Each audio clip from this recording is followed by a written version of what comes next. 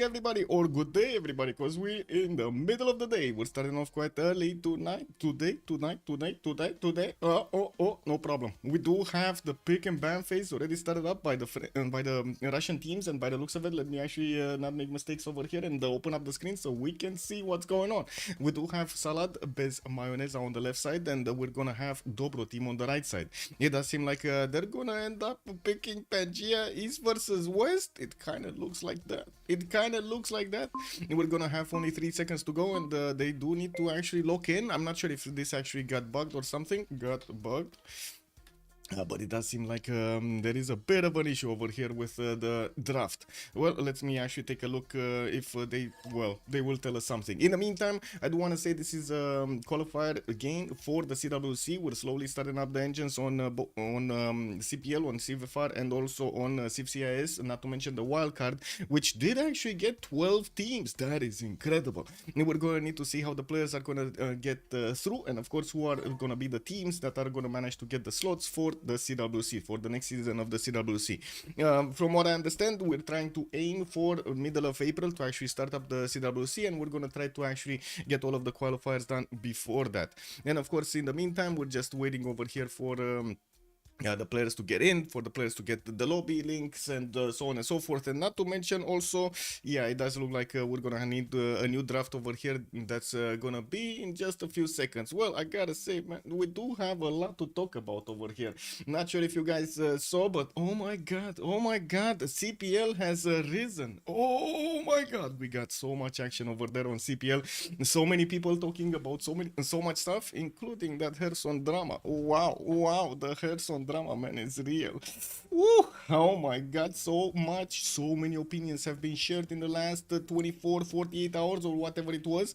Woke up yesterday to so much drama. Oh my god, it was actually better than TV. Have you ever seen that? Oh, that is incredible. Have you ever felt that?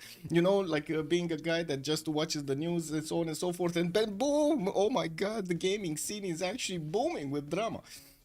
If you're not fin, hello there sir, and welcome. Also Flash Neo, hello there sir. Is this the Herson video reaction stream? Yes, Herson video reaction stream. Wow. No, don't do this to me. Kick W. Edit Coffin, good evening sir, and thank you so much for the tier 1 sub, much appreciated for the 27 months. Donor Kebab, hello there sir and welcome. Echo Supreme, hello there sir and welcome. I did also notice Fortuna Belly, good morning sir and welcome, or I should say good evening sir, because it is kind of early in the evening right now for you. Yeah, like I was saying, it's perfect time to actually catch the mainstream of the club. Hello sir, hello there sir and welcome, and also thank you so much Fortuna Belly for writing first in the channel.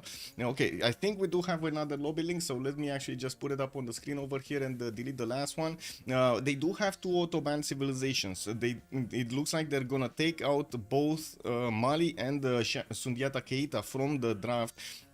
And we do need to change our name over here to Shaka. Shaka. Okay, okay, we're starting this up. Looks like only 3 maps to go. Okay. That's kind of weird. Anyway, it is what it is. Pangea East versus West, Lakes or Highlands, and they're just gonna take out Lakes. And oh, I see what they did. They put the minimum amount of maps so they could actually play on the Pangea East versus West. Well, this is gonna be an interesting map actually.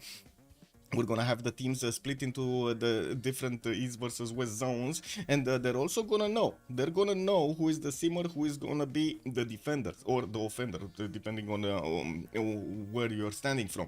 We're gonna need to see them pick civilizations that will 2 civilizations that will definitely need to be on the front line in the middle of the map. They're fighting each other. Oh, scrambling to get going all of those combat strength points so they can take out their opponents. And on the other side, on the extremities, we're gonna have maybe some coastals, maybe some nations that will actually need to get their sim going, get the money going so they can pay for all of that army of the frontliners. Well, let's actually see how things are gonna go here. I'm pretty sure we're gonna start off on the pick and ban phase, and just the same, we do have salad bez mayoneza on the left side and Dobroteam on the right side, and they already started to go through the ban phase. So we're gonna have Zulu over here. Salad is gonna be taking him out. I do also see Hungary is dabbled on. It's being clicked on. It's not locked in. It's not locked in yet. Oh, we're gonna need to see how things are going. Dobroteam or salad bez mayoneza, Darius. Good evening, sir, and welcome. How are you liking the CPL drama? Oh my God, there's so much drama, so much drama. I gotta say, I was thinking if I should actually, yesterday open up the stream just on the off-topic channel in CPL just to milk a little bit all of this drama that's coming out against CPL right now. It's good, it's all good, man. Free advertising is free advertising. We can take it. We're big boys. Yeah. Also, Athena playing on the tower isn't the good news. Bonjour, Afifi, bienvenue. Also, Eco Supreme did not watch the video, but basically everyone cheats if they can get away with it. I believe that's why only LAN meetings show the true player team skills. Eco Supreme, you are correct, but I do have to point out a lot of the top tier players, a lot of the veteran players have been looking at that FFA final game and they couldn't find anything. It's only Herson.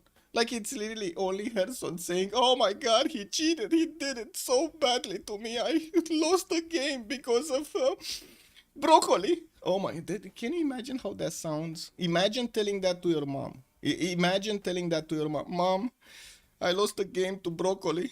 And your mom is gonna be like, see, I told you, you have to eat the broccoli at the dinner table. What? You need to eat the broccoli. You didn't eat broccoli, you lost to broccoli. It is so simple, no? Also, I do have to say Athena is quite curious about what's going on outside. There is quite a bit of snow, surprisingly. In half of February, we do have snow. And she is not actually used to it. She hasn't seen snow. Last last December we didn't last year, well, she didn't know about it, and now she's looking everywhere, right, Athena? She's everywhere. She's also looking at all of the birds that are flying right now and trying to actually think, oh my God, I'm gonna catch one. Why, Moxama, you wanted to leave a cheater unbanned not to damage your server reputation? Adam the Fourth, there's a difference between actually banning a cheater that is caught as a cheater and not banning somebody that is not proven yet to be cheater. Crispy Crames, also good evening, sir. Do you think it's more important to be annoying and the right, or polite and complicit? Not saying Herson is right or wrong, just interesting thought. Do you think it's more important to be annoying and the right, or polite and complicit? Neither. I would say neither. I would say you need to be on point and objective. That's the only thing. Not annoying and right, not polite and complicit, but objective. That's a different thing. And maybe the drama is just for the show, more token, more views. Yeah, there we go, Eco Supreme. You got the point. Farming views over there, basically what's going on. Herson is farming views.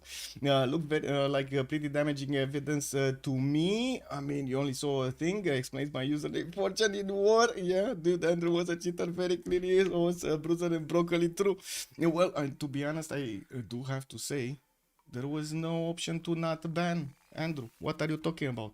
There was no option to not ban Andrew. So you're really misrepresenting what Herson, or I should say Herson is misrepresenting what he was saying, and you're all gobbling it in.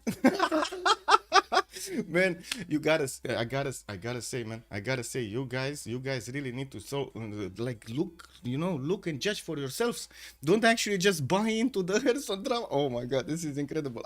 This is incredible.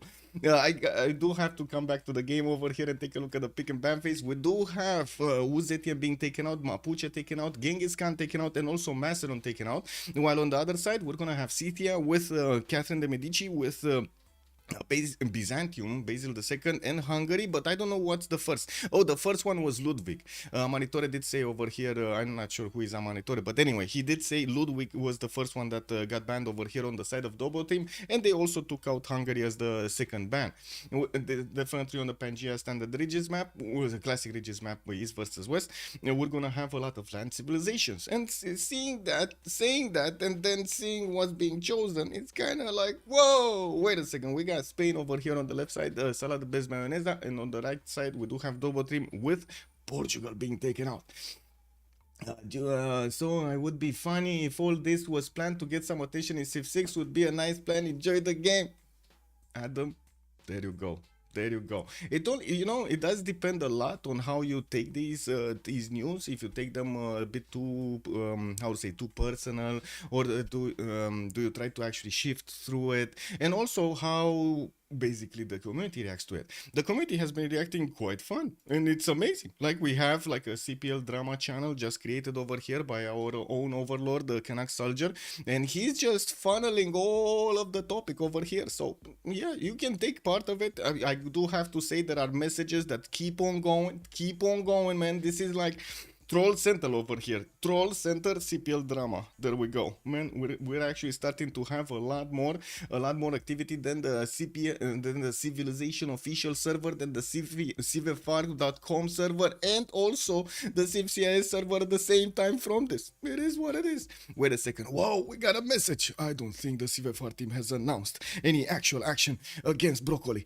It's just that a CivFR moderator posted a message in CPL saying the tier of evidence put forward would have led to an immediate permaban, but he's not banned yet.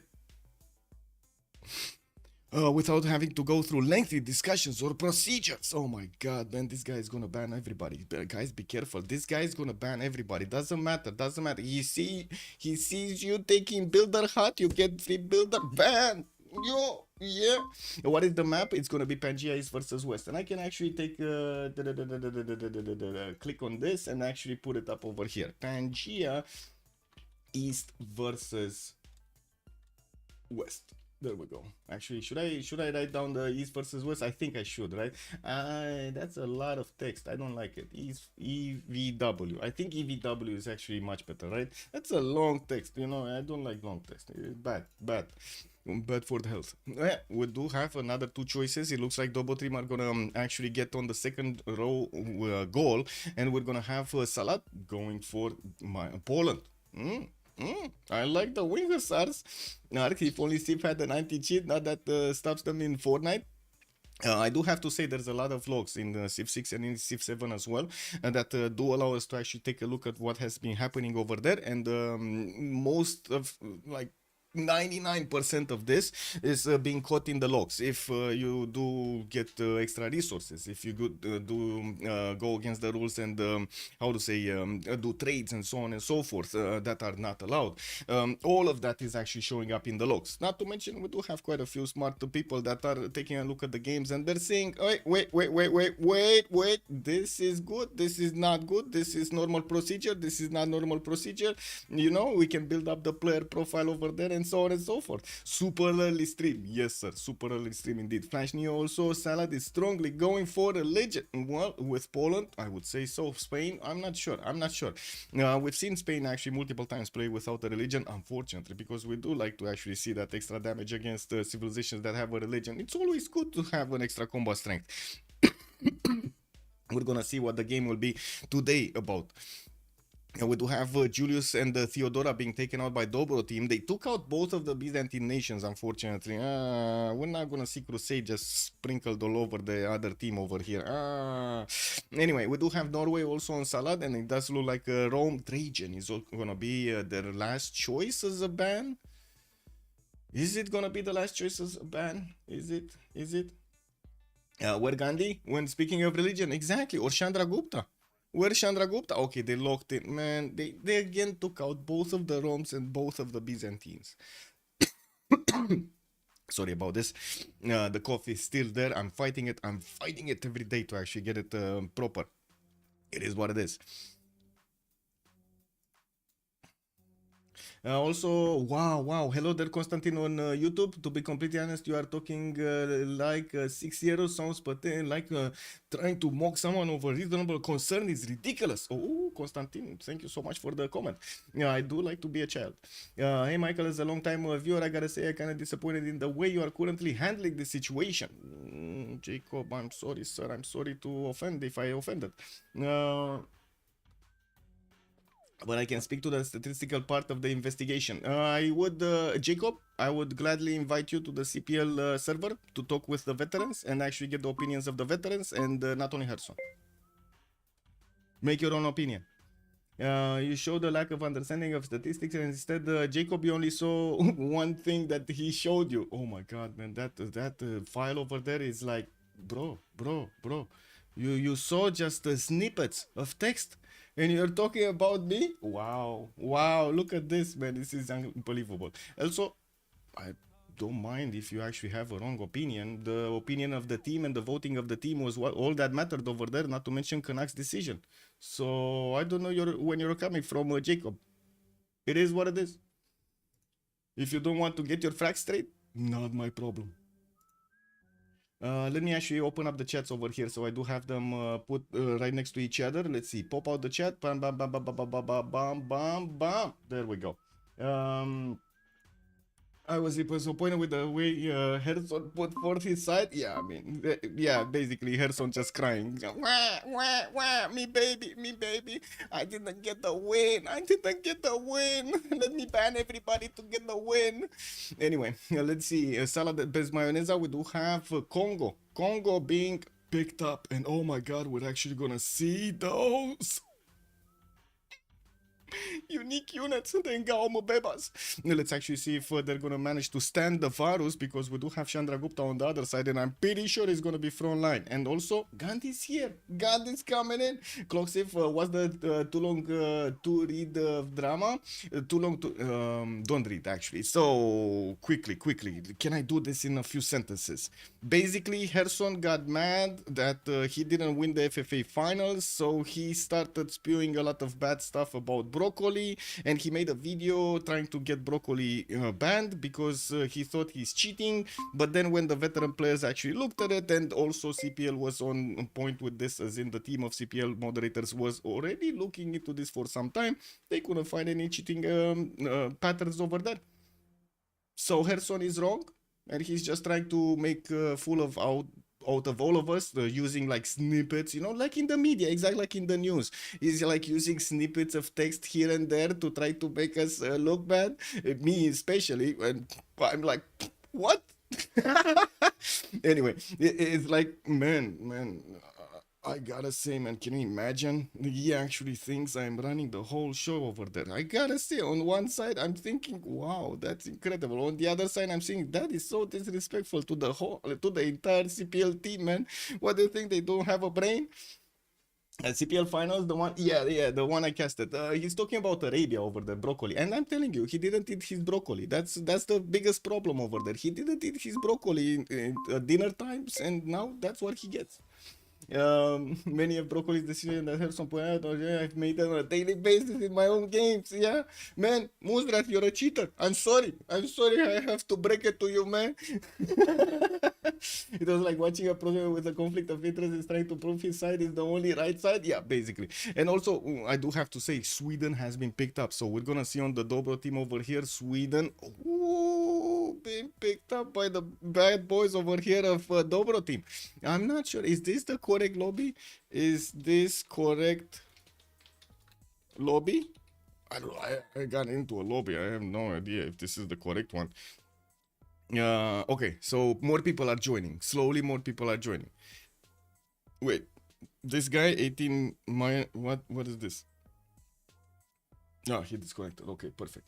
Who was Herson playing in that game? It was England. I think it was England. The one that, you know, he was on the coast over there and couldn't sim. I feel like the line between bad decisions and extremely smart decision is too thin. Well, I mean, Civ6 is a very complicated game. I do have to admit that. It's a very complicated game. And that's why we do rely on a lot of opinions from the veteran players that have thousands of hours, like tens of thousands of hours in Civ.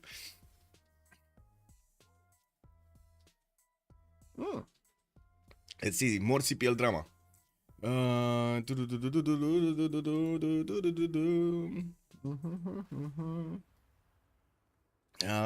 Checked Alco. So Alco, one of the also players from that game, by the way, has a lot of interest to actually say bad stuff. No, he didn't win. I check Civ replay sometimes. If I see someone get giga lucky, so far it's always been luck. Look at that.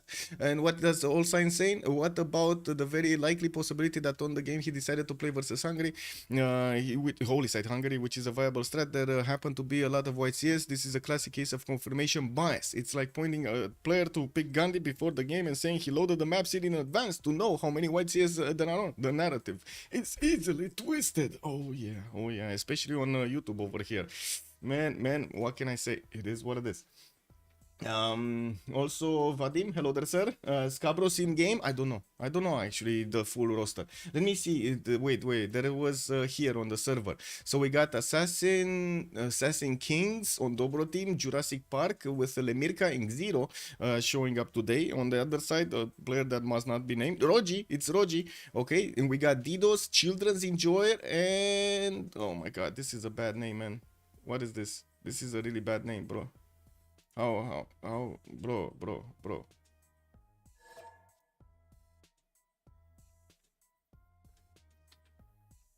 Really bad name. Really bad name. Anyway, Tyler, hello there, sir. Harrison is a beta. The funny thing I found in that video when Harrison harped on about leaving a massive blind spot on the map, I watched him quite a bit, but he in general also leaves an unscouted chunk of the map around until really late of the game. It could be interpreted as cheating, but also not. It's inconclusive, at least in my eyes. Also, wasn't the usual reduction of city states applied? Yes, it was, but. I'm not sure if they actually went and micromanaged the city states as we did in the Go tournament or in the other ones. I'm pretty sure there was a list, and I'm pretty sure also the city states, like the science city states, have been banned, right? If I remember, it was banned over there.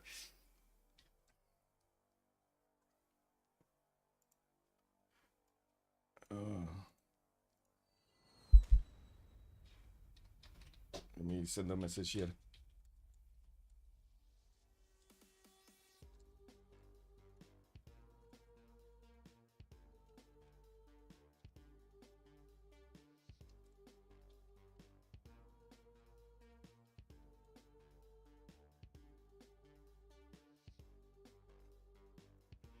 Here we go.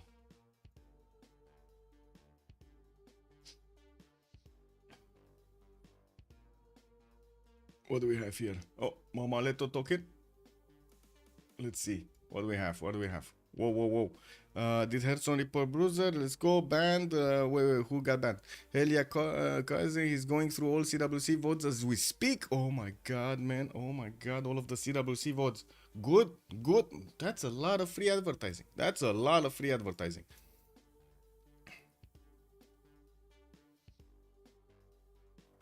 Arabia is supposed to be striking against its enemies by taking a tech lead and general maybe getting a medieval era unit faster than your opponent. Ooh, yes, but unfortunately, actually not a medieval era unit. Usually it goes further than that. Like he really wants to get to basically like tanks first. Unfortunately, the economy does sometimes actually stop him. He did a very good game to actually get his economy in order in that particular FFA final. Okay. We do have says mods okay, we should be fine. Okay. Ooh, Cats at 9. Good evening, sir, and welcome. I just think they got extremely lucky and found everything they needed conveniently every single game. Why would you anyone cheat in a game that is easy to cheat on when they know how to play it? That is like saying CSGO pros would cheat. Why would they when they can aim? They would never. Well, I guess they would, as in some cases we actually have had in CSGO even at the lands. Did you remember the discussions with Kukli? I believe like who is it? KQLY, if I remember correctly, the one that was jumping and headshotting everybody with the USP at the A bomb site in Dust. Oh my god. Extra God, GD actually. Good evening, sir. He got so lucky, or he got lucky another time. He's lucky again and again. He's so lucky, man. That guy is so lucky. I found it extremely unprofessional when Hearthstone started calling out people left and right.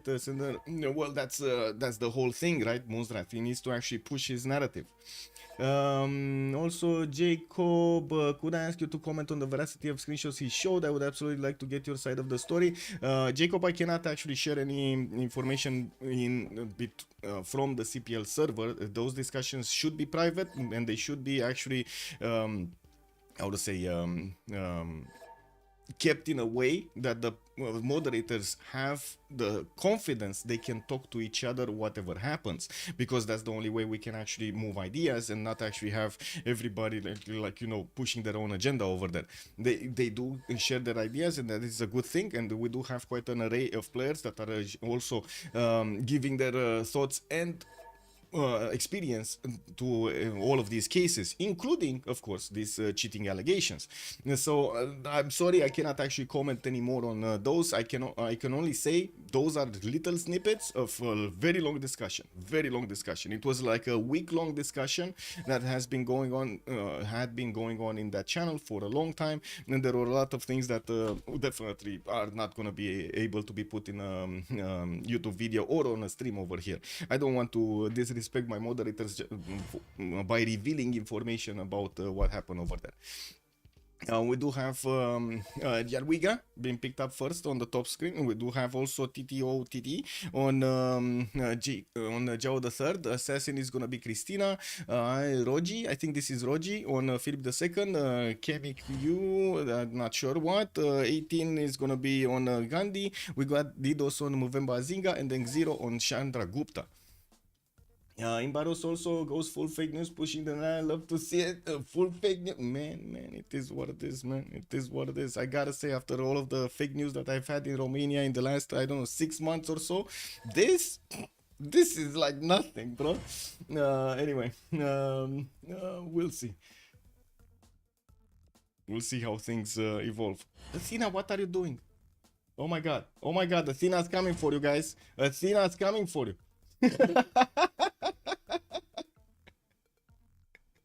Oh my god. Did you see that? She's coming for you, boys.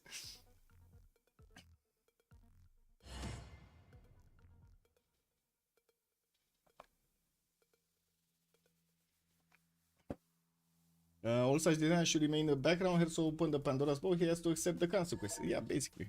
What Mozart has said over there. There is and I do have to say the fact that he actually revealed there was an ongoing investigation and trying to jump the gun to actually get somebody banned without the full evidence that needs to actually happen, right, against somebody cheating, because at the end of the day we would need to actually convince the community that guy was cheating after all.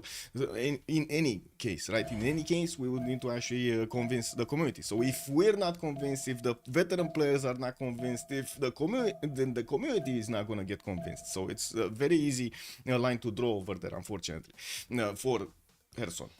It is what it is. Also, Katze, honestly, this reminds me of people that claim Dream just got lucky when he got caught cheating. A lot of people do not understand statistical data. Katze, I do have to say, if you keep going on statistical data, I do have to say, man, in real life, that doesn't work at all, man. That really doesn't work. He's guilty or not guilty, and he's not gonna be guilty until proven innocent. He's gonna be innocent until proven guilty, because that's how it is on CPL. Let's actually take a look at the map. We do have the map reveal here, and I do want to put up really quickly the remap vote. Let me see it. Start prediction, how many remaps? 0, 1, 2. Submission period for 5 minutes. Let's start it up, and let's see if you do guys think they, how to say, they will remap this 1 time or 2 times. They do have 1 remap token for each team. Let me actually also put up the team labels quickly here, because otherwise you're not gonna know who is who. So on the left side, I think we do have Dobroteam. If I remember correctly, Zero is on him. Is on their team. And on the other side, we do have Salad. I'm not sure how. It's way too long to actually put salad bez mayoneza, but I can put just salad. You know, salad with broccoli. Is it with broccoli or without broccoli? That's my question. You have evidence you're just being biased? Me? What? Wow. Biased against who? Biased how? Wait, what is this? Oh, what did they do? What did they do? Did they mess up something? Did they put No? Well, they messed up something. I'm not sure what. Maybe Pangea East versus West. It's not a Pangea East versus West, maybe. Oh, not East versus West. Thank you, Constantine. Much appreciated, sir. There are 3 kinds of lies. Lies, damn lies, and statistics. Yeah. And statistics over there, I do have to say, you know what? I am looking forward to the day that in your country, you're gonna have statistical evidence used against you. And let's see how it goes. Let's see how it goes. It's gonna be a beautiful justice system. I'm telling you. It's amazing. It's amazing, man, using statistics to actually ban somebody. Statistics could actually ban probably like half the internet if you really want to go for it.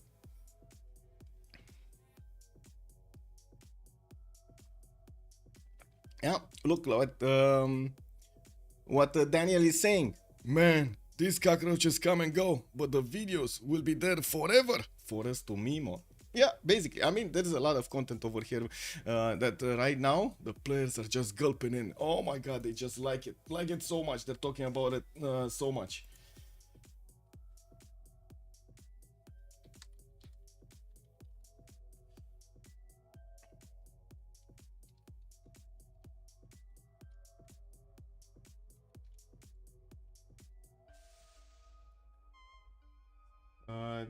Let me actually get the new link. Click, click. There we go. New link. Already one remap? Chanman, good evening, sir, and welcome. I do not take these into account. I do have to say the technical remaps or stuff like that, we're not gonna take into account.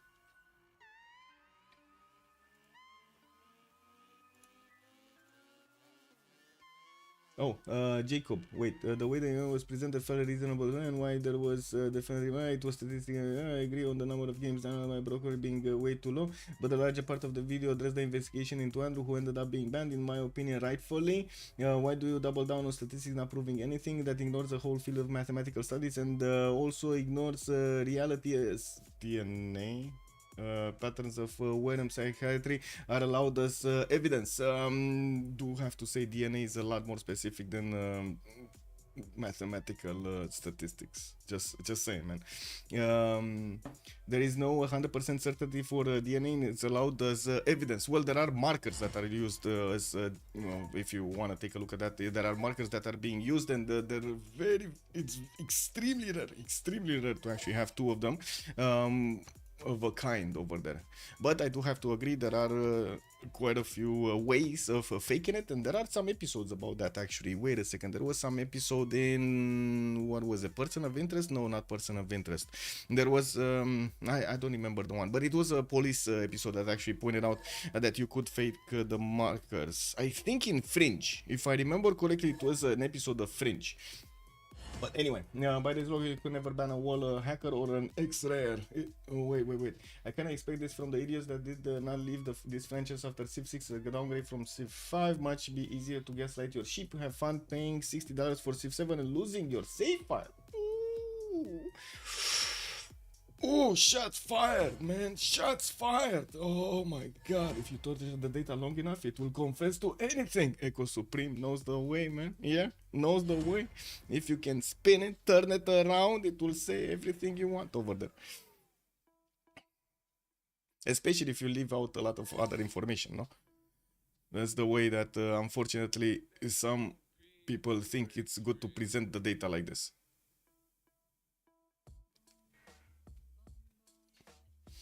I think my quote from Mark Twain summed it up.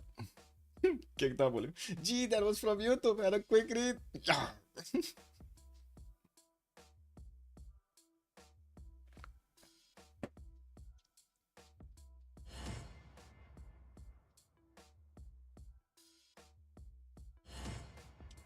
Okay, let's get it going another time and see if this time around we're actually gonna have the good map on.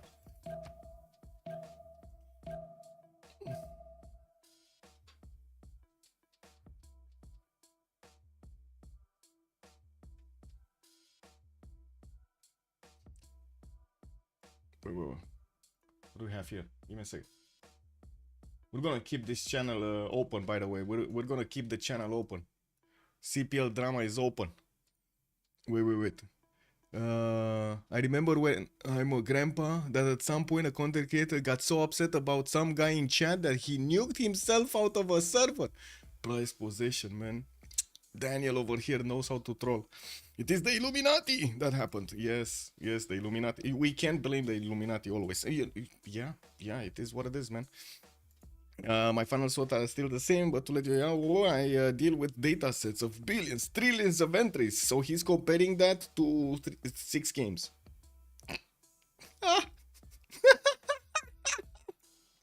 Smart guy, very smart guy. Let me actually take a quick peek over here. What's going on the map? We're starting from the left or we're starting from the right? Where do you think are we gonna start, boys? Ambiorix, we're gonna look at goal or we're gonna look at Paul and Rogi?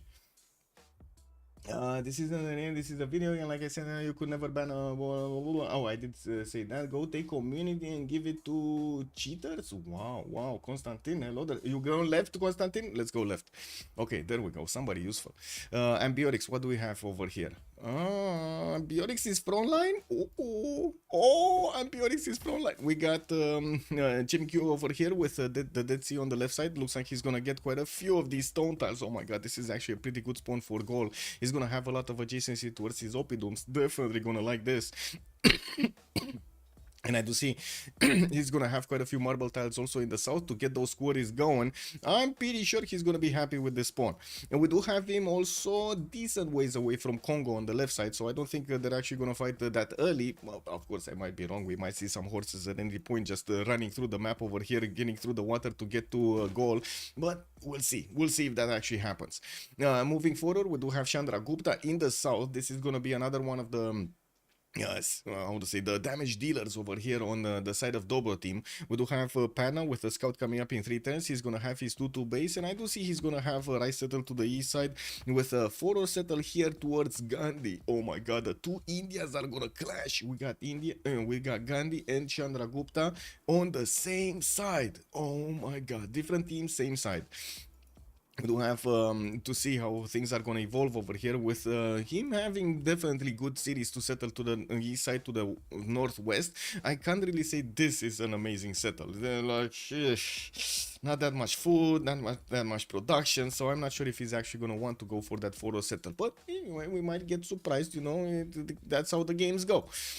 Taking a look at Christina, it's going to be one of the backliners, and I do have to say Christina here will have a lot of potential to actually get a Diplo favor, and we're going to need to see if he's going to manage to get that Diplo favor to be used for the Diplo victory. And of course he's going to rely on his big boy over here from Pana to actually defend his cities. We do have Stockholm getting a scout out in 2 turns, and yes, he's going to have access to Seal tiles and spices towards the north. Doesn't look like he's gonna have a lot of cities on fresh water though. These rivers are spanning to the north between mountains, and it looks like, I guess, he can keep on expanding towards them. Christina also really likes to actually have different biomes, so the fact that he has grassland, the plains, and then he's gonna have some tundra in the south but no snow, I mean, it's good but not perfect. And I think he's missing desert. I don't see a single desert tile anywhere. He does have Matterhorn on the left side, and this is going to be interesting. I don't think he's going to get to use it, but we might actually see Padna here, Chandra Gupta, making the use of Matterhorn to actually get through the hills a lot faster.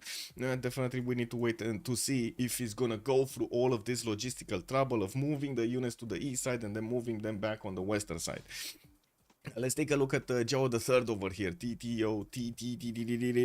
We got him on the coast. Lisbon is gonna get his scout out in 1 turn, and I do see he's gonna have quite a few cities on the coast to settle with, also Halong Bay to get next to. Now we're gonna have him benefiting from extra culture from silk tiles and some extra science from some of these turtles. I mean, I say some, but it's like 1 turtle tile in the span of all of these cities, so it's not that big. He also has a lot of flat desert to the western side. Man, not even Petra could make this desert better. Anyway, at least he's gonna have a tile that he could place for pyramids. That's still a win in my book. You know, you get the free builder, you get the free charges on all of your builders from then on. That's pretty good. Also, Fat and Sweaty, hello there, sir. Broccoli just need to explain his direct scouting to city states and it will be all good. Oh, okay. Wait, good evening, sir. On each side, 1 team. Yes, this is basically the east versus west. Also, Lancer, good evening, sir. Unusual afternoon stream. It is an earlier stream, yes, than usual. I was thinking if I should get a stream yesterday, to be honest, to milk all of the drama, because why not? You know, if Erson means the drama for money, I might as well just open up the stream, but I didn't. I did actually want to just take a look at over there the CPL drama, and wanted to also chill a little bit. You know, this is, I would consider this a win for the community. Whatever happens, it's still a win for the community. We're gonna become stronger than ever, and we're gonna need to see how also the other servers will evolve in the next period. RCIV, you know, where is RCIV? Do we have RCIV anywhere? Redditors, any Redditors here? Hello, or, any? Flying Conquat also. Let me see. What did you do? What did you say? Wait, you said oh wait. You said something. I'm sorry. I'm gonna leave the chat here. I'm not gonna pay attention a little bit to the chat because I want to read the Flame Conquat's message, but I do want to also finish looking through the civilizations here. So we do have Gandhi that's gonna get his scouts out, and I do see him starting to explore the eastern side. With a settler coming up in 5 turns, he's also gonna have the mountains to settle to the north. Awkwardly, he's gonna need to go around through the one-tile choke to actually get a city there. I'm pretty sure southwest is gonna also be a choice here. Not a lot of food remaining, and of course we're gonna need to see what kind of beliefs he's actually gonna get in his empire. We also have him with that possible settle towards India. He already knows about Chandragupta's presence. His scout is seeing the Indian warrior. Next up, we do have Didos here with Congo. Looks like Bioluminescence Bay is going to be a settleable city. He's also going to have the copper settled towards the north to get some extra gold from. And I do notice a settler is coming up in 5 turns. We do have him with quite a few mountains in the south to also get going, but I think he's going to need to split that land up with Gandhi because, yeah, they don't have a lot of space between them. To the north, though, he's going to have his own mountainside to settle on. And, of course, we did also mention he has a direct connection towards Gaul, which Gaul, by the way, he just attacked the cat, declared war on it to get a 3-charge builder. Beautiful. Now Gaul is gonna have quite a few builder charges to use over there for free on his empire. Looking at also Spain, that is right behind Congo. We do have Madrid on the coast, and he's also very close to Portugal on the other side. You can see that on the same seas. Definitely caravel timings might happen between them. We do need to see if they're gonna get the nows or they're gonna get the caravels to actually stomp their opponents. And we do have Madrid here getting a settler out in 2 turns. We do see he's gonna have the fresh water from lakes and also some coastal rivers that are gonna be available for him. Definitely northeast over here is gonna have this one, while in the south it's kind of awkward, but I'm pretty sure he can place the 2-2 base and get next to that deer tile and also place out a harbor if he needs to. Now we won't have him actually making any canals. Unfortunately, the horse tile I'm pretty sure is going to be discovered with animal husbandry, and he's going to be denied to actually make a canal through Madrid to get those boats out. I hope he realizes this before he actually does anything, but I'm pretty sure them using resource visibility mode to actually give the visibility of all of the players, even if just one acquired the research, is going to give them that extra information they need. Let's take a look at Poland. Also, we do have Krakow coming up with a lot of sheep. Oh my god, what is the sheep on this one? 1, 2, 3, 4 sheep tiles with a cattle tile, and I do see he's going to have a horse tile. That definitely needs to be, this definitely needs to be open sky. I don't know about anything else. I think open sky needs to be the choice here. He's gonna have so much culture just from this. And remember, he actually gets a lot of bonuses, right, from getting through the culture tree to actually get to his wing hussars much faster. Reformed Church is on the civic tree. We do have him placing down his holy site. Unfortunately, on a horse, he just gave up on a +1 culture. Oh, it is what it is, boys. He's gonna have quite a few of these iron tiles, also 3 of them actually to upgrade in Krakow. And we do see that unfortunately he's not really gonna have coastal trade routes with India, but at least he's gonna have a direct connection to him. So we will probably see some trade routes being sent between them here. Also, coming back to this, because we're gonna have the remap vote just starting off in a moment. We finished this a little bit earlier, so I can read what Flame Conquat was saying. A wall hacker, X-Rare, will display gameplay patterns which are not possible with his information. True. The goody hat stuff is more nebulous in small sample sizes, yes. Since you don't see the map, don't know the layout, you follow your knowledge instincts to scout as good as possible with knowing your surroundings. Goody hats, city states, all being objectives at the same time. It's a bit more complex than a wall hack. The burden to prove anything is quite a bit harder because of that. Yes, and you do need a lot of games to actually take a look at. Interesting position, or maybe an extremely obvious one that hasn't happened. Like you need an extremely obvious one.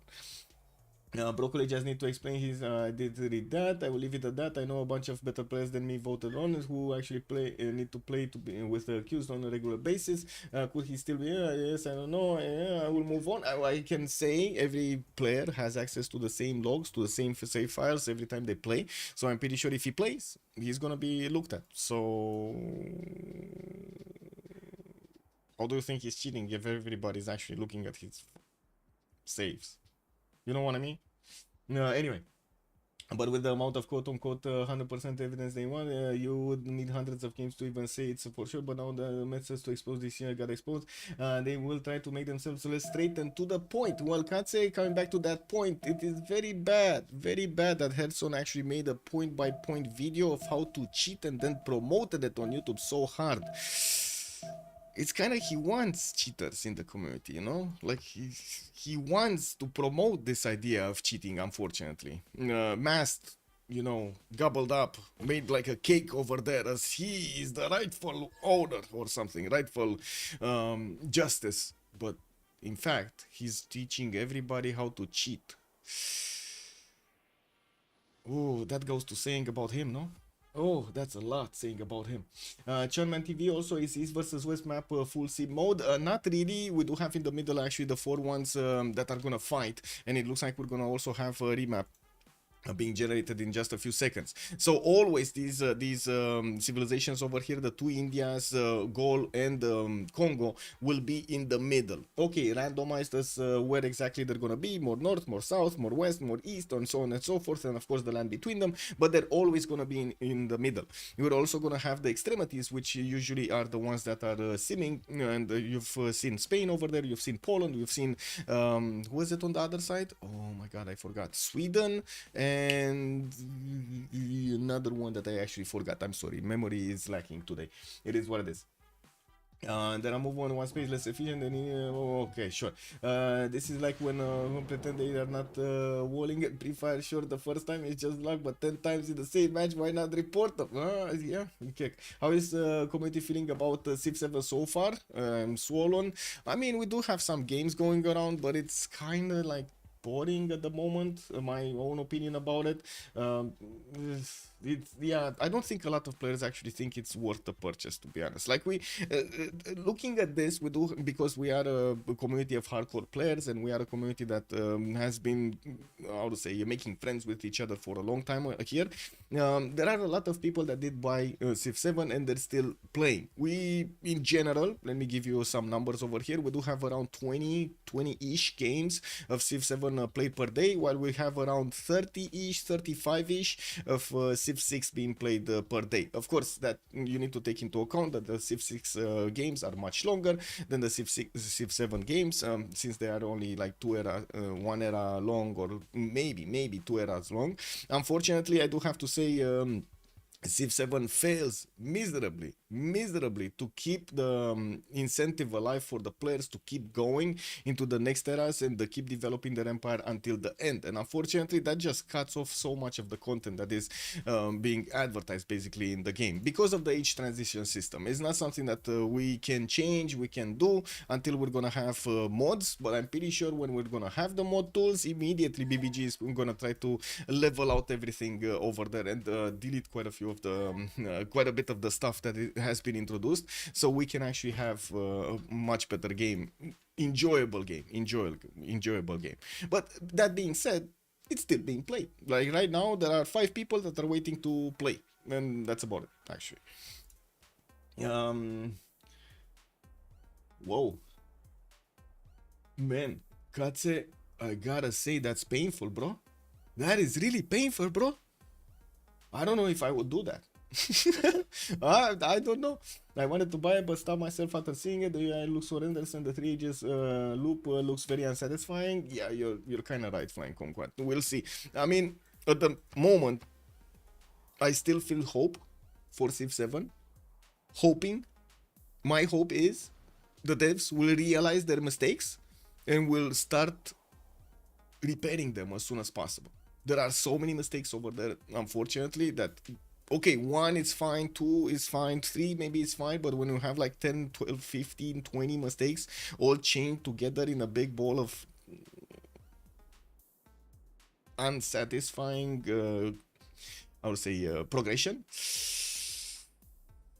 that hurts. That hurts the players, man. And in turn hurts their revenue, no? So we do need to see if they do adapt quickly. This is the prerequisite right now in all of the gaming scene. they need to adapt. They need to adapt quickly. They need to be objective about their things and not be egotistical about them.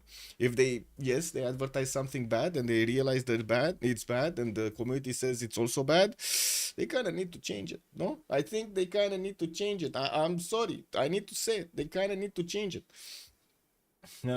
Also, yeah, the easy way, there's repeat, seems Vanilla 7 already picked. Yeah, basically, Civ 7 did already pick. Portugal, Iratus. Okay. Wait, I can't go Portugal. Constantine is still saying left. So we're gonna go left. We're gonna go after Constantine. Jargonat. Hi, Bossman. Good evening, sir, and welcome back doing Civ, baby. Changlini, hello there, sir, and welcome. Also, I'm hoping that will be faster than City Skylines 2. I'm also hoping, man. I do have to say, I was thinking about the game. Was talking with yesterday. Was talking with Cisco, and I did find an interesting game to take, a bit of a breather out. The Crust. Did you guys see the Crust? Oh my god, it's a pretty good game. Let me actually store. Let me see. The Crust. I did get it. It's very, very interesting at the beginning. It's still early access, but looks very good, by the way. It looks very good. So maybe you wanna check this out. Anyway, let's take a look at the game here. We do have Aduatuca with Mount Kailash to the north, and he's gonna get some extra faith and culture from. I'm pretty sure he's not gonna settle it because it's not. He's not gonna have fresh water there. Again, he's gonna have a lot of stones. Unfortunately, the mountain tile is actually sitting on the best oppidum that he could have, and I do see he's gonna have at least a +4 next to those 2 strategic resources on the left side. While we do have him also in the southern part with another array of stones here for him to get to improve the quarries and get that extra adjacency towards his oppidums, his replacement industrial zones. We do have him also decent amount of distance away from India. This time around, it looks like Gandhi is going to be on the side of Gaul. It's not going to be on the side of the other India. They're going to be quite far apart in the diagonal here. Taking a look at Chandragupta, actually, it looks like Panna is going to have his array of pastures here to improve, a lot of them. And we do have him also with quite a few iron strategic resources and horses on the left side. Actually, he has like 4 horses all around his territory. Good amount of fresh water. This time around, he's going to have the cities on the east to easily settle here. Get that on the geothermal, get that on the main style, easy peasy. Get those 2 tools around and also get closer maybe to Mount Kailash. She does have the opportunity to grab a few tiles. Not that it's that worth, but he can actually do it. Oh, we got a desync, unfortunately. Whoa! Desync, man, he desynced. That's unfortunate, actually, because desyncs. That's one thing I do have to point out about Civ 7. In Civ 7, if you desync, you actually load in quite quickly. It's not that big of an issue, unless you were and your units die before you actually load in, which is kind of bad. But the whole experience is much fluid, is much faster than we had in Civ 6, which at least gives us the chance of keeping on playing, even if we do have quite a few problems. It used to be, and I am one of the ones that has played Civ 6 at the beginning in the multiplayer community, and it used to be extremely painful to actually go through the relobby mess that was going on for hours. So you had a relobby, successful relobby, then somebody would complain that the scout would have moved there and didn't move there, or somebody did get from a hut something that they shouldn't have, and this time around they got something else, and they were not very unhappy about that, and they wanted another relobby. So relobby hell was quite something in the Civ 6 days, early days. In Civ 7, yes, we do have some desyncs, but at least the game is able to recover a lot easier than it was with the Civ 6 engine. That's a good part. Now, if they do manage to actually stabilize it properly, as in not have that many desyncs and also allow the players to use mods or whatever they need to actually get things going, that's going to be much better. Also, they need to pull a Cyberpunk Phantom Liberty, but I'm not sure it will be easy for them, just because the base framework seems farther from where it should be than that example. Even when the gameplay suffered more in Cyberpunk release, I still hate the random spawning police. Yes, I agree. Cyberpunk was also kind of unfortunate. Man, 1 second. I keep getting cold.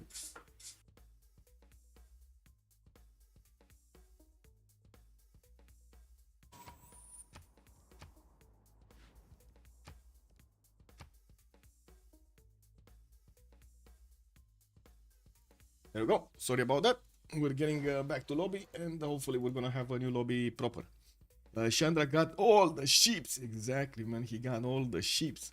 Yeah, one of the biggest mess of history, but one of the best to recover. Yeah. Oh yeah, the kitty is just saying, is sitting over there like a lion. Woo! Nu așa, Tira? Nu așa? Ești un lăuț? Un lăuț? No? No, she's not talking to us. She's not talking. She mad. She mad, bro. Okay, just waiting for the new link.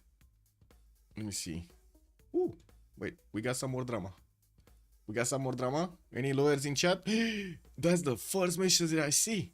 Also, Daniel. Oh, did you guys know that Herson actually accused Daniel of cheating? He said he's like 90% sure he's also cheating. Wow, wow. Yeah, bro. Everybody better than Herson is cheating, definitely. Used to be painful, probably too early to say that. I mean, I'm still, you know, I guess, you know, I can say it after like thousands of hours playing of Civ6 and going through all of these messes with the errors and stuff like that. I'm kind of very used to it. I still feel like a little bit burned over here on the stream that I can't actually get the content out and I can't comment on it properly to keep you guys entertained. But I think right now at least we do have another subject to talk about, the CPL drama. No? Kyber, hello there, sir. I wouldn't trust that Daniel guy. Yeah, I don't know, man. I don't know. Kuiper, man, there's a lot of comments over here on my YouTube and stuff. Oh my god, man. It is what it is. It is what it is, no? The drama keeps on going, Kuiper. The drama was Broccoli's own fault. Should not have made Herson look like an amateur in that game by not even bothering to fully attack in the meantime. In the future, treat babies more carefully. Yeah, yeah. I mean, you know, you gotta wait. What's the expression? You gotta pander. Yeah, you gotta pander to the man. Yeah, well, it's fine. He's right now gonna play in the CVFR community. I'm pretty sure they're gonna really like him. Is he? Is he playing? What do you think? What do you think? Wait, my case. I think Michael is cheating. He always sees where everybody spawns and he still doesn't get the golden age. Yes, yes. I mean, I'm, you know, forsaking my golden age for the better. Let me see what message did I have.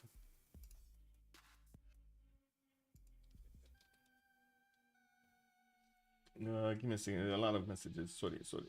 A lot of messages. Oh my god, this just keeps on happening, man. Oh my god, look at this. Look at this. Legal Eagle.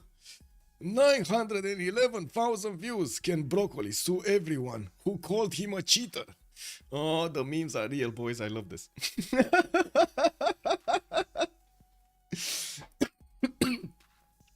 Oh man, the memes are real. Oh wow. Okay, so Mamaleto from the side of the admins, okay? Let's see what he's saying. I expect Kanak will make an announcement at some point, but basically the general opinion of the admin team is that there was not sufficient evidence that he cheated, neither to ban him nor to exclude him from the tournament. Herson is kicked from the admin server for leaking, which is against the rules. I will probably make a response somewhere about the details of Broccoli's games. There we go. But in general, he presents it as a very open and shut case. In my opinion, it's not even likely Broccoli is cheating, let alone enough to enforce any sort of punishment. There we go. The opinion of an admin. Also, imagine if this was chess, would be like, you're cheating because it's not scientifically possible for you to exist. Oh my god, using statistics again to actually prove a point. Amazing, man, amazing. Yes. To be honest, I am totally for banning all cars. Statistically, they are the worst danger ever. No? Don't you think, guys? We should ban cars. I think that's reasonable, no? That is very reasonable. Wait, is this the new lobby or no?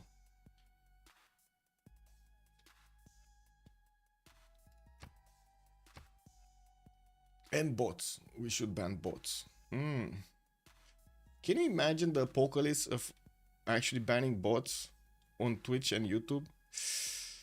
Oh my god, man. How are these gonna make money? If I was playing in these tournaments, they call me a cheater every day because of many questionable scout moves I make. Cloaksive, man, you gotta be careful, man. You can't make moves that are out of bounds. No, what you're thinking different than the others? Bannable offense, man. Bannable offense.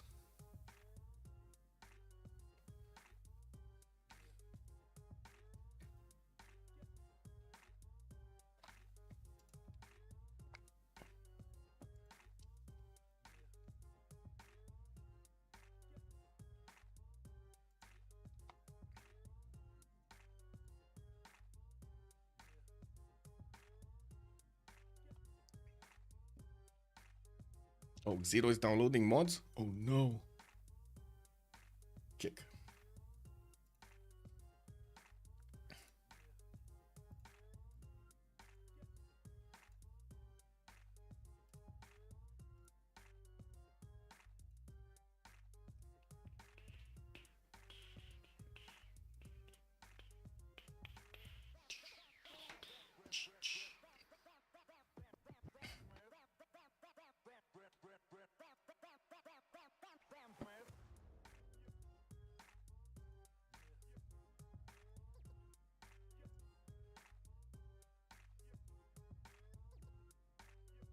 Well, I guess we got some time, no? We can still read the CPL drama. Let's actually put up CPL drama.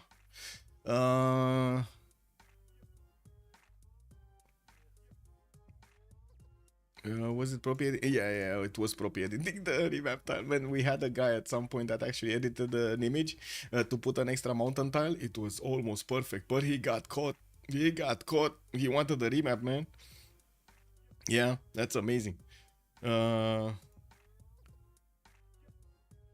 Wait, this is up to you. I was just saying that Herson viewer point of view is Broccoli is likely a cheater, but Herson being kicked is expected and he knew he shouldn't have released those. You know Herson more than we do. My opinion on Herson is that he doesn't have ill intentions behind this. Oh, he does have ill intentions. What do you mean? And that's why I feel like it's unfair how he got treated during investigations. No. Let's get this item straight. He went in and did this slander for a reason. He wanted to milk the money out of a YouTube video. There is no other reason about it.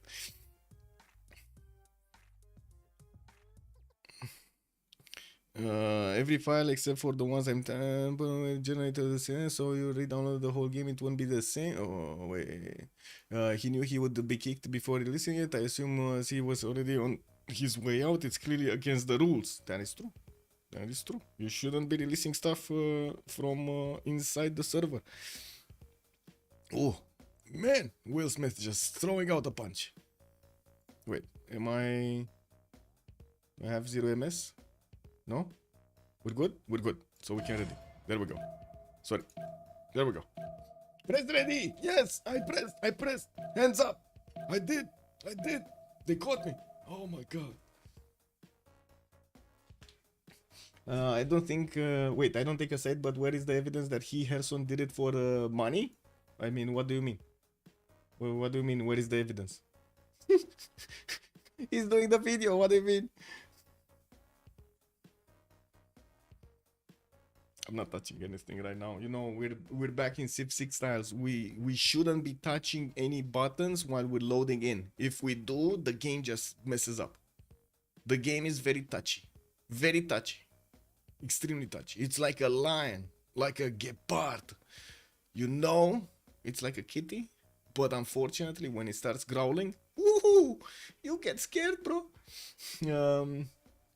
But everyone doesn't need evidence for saying he makes it for money. Oh, he did make it just for the money. What do you mean? All the effort to produce the YouTube videos. Yeah. Instead of making the community actually look good, he's making the community work also trying as hard as possible to make it look bad. And I'm not sure what happened over here. Did they... Oh well. Never considered that some people are invested in the cause. Wow.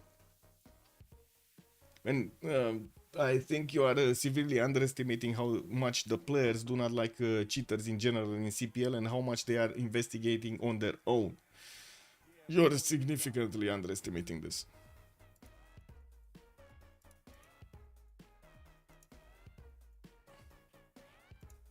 there? Give me a sec.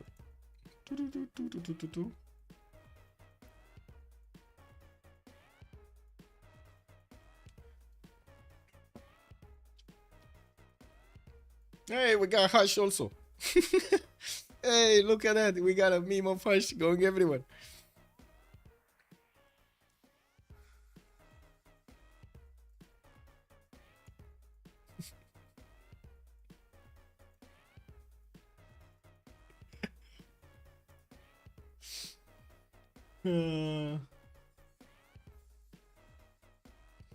Temsiot, hello there, sir, and welcome. Still waiting for the lobby link. Okay, new lobby. I'll help investigate comping issues way worse than these dramas. I'm not sure what comping issues are, actually. Wait a second. What is comping? Compiling issues? Comping issues.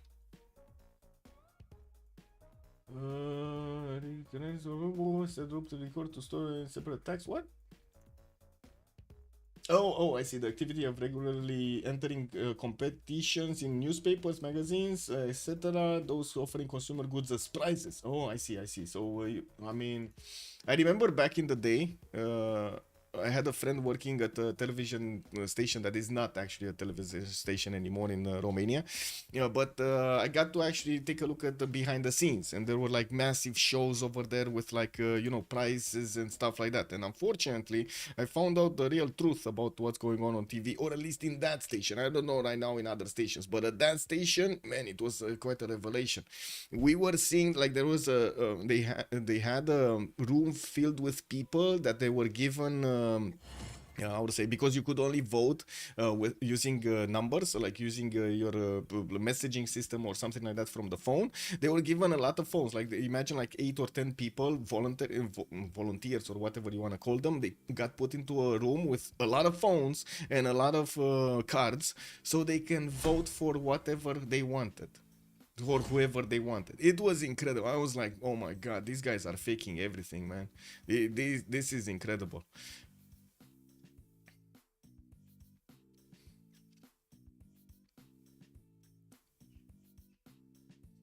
So people can say, wait, I saw the video and his argument would be stronger if he just donates them the money to the prize production. So people can say, I mean, Hilarious Lotus, he could just turn off advertising on his video and boom, that, problem solved. I used to do 10,000 of online competitions and contacts that would investigate issues. Gee, people cheat for prizes worth nothing. Yes, Fortunably, yes. A lot of people actually cheat for prizes that mean really nothing. Man, it is what it is. I'm actually thankful we do have quite a few members of the team, of CPL team, that are looking into this, and they're trying to shift through if it's, if it's cheating or it's not cheating, and so on and so forth.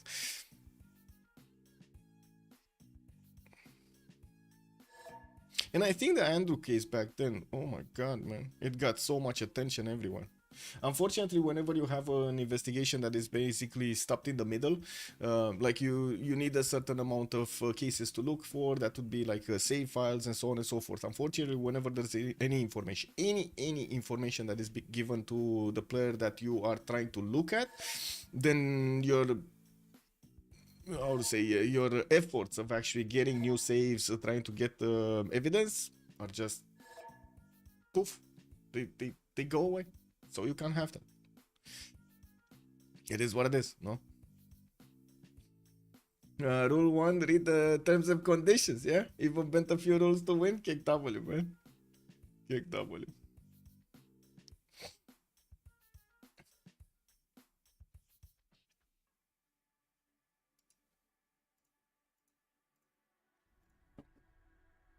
Ooh, wait a second.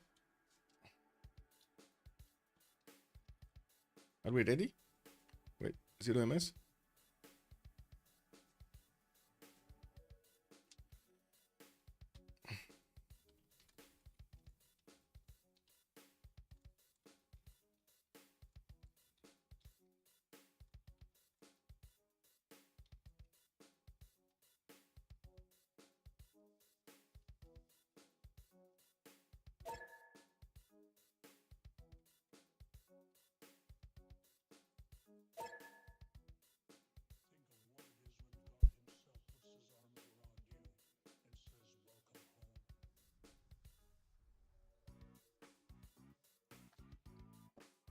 Rule number 1, you do the cardio.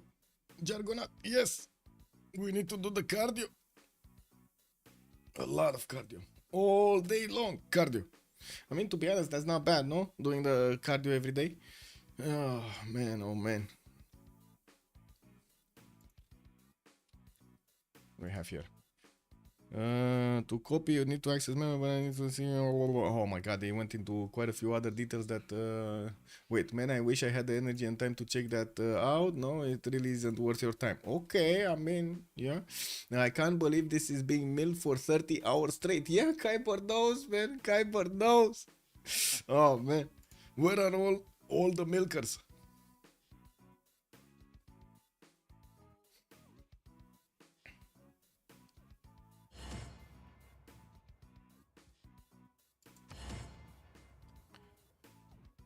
So what's happening? A remap?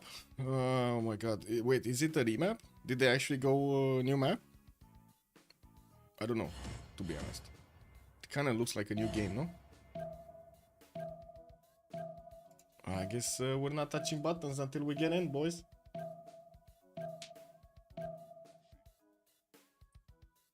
Let me also turn off my phone here, as in put it on silent. Yeah, we're syncing. Okay, so it's not a new map. It's the same map, but we're trying to load in.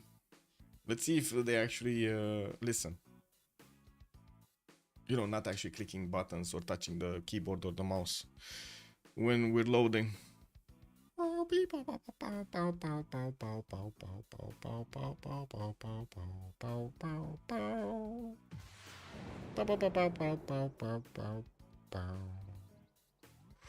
I guess I can just, you know, do what I do normally when I'm alone. Oh my god, you see the birds behind me? Oh, they're flying everywhere. You can't see the birds. Man, they're like thousands of them. Thousands of them everywhere. And Athena, not caring at all. Yeah, she doesn't care. Some Civ6, hello there, Juan J. Good day, sir, and welcome. Okay, we're still loading in. We got 7 in. Let's go for the 8. Let's go. Anyway, I was meaning to say that, you know, sometimes when I'm happy or something like that, I do get to like beatbox around the house over there. And, you know, normal sounds, trying out, see how it handles, see how my voice actually does it, and still learning. But I can't really say I ever try to actually do this as a, you know, competitive level. I mostly try to actually have big fun, you know, for myself.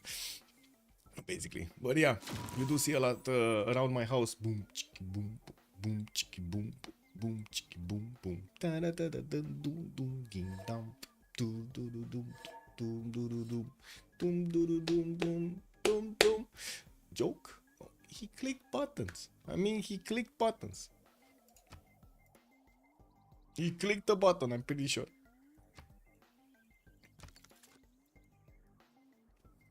What type of birds? Crows. They're like crows everywhere. A lot of crows. But this usually happens at this time of the year, basically. Because how to say, there are a lot of trees and very, very tall trees around my home. So you do see them like just sitting around all over the branches over there. Big crows. Big ones. Big ones.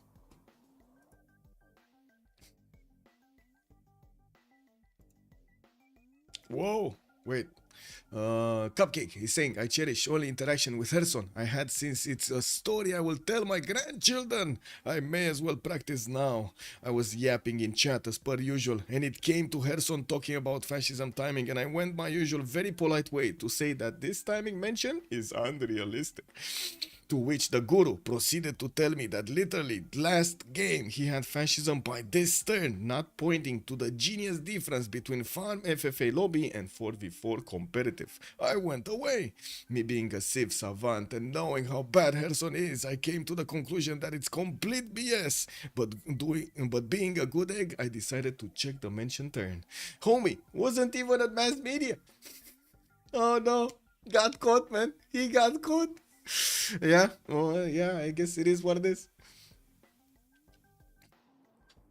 Yeah, so hundreds of crows also yesterday by the sea or some blackbirds like that. Oh, Yeah, I'm not sure whether they're migrating or something. They're everywhere, man.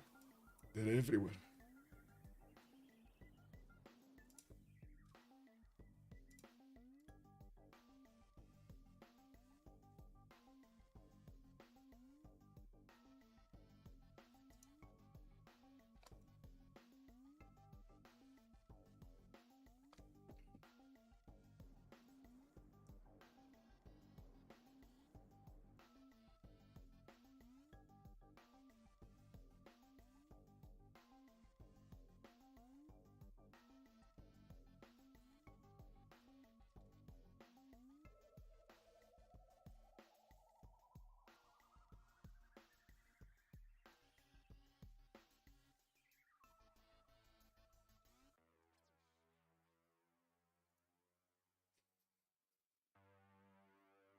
Well, I think this type of narrative isn't good for either side. The Hilarious Lotus, also Jargonat Sharp Haircut. Thank you so much.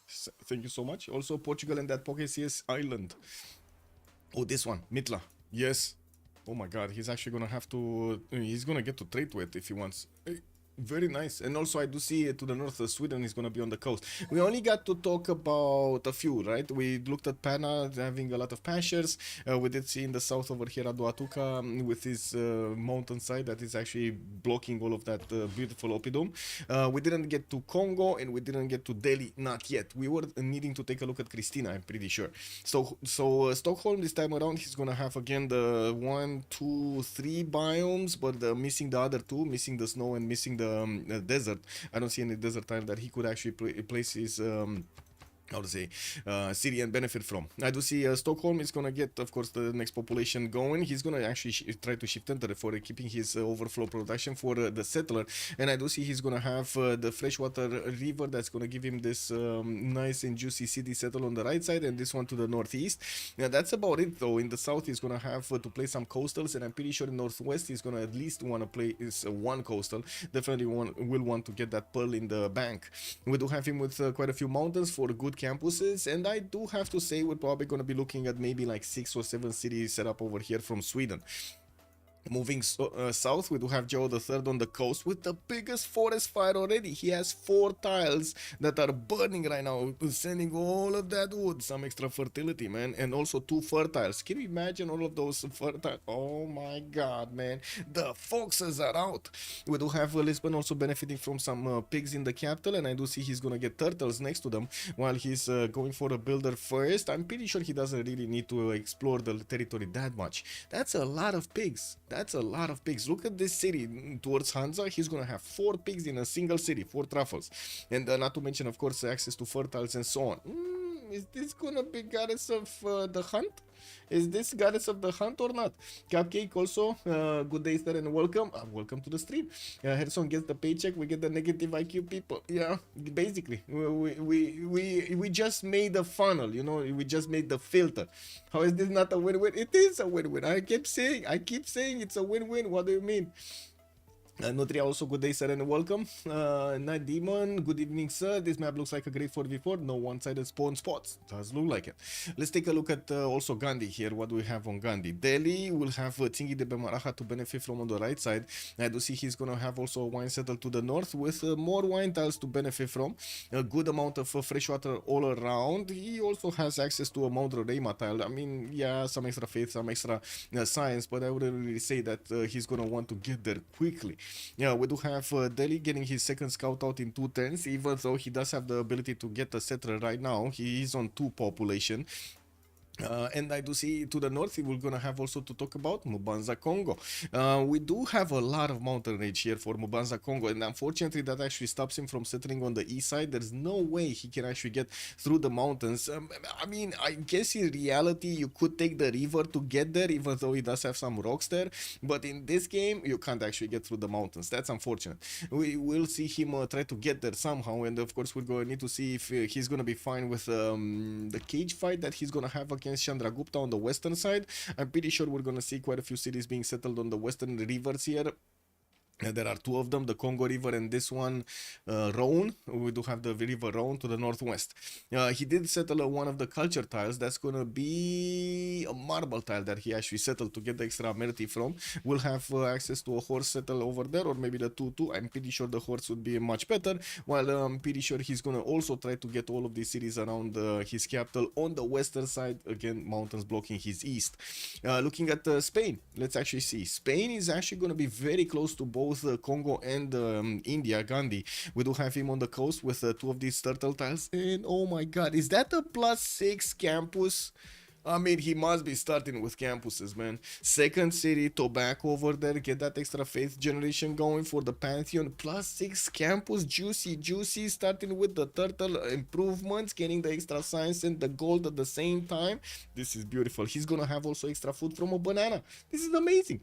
Also, who are the negative IQ people? We don't know. We don't know yet, but that's good.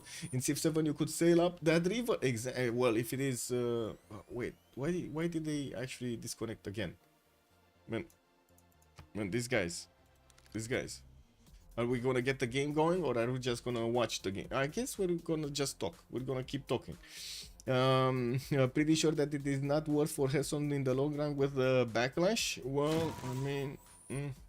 What's wrong with the nicknames as well? I don't know, Kyber, man. They're all over the place with the nicknames. What can I say? And we got another relobby. Civ6 going strong. Another relobby. Yeah. Okay, back to CPL drama. What do we have here? Overqualified. I'm trash at Civ. Wait, Netbark. I probably shouldn't be a mod. KW. Overqualified next. I can. What? Fair enough. Okay. What do we have? True free Andrew. Free Andrew. Oh my god. More team. Wait. More team is a bunch of clowns. If the vote was 12-8, should never be more than 3 votes for Andrew there.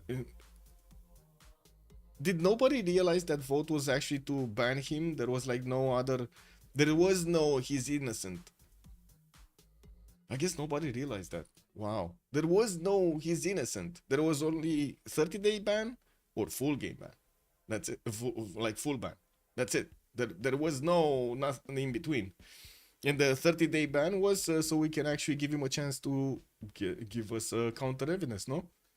Anyway, it is what it is. Reload is strong with this one. Yes, drama is main action, game is background. It looks like.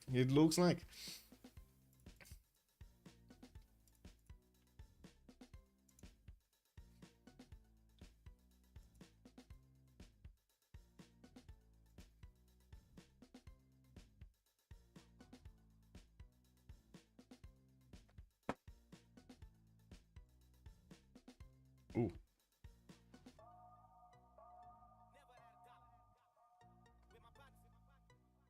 Yeah, this is why you need a department of education. Surely. Yeah, I definitely. Imagine that.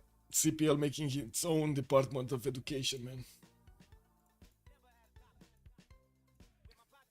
Didn't they just... how to say... didn't they just... delete the Department of Education of the United States or something? I know I heard that like a week ago. I read some news.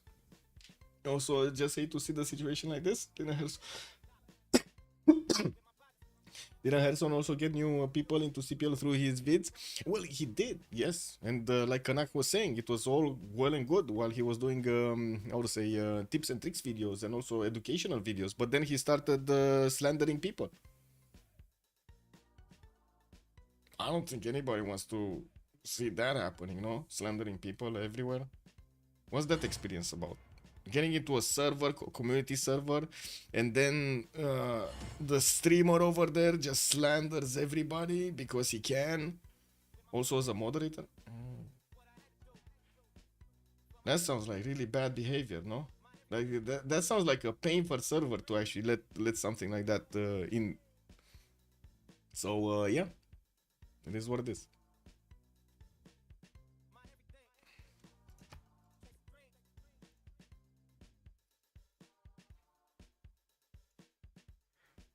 Maybe join because I have 0 MS to somebody. Anton, good evening, sir. I don't want you to ban me since it's my first message. Ooh, so reluctant to ban somebody with such evidence that you have? Are you like corrupt and you get the prize money if the cheater wins? What? No. And first of all, what evidence? Anton Key. And it's not only me deciding, it's a whole team. It's an entire team of moderators that have a lot of hours. A lot more hours than Herson has in the game. They get to look at evidence, they get to judge evidence, they get to decide if it's bannable or not bannable. If they don't find it, if the veterans don't find it, who is Herson to say otherwise? I will ask you this, Anthony. Who is Herson to say otherwise over the veterans that we have in our community?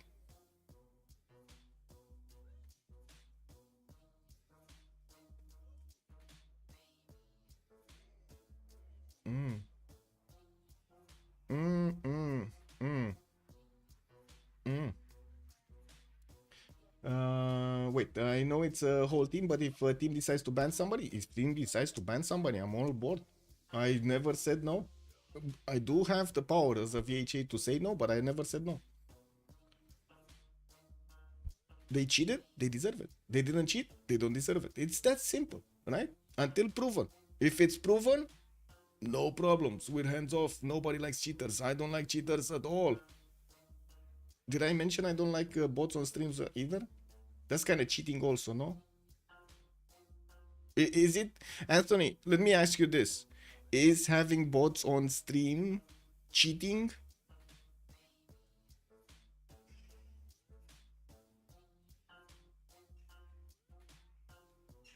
Oh,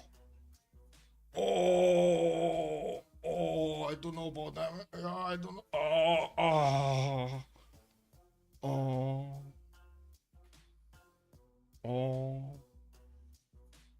Yeah, bots on streams. Is that cheating?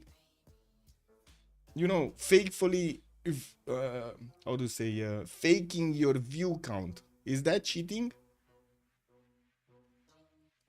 You can't just permanently ban without concrete evidence. What was presented is very subjective. There we go.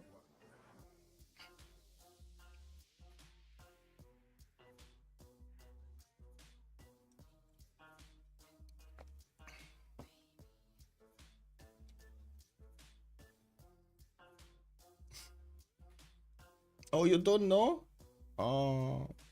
You might want to take a look at Harrison's numbers then.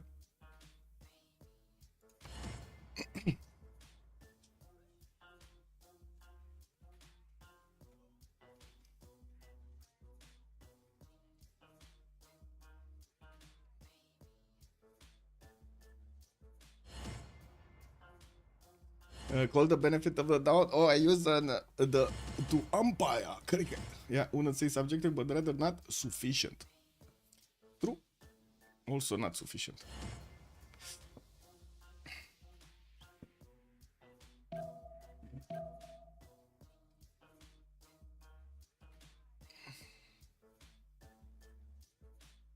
Vistar. Wait, do we have evidence for that, or is it just trust me, bro? Yeah, well, let's see. I don't even care about Harriston, lol. Not on your side either. I totally get it. I just wanted to say thanks for answering and hearing your opinion. With much pleasure, sir.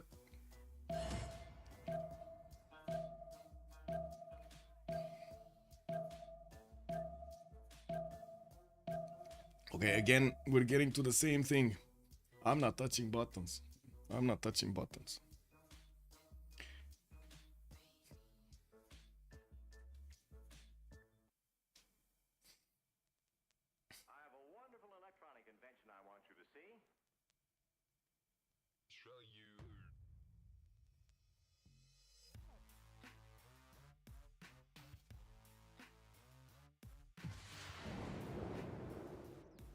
And I gotta say, I'm kind of sad that I actually drank all of the coffee before the game actually started. We're barely turned 3, man. And I drank all of my coffee.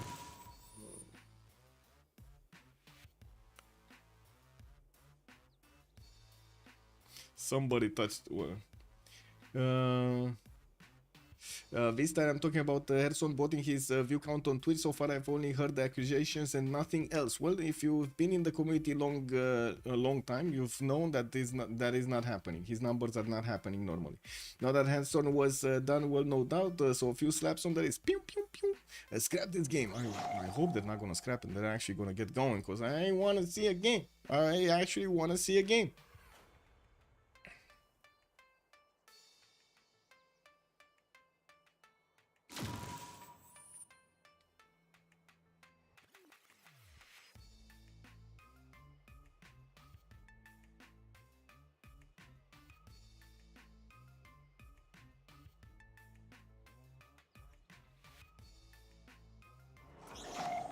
Yeah, it also doesn't matter for this drama though. These are 2-3 different things that shouldn't be linked like this. True. What else have happened is so many people joining CPL in just a short amount of time either, so that's not very convincing. At the same time as Civ7 came out and we have everybody talking about Civ7 and people asking about Civ7 multiplayer and joining the communities, V-Star, what are you talking about? We could just not have Herson and still have the same numbers. That really doesn't even, like, it doesn't even, how to say, hurt us at all in the CPL. We would get the same numbers anyway, because Google, because people are actually searching and getting into the community. The only thing that we did have from Herson is a lot of quote-unquote trolls that came in and talked about his narrative. Just what they saw on his stream over there, and that's about it. And that's why CPL Drama Channel. That's exactly why CPL Drama Channel. They just all get funneled over here. You know what's the funny thing is? There are some people that actually got trapped because they don't have the game, but they want to troll us. They want to get into the community, and they're here. They're all here. They got trapped in the channels of CPL, man. It's a trap. It is what it is. They didn't get the game, so they're not allowed to get in. It's that simple.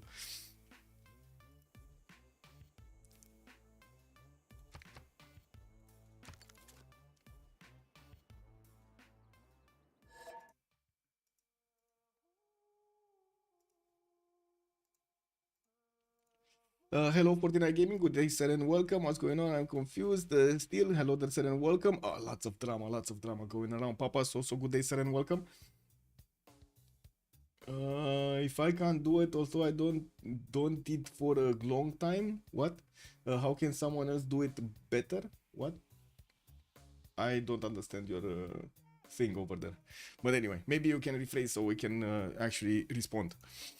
So we do have the Team Plus, and hopefully we're gonna get going with all these things. People are gonna think game they don't have. Yes, basically, people are arguing about the game they don't have. Basically, yes, exactly. Still, that's it.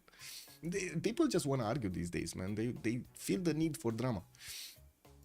Okay, so we took a look at Portugal. We took a look at Sweden. We have still the forest fire ongoing, and we're gonna need to see if it's gonna spread. I do have to say there's so much rainforest here that it can spread too. This is incredible. Oh, wait a second, this is burning wood, so it's not actually gonna catch.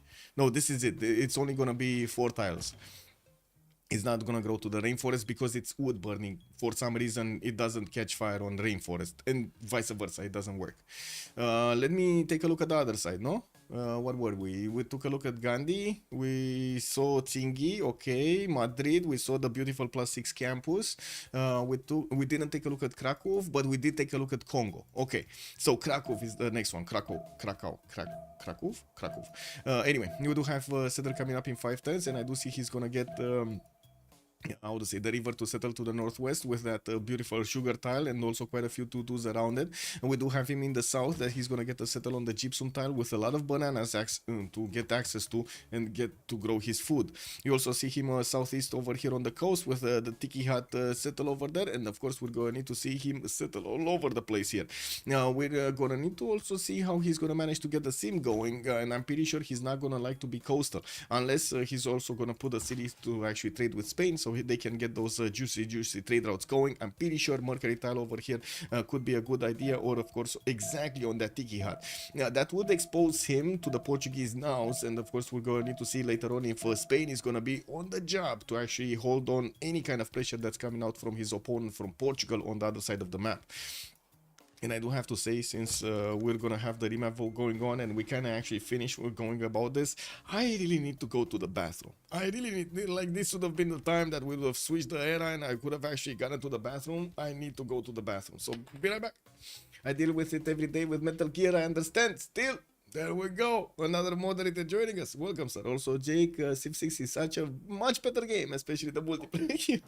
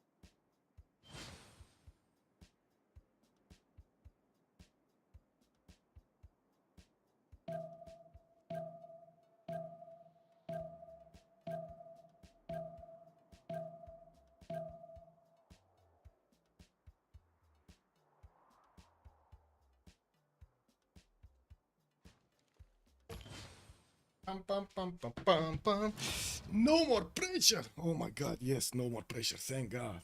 Only chair stream, yes, only chair stream. Cat cam. You do have a cat cam, okay? And Athena's watching. She is watching all over us. You're in my Discord too? Yay, nice, thank you.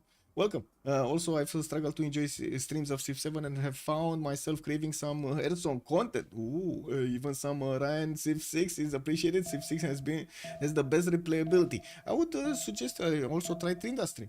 No, he's also playing. Okay, let's see. What do we have here? We do have Congo on the right side. India did actually see him, and by the looks of it, Didos right now knows about his opponent's position. We do have also in the south, by the looks of it, the two India and Gold actually meeting each other here. Now, while we're gonna have Gold sending his first city towards the south. Now, we did pass turn 11, and that means they did actually choose to keep this map. So let's actually finish up the remap vote over here. Choose an outcome. Only one. It was only one. There's a high roller here that got a lot of points. 2,400 points for somebody. Who's the high roller? Actually, wait a second. It's Flying Conquest. He nailed it. And Moonstrath, both of you. Man, you nailed it, boys. You nailed it. Congratulations. You knew.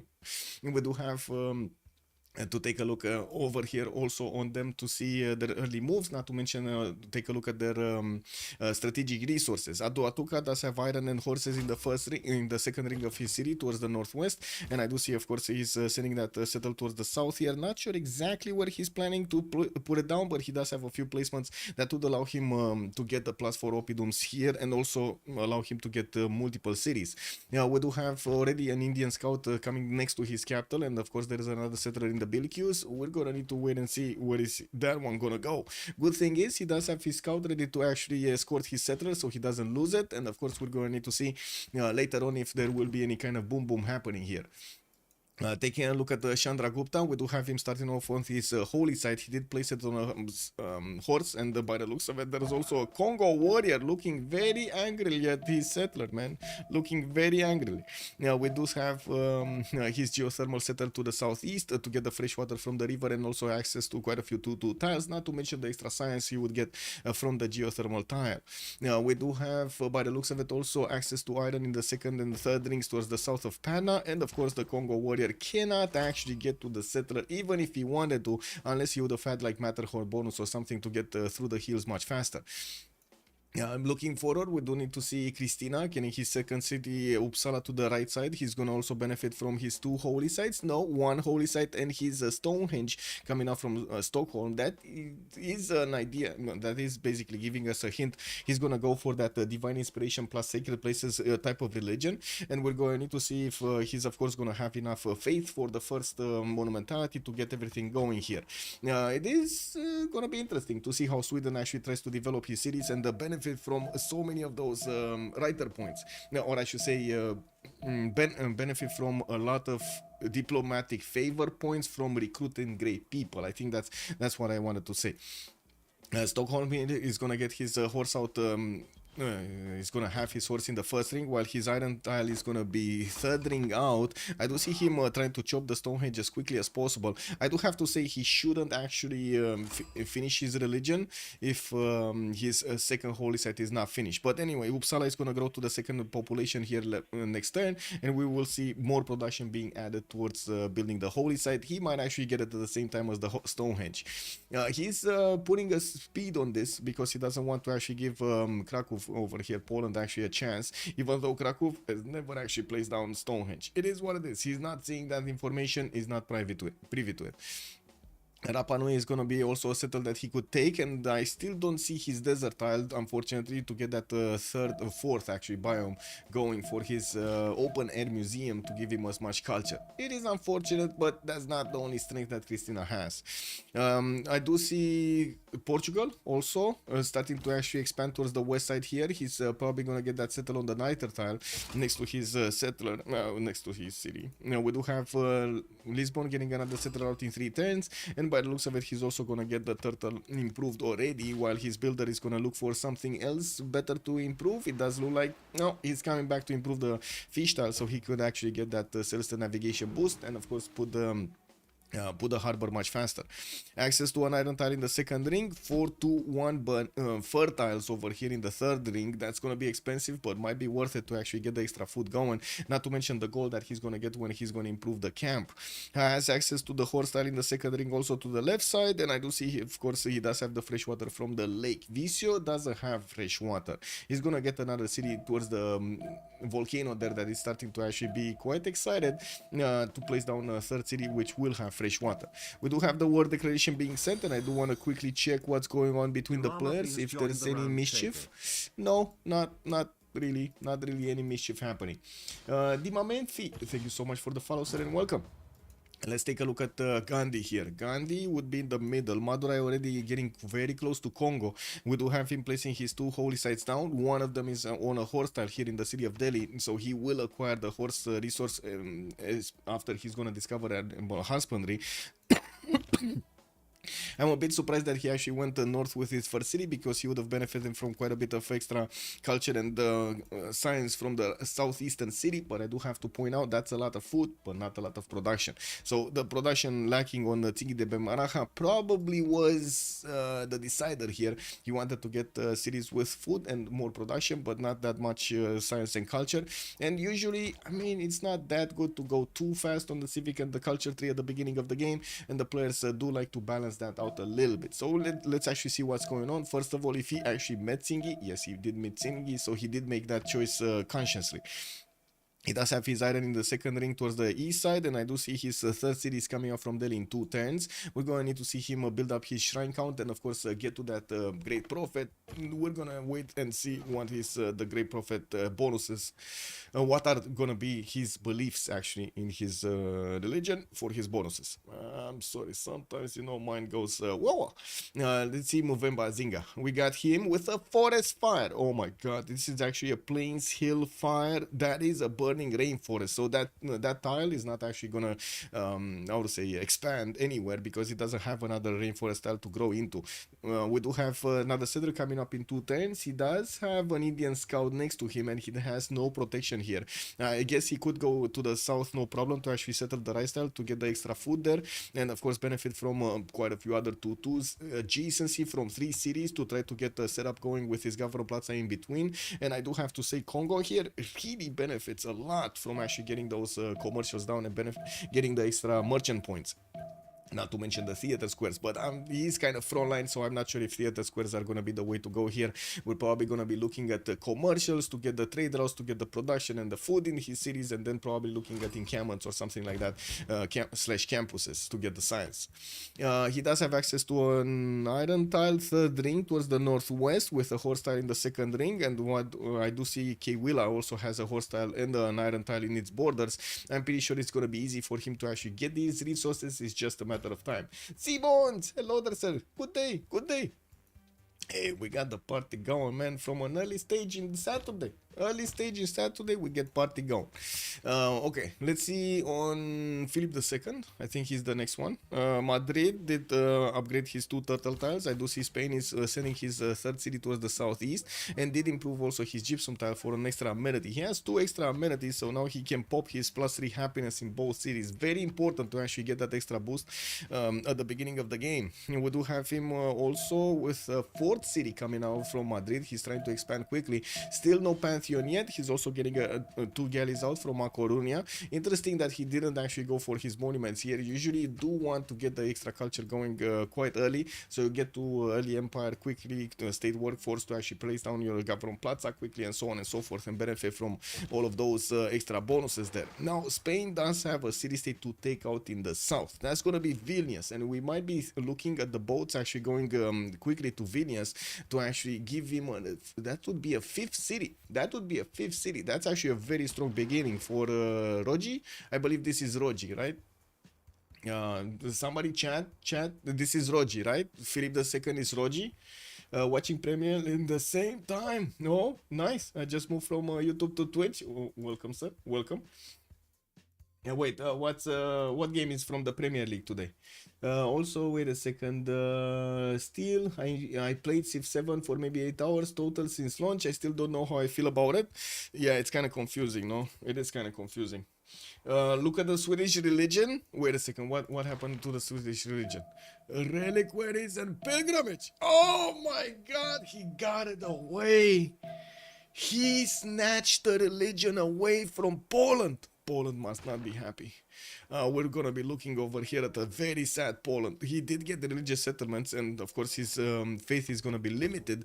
He didn't manage to actually get his second holy site in Gdansk, even though he did finish his first one. Oh, got the great prophet too late. He got it too late, and now it's moving. Now we're gonna need to see him choose something else other than reliquaries. That's gonna be sad. That is very sad. And I gotta say, I'm not sure if Sweden did a good thing here or a bad thing here, actually snatching away. That's quite a sacrifice, snatching away this from him. Does he have a relic? No, he doesn't even have a relic. Oh my god, he just did this for the memes. Wow, wow. Rogi is not happy. Rogi is definitely not happy.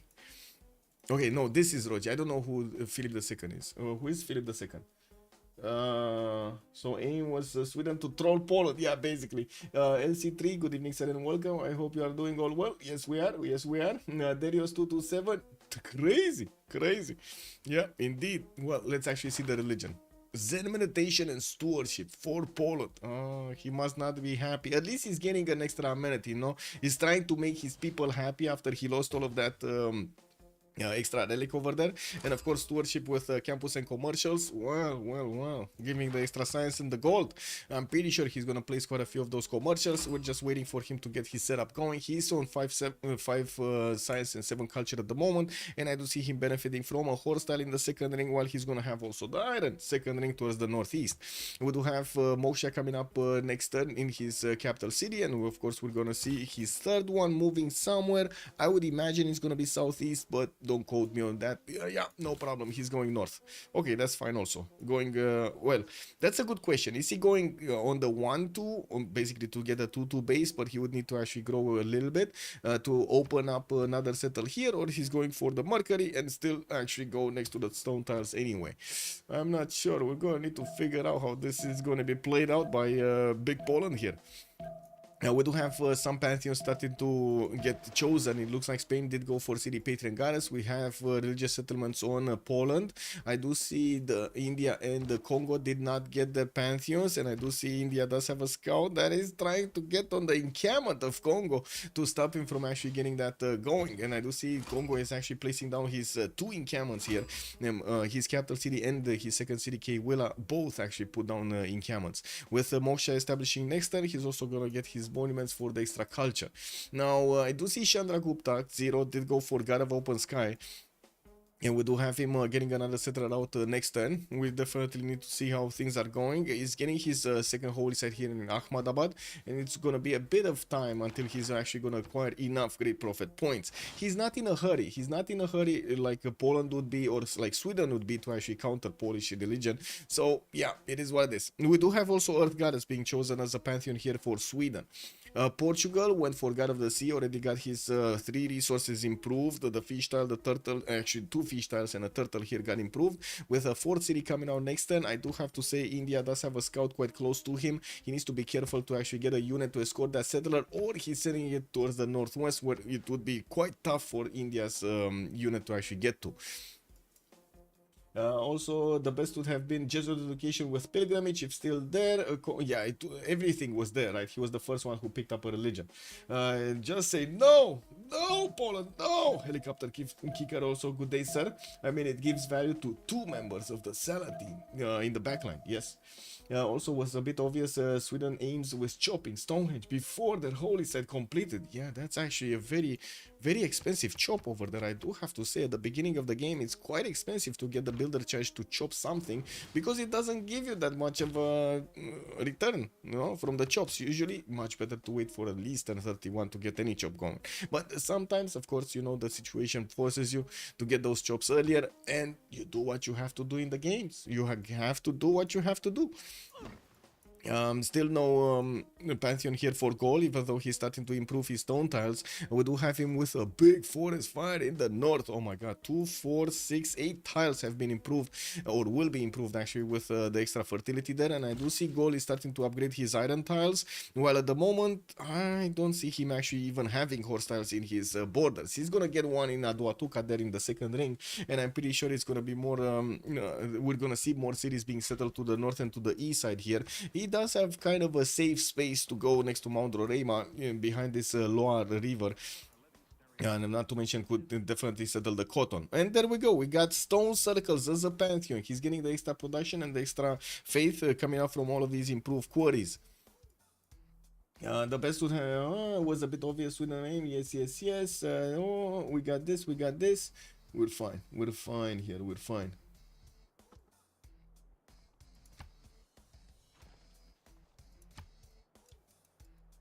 Oh, other India got a pantheon, open sky, beautiful. I mean, he does have a lot of these pastures, and we can't wait to actually see the builders improving most of them. Third city moving a little bit late towards the south, as other nations already placed down their third cities, and some of them are actually getting their fourth. It does seem like Chandragupta is a bit late on getting those. We do have Spain about to actually settle his fourth city, and he's banging on the doorstep of Vilnius here already with his galley and a warrior. We do have him grabbing a 2 charge builder from that city center, while he's gonna have quite a few of these fish tiles to improve. I gotta say, there aren't that many hills he can actually get for the extra production in that city center.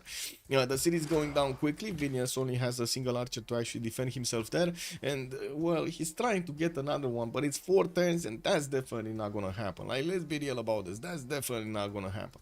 Now, unless some magic trick happens and Pharaxis presses the button and that gets 1 turn. Now, we do need to see also if Spain is going for, yes, he is opening up with writing, so he can get that +6 campus over here, next to, like, I should say, in between Madrid and Seville. We do have him also with a +3 if he wants to, from Seville, and I do see he's starting to get his harbors down. Now we're gonna see quite a few of those admiral points being acquired here as the game goes on. Hilarious Lotus, so nice actually talking about the game and not drama. Yes, yes, we're finally getting this going. But we needed to flesh that out. You know, we needed to flesh that out of the system over here, the drama. Does Dobro have any cities on the coast? Dobroteam being the left side. We do have Portugal, Viseu, Lisbon, and I do see Vasteras has also been settled by Sweden. So yes, we do have 3 cities from Dobroteam that are gonna be on the coast here. We do have a fourth city also coming up from Lisbon next turn while he's trying to get Moksha out in 4. He did actually put away finishing the settler so he can push out the Indian scout. Didn't want to invest into his slingers. That would be 65 gold per turn, or 65 gold over there to actually get the slinger out. That would have been quite costly, so he just chose to hard build one and try to get his settler escorted. He also brought back one of his scouts over here to be ready to not actually give a chance for his opponent to grab this settle for free. Yeah, I do see also Congo is starting to get in from the north. Sweden is allowing him through, and of course Portugal will need to be careful with any kind of builder in Viseu or his capital city. While in the north, Sweden is plugging in Moksha in his capital. He's also getting his 4th and 5th settlers out. We do have him right now on 17 faith a turn. That's the most in the game, with Rogi on Jadwiga on the other side making only 12 points a turn. 4th city also from Poland moving on the western side. 5th city moving south from Krakow, trying to get closer to the bananas, and of course that tiki tile there. While he's starting to build up his shrine count so he can get his extra faith generation going, we're gonna need to wait and see if he's gonna have actually a good more mentality. Mount Kilimanjaro is to the northwest. He does have access to Armagh, which is gonna give him more faith points. We also have Candy in the game. This is amazing actually. Candy is gonna be quite a jewel, a crown jewel for Sweden to actually pick up. If he does manage to get some extra relics from that would be amazing. I'm not sure if they're gonna find all of the wonders, but I do have to point out Candy does give you a relic every time you actually discover a new natural wonder. This is amazing. This is so good. Anyway, taking a look at the city-states here, we do have Rapa Nui with Vilnius as the culture city-states. Lahore with Volin are going to be the one for military. Samarkand, Hunza, and Bandar Brunei will give us the trade bonuses. And I do see Kandy with Armagh will be with the religious bonuses. We also have 2 of these city-states, Mitla and Fez. Mitla looks to be one of the pockets, yes, for Portugal, for Dobroteam. While I do see Fez is going to be in the middle of the lands between both of them. They already see and have vision over the city of Fez with both teams, so it's probably going to be a race for whoever's going to get this one soothed. We do have also Divine Spark chosen by Gandhi. I do see God of War and Plunder chosen by Congo, and he already has a few slingers to push out these Indian scouts from his territory while he's starting to get the trade routes to connect to his capital city. He definitely needs commercials down for more of those, but right now he's going for writing political philosophy to try to get that going. Okay, if goals need settle, wait. I don't know if his salads from online being so close to each other is good or bad for them. They can coordinate trade much better, but are also much more limited in expenses. Yes, I think you're correct over here. They kind of got to the limit of their expense towards each other, right? So at least India is gonna have these on the western side that are kind of bad actually. Looking at the lack of 2-2s over here is not great, I would say. And then we do have Congo that would only have the northwest to expand into because again mountains are blocking him from actually getting to this eastern side river, and I'm pretty sure Spain is probably going to be the one that's going to try to settle that river. We do have also Spain with City Patreon Goddess, getting his builders out, improving, one trader, getting also the holy site here, the discounted holy site in Barcelona, which is going to be built in 3 turns. We're going to need to see what kind of religion is he going to pick up here. With also 4 cities from Poland on religious settlements, I do notice he did manage to get his religion, but unfortunately in only 1 city. Working on his 6th settler, because his 5th one is about to actually pop over here to the southeast of Krakow. We definitely need to see how this bad boy is gonna try to adapt without having his religion, without having reliquaries. India, Chandragupta, they start to put down his encampments. We do have Moksha settling in 2 turns over there, and I do see his God of Open Sky at the moment only gives him 1 single point. He does definitely need a lot more of these builders to get to improve his pasture so he can get that culture generation going. Right now he's on 8 science with 4 culture, only 26 points of production, and barely having 3 faith a turn. He still didn't get his religion, and I gotta say right now, well, he is on the 3 great prophet points a turn, just needs 2 more turns and he's gonna recruit that prophet. prophet. We're 2027, at least he's gonna get the religion before the era ends. And that's one of the questions that we do have also for Joe the Third, if he can get the era score needed for the golden age. And I gotta say, I'm not sure. It's 17 out of 19 points, and this bad boy didn't get a boat. He needs a boat. Or maybe he needs 2 points. He needs 2 points from somewhere. I'm pretty sure Chandragupta is going to get 2 points because of his religion. I'm not that convinced Jao the Third is going to get his points unless he gets a boat. Still 17 out of 19. Maybe he sues a city. You know, like that's also a possibility. Maybe. Anyway, now we do have Gandhi here getting his golden age. Dito's getting his golden age. Everybody actually on Salah team did manage to get the golden age.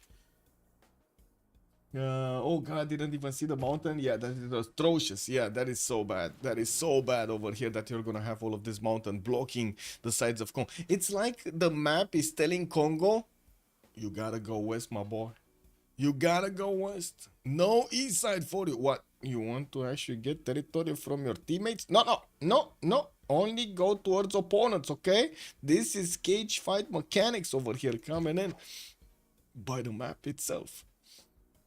They really need support early to settle towards Dobro and claim the space. Yes, they really need to actually start expanding to the west side here. And of course, I'm pretty sure Chandragupta is not going to be happy about this. We're going to need to see how Gol is also going to take care of Gandhi on the other side. And we do have Liang establishing Duatuka to give him all of those extra points of, I think, food and production. He's going to go food and production, right side. I don't think he's going to go City Parks Liang. City Parks Liang on Gol is very slow.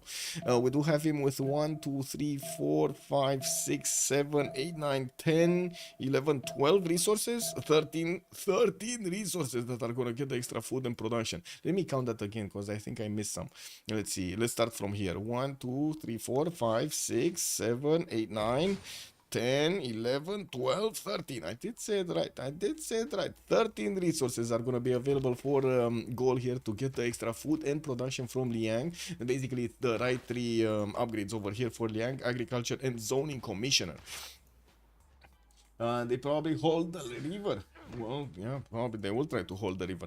Opidum's coming up from all of his cities, and he did manage to get this +2, which is going to become a +5 soon when he's going to get the stone and another one of those mines improved. The fact is, he did manage to also, of course, get the extra culture from his mines, which is going to be very important for him to gather through the sea victory. 8 science with 7 culture at the moment, with 33 points of production. Archers coming up from Durekortoron. We do have another archer here, and it looks like, well, he's sending another city on the same river towards the north, where we did have a forest fire improving all of this rainforest. You do see the 2-2 tiles, even though they are flat tiles, and 2-3 tiles, even though they are on hills. Amazing. This is just going to be beautiful land for him to chop and improve here. And of course, we do have the stones that are going to give him the adjacency towards his Opidums. Ooh, he did choose to place a 4th Opidum here, northwest, getting the adjacency from those strategic resources. Still no city to the right side of Dore Kortoron, and I do notice he's actually starting to get his Great General points on the board here. We do have Congo on 4 Great General points at 10, about to actually get in 2 turns first General. I don't see anybody actually picking one. India is going to start getting points, and of course, we do have right now Gold that just finished his encampment and started working on the encampment training projects to get general of his own. I do see also Gandhi did start off on his hanging gardens in the city of Delhi. This is kind of dangerous. I mean, we've seen it before, players actually trying to get wonders at the beginning that would give them bonuses throughout the game, but sometimes the return on investment comes a bit later than the timing of their opponents to smash through their cities. We do have Mumbai being settled next to Tsingy de Bemaraha. And of course, Divine Spark is going to be here activated. He definitely needs to actually get those tiles improved to benefit from a lot more production in that city center. At the moment, the production is kind of atrocious. Mumbai is only 4 points. 4 points of production, man. Continent splits? Yes, sir. So we got Congo and Gandhi on the same continent. Then we're gonna have a second continent over here for Poland and Spain on the right side. So they do have 2 continents worth of amenities, with a sprinkle of the white continent giving them some amenities like dice tiles over here or cotton tiles to improve. And on the other side, we do have India. Oh, actually 4 players are gonna be on one big continent. One big continent. Even Mitla is on the green continent. Then again, they're gonna have this side, this white continent that is being settled by gold, that will give them a few more amenities, that the extra 4 amenities that they will need to actually trade with each other to get the extra happiness from. Mumbai actually has no really good production improvements. I mean, you can get, I guess, an extra production on the marble tile at the beginning from the quarries, but yeah, it's kind of bad. It is kind of bad. You actually need construction to build the lumber mills here to get these forests improved. I kind of agree. It's kind of a bad city. But anyway, he's gonna get some extra science, some extra culture from it, and of course we're gonna need to see if that actually matters. No, we're gonna need to see if he actually gets what he needs when he needs it. Government Plaza coming from Madurai next turn with a new holy sites being placed. I gotta say there isn't that much of a big production number in Jabalpur either. He's gonna need to buy out quite a few of those two tiles towards the north to grab the extra production from, and of course the extra food. Right now he only has a single tile that he can actually use properly in that city center. Congo did manage to recruit Trung Trak as a first general, and we do have Gold managing to also get 31 points out of 30 to get his own general, while India is starting to get his points on the board. We do have an encampment training project finishing up next turn for Chandragupta to get that going. The more improvements he does, the more culture he has. Zero is on 9 science with 12 culture a 10. These patches just keep on getting improved here, and he's starting to get a few defensive archers, I would say, going. He's also putting down a discounted campus here in the city of Ahmedabad. Definitely a lot better production than we've seen on the other side.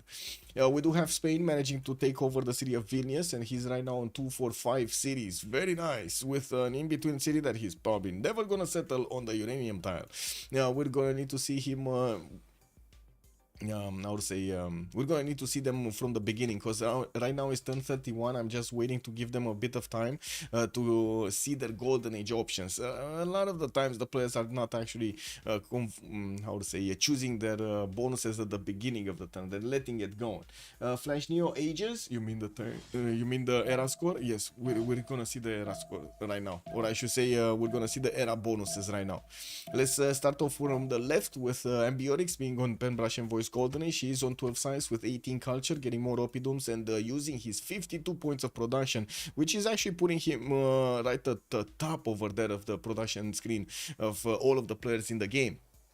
With General being recruited from Durekortoran, he's starting to get some ranged units here, the archers, to flex against a possible attack against India, while right now it's more on the simming side. We do have him placing down his Government Plaza, trying to get his production tiles improved over here, especially getting the quarries done, because he does get the extra faith and extra production on each of them improved, and you do see that actually counts up quite nicely in his empire with 54 production at the moment. He's not first though, it's Philip the second that's right now picking up the first tab over here with 55 points, but still he's up there competitive. Let's see Chandragupta, Monumentality Golden Age, 9 science, 14 culture, 3 cities, getting more monuments, also finishing up +3 campus over here next to Ahmedabad, while Hyderabad is still working on his holy side. The face generation is not that great for a Monumentality. He's right now only on 13 points. I'm hoping he's gonna get more. Let's actually see when that's gonna happen. He did also manage to get a religion here, and that's gonna be choral music for the extra culture coming out from his shrines and temples, with tithe for the extra gold coming out from each of his cities improved. 2 gold a turn at the beginning. With theology he's gonna get 3 gold a turn. Looking at Christina, Monumentality Golden Age, 9 science, 9 culture, very slow beginnings. He did manage to grab that religion from Poland, which was quite of a nerf for Poland, but I'm not sure if it was worth for Sweden, in the case that he doesn't actually have any relics to benefit from. He does have builders in the water to start improving his coastal resources. The pearl tiles and of course the turtle tiles are gonna give him an extra amenity here in his city centers, and he did manage to boost his happiness level to at least +3 in 3 cities, giving him that 8% boost in all of his stats. With monuments coming out for the extra culture, we do have Moksha plugged in Stockholm. I would imagine we're gonna see Moksha here getting the extra culture points soon and boost up his culture points. Looking at Joe the Third, pen brush and voice goldenish, 4th city strong. We do have him with a harbor from Bea, and I do see he's also gonna get his builders out to start improving most of this landmass, and I should say also the coastal resources. As another two that could be easily gotten, but of course the truffles and I would say the fertiles would need to take priority here to get that extra amenity going. He already has the turtles, you know, he already has the resources in the water that needed to be improved, the amenities. Gavron Plaza coming up on his in between his city of Lisbon and Bea, that would be placed on the iron tile, and I do see he's one turning it. That's fine. He does have a lot of chops available for him to get going, and I do see the city of Beja actually put his harbor in the lake. Unfortunately, it doesn't get any kind of adjacency, so later on shipyards and stuff and the double harbor cart is not really gonna count in this case, but at least he's gonna get the ability to build boats from that city center to actually get them going in the middle of the ocean to probably fight Spain, because that might happen. We do have also Gandhi here with a Monumentality Golden Age, 16 Science and 19 Culture. Gandhi is on 4 cities. Odin Shimber from a second city here, Madurai. While I do notice he did actually finish his Hanging Gardens, giving him an extra growth per city. That's amazing, not to mention extra housing everywhere. He started improving also his tiles, got the marble tile improved, still didn't get to construction, so he could actually get lumber mills here in the city of Mumbai, Singi de Bemaraha tiles. This at least would get an extra point of production, and of course too when he hits an apprenticeship later on. We do have holy sites from Jabalpur, while I do see India does have the ability to go against Lahore here. At the beginning it doesn't seem like he has the army to get going, but he's going horseback riding, so we might actually see a few ponies showing up so they can take that city center down. And also, Salad backliners also much faster on the Empire expanse. It looks like Dobro seems a little slow. Well, let's actually see if they manage to catch up with Sweden and Portugal being the simmers. Well, we're going to need to see if they keep up the effort. Looking at Didos, Movember Zinga, we do have him with still on 3 cities. Did manage to recruit his general and has his 4th city, 4th settler moving towards the north, while he's going to get from Kwilla another one, a 5th one. We will probably see him settle the cities on the river to the southeast of Cardiff, and of course his general is going to give his units that very much needed extra boost of movement and strength. We do have Pingala establishing Mupinda, where he did manage to get a +4 campus. While I do see he does have another +4 campus across that mountain range, we do have him with a builder coming out next turn. We're gonna need to see what he's gonna put down next to his Gavron Plaza. What is this? This is a campus, a +3, and his Gavron Plaza at the moment doesn't have a specializing building of choice. With God of War and Plunder, he's managing to get more points of these great generals, and of course soon the great merchants when he's gonna start placing down his commercials. We're gonna need to see if he's gonna manage to get enough of those to actually do something with them. We do have Spain, also pen brush and voice goldenish, horseback riding coming out. Poland is starting to convert his city centers, and I do see Spain is starting to also put down a few of these spicy campuses. Now he doesn't have a spicy one in A Coruña, but this one is very spicy. +6 campus in the capital city. First he wants to get his audience chamber up so he can actually give more of these housing points and also the food points for the great people actually getting into his coastal cities. Or I should great people, wow, for the governors to get into his cities to give him that bonus. Has access to an iron tile on the left side, and I do see his horse tile did get improved, but yeah, I guess at the moment nobody actually requires it. Holy Cyper project coming out from Barcelona. He did manage to get a religion, but I think that's actually the India religion. Yeah, he is the India religion. Work ethic, lay ministry, and defender of the faith.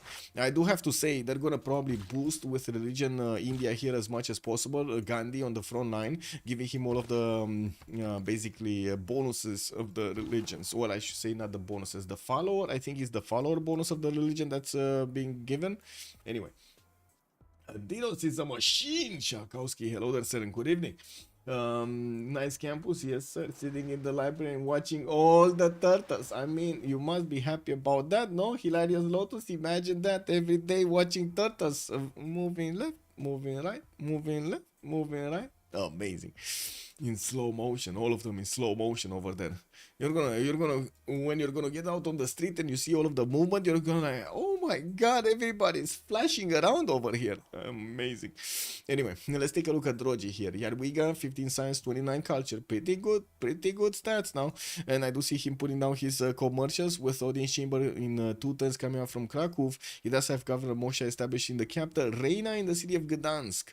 While he's gonna get his commercials out, I'm pretty sure he's gonna try to get also his sukienices, which are the replacement markets, in his commercials to get those extra trade routes going, and of course benefit from the points, the extra points of production and food.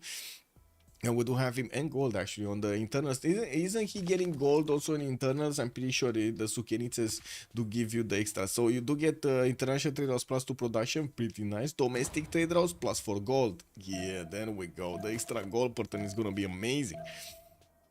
Audience chamber in 2 turns in Krakow.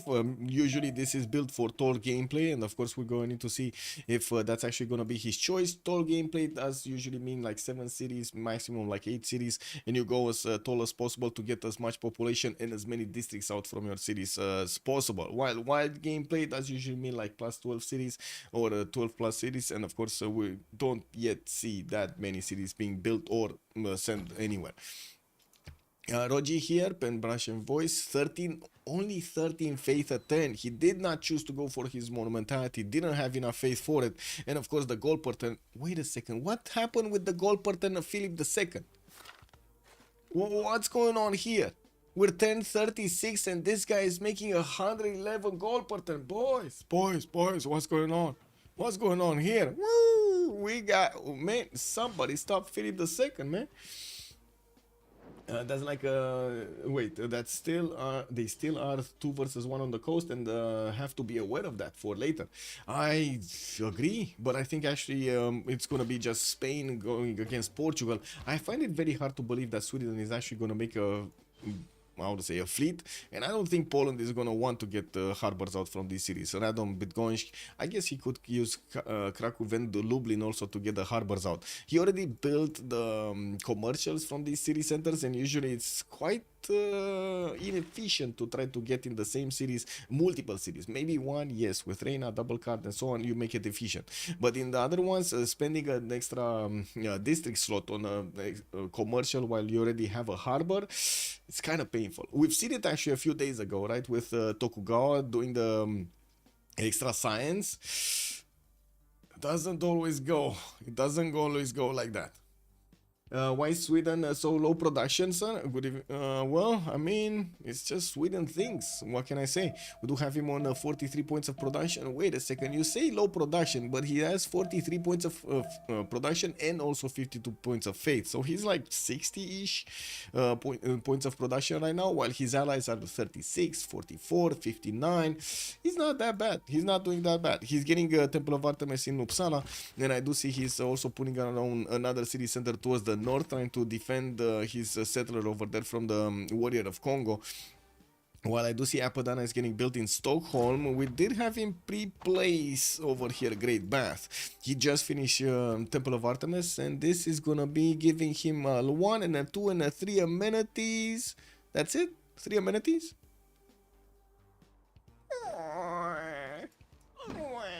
I'm gonna pull a Herson right here and start crying, man.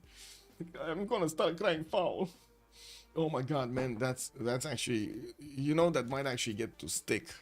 Pulling a Herson on somebody, man, that's actually gonna stick. Anyway, Great Bath from Helsingborg is gonna be out in 9 turns. Looks like Sweden here does want to get as many bonuses out as possible. I do have to say, it's not like he is actually getting that much bonus from actually building the wonders, but he's gonna get very powerful theater squares here for the extra culture. He still needs to grow his cities, and he didn't yet manage to get his audience chamber in the Government Plaza. I'm pretty sure that will be his choice. I do have harbor coming up in 6 turns here from Vasteras, and I think I actually need to close the door. And give me a second. Yeah, I kind of need. It's starting to get a bit cold, so I'm gonna close the door. What's up, little one? What's up? What's going on? You want out or you want in? Man, it's too cold right now. Too cold. Too cold. Okay?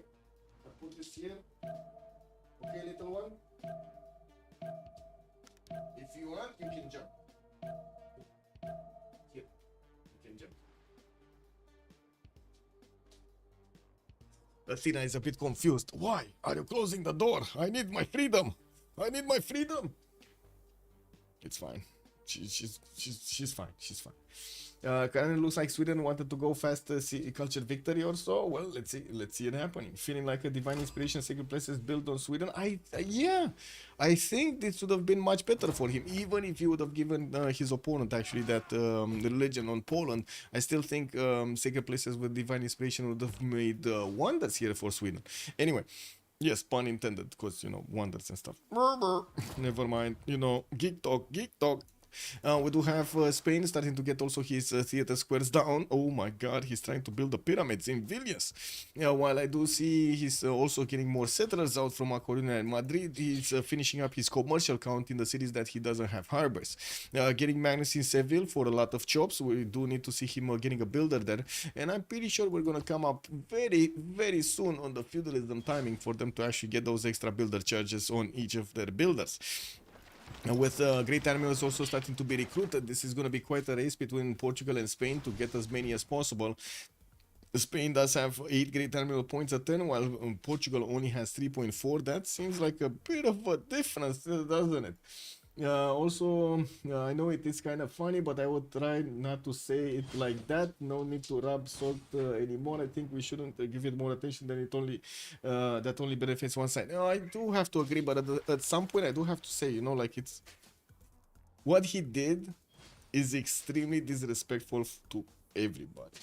Like the community, the players, the veterans, the moderators, the competitions, the winner of the competition, and so on and so forth. And whatever I say, it's not gonna matter. What will matter is what the players do remember in the next period. Also, what he's saying is not gonna matter. When somebody's gonna see somebody else try to do this, they're just gonna call him out immediately. He pulled the Herson. That's just how it is in the community of like thousands of players that have been played for so long with each other. It is unfortunate, but you know, it is what it is. Looking forward to see all of those things come out to light.